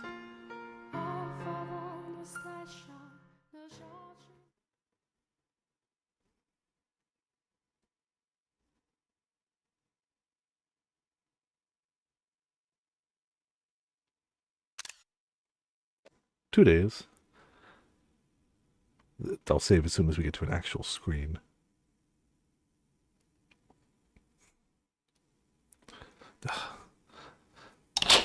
The start button doesn't open the menu. The start button doesn't open the menu. The start button doesn't open the menu. The start button doesn't open the menu. We're like 30 hours into this game, and every time I want to open the menu, I hit the start button. It's weird that Square opened the menu and start as a quick save, though, okay? It is both ashamed that I haven't learned, but also, come on. Thank you all for tuning in. Thank you all for watching. This has been Viper for Viperland. Hot damn. Holy crap. Jeez. We'll be playing more of this next weekend, and I imagine for still a few weekends to come. I do not believe we are finishing next weekend. Holy crap. Tomorrow is Monster Hunter with Song Request on. Tuesday is going to be Death Stranding. Thursday is going to be Death Stranding. Saturday, probably Death Stranding. And then we're back to this Sunday. There is some weekend day upcoming where I will be taking a trip into the city with Calico and Afro and everyone. And that night I probably won't stream because it'll probably be a really busy day. But I don't know what day that is yet. It will be a weekend day before the end of August. And that is all I know so far. Right now, there's a cold going around the house that seems to have been picked up from the con. And I'm trying desperately not to get it because I was already just sick. And I'm really trying not to get it. We will see. When people are better, the plan is to take a city trip. But I can't really know when that is now because nobody knows when that is now. But that'll happen. We got ourselves a monster, a cool day disco. The hell was I playing for Thanks Simp? What? When did I ever play, like... What? It sounds like something I'd say, but like, what the fudge was I playing? Alright, well, thank you all for tuning in. Thank you all for watching. This has been Viper for Viperland, and I'll see you all next time.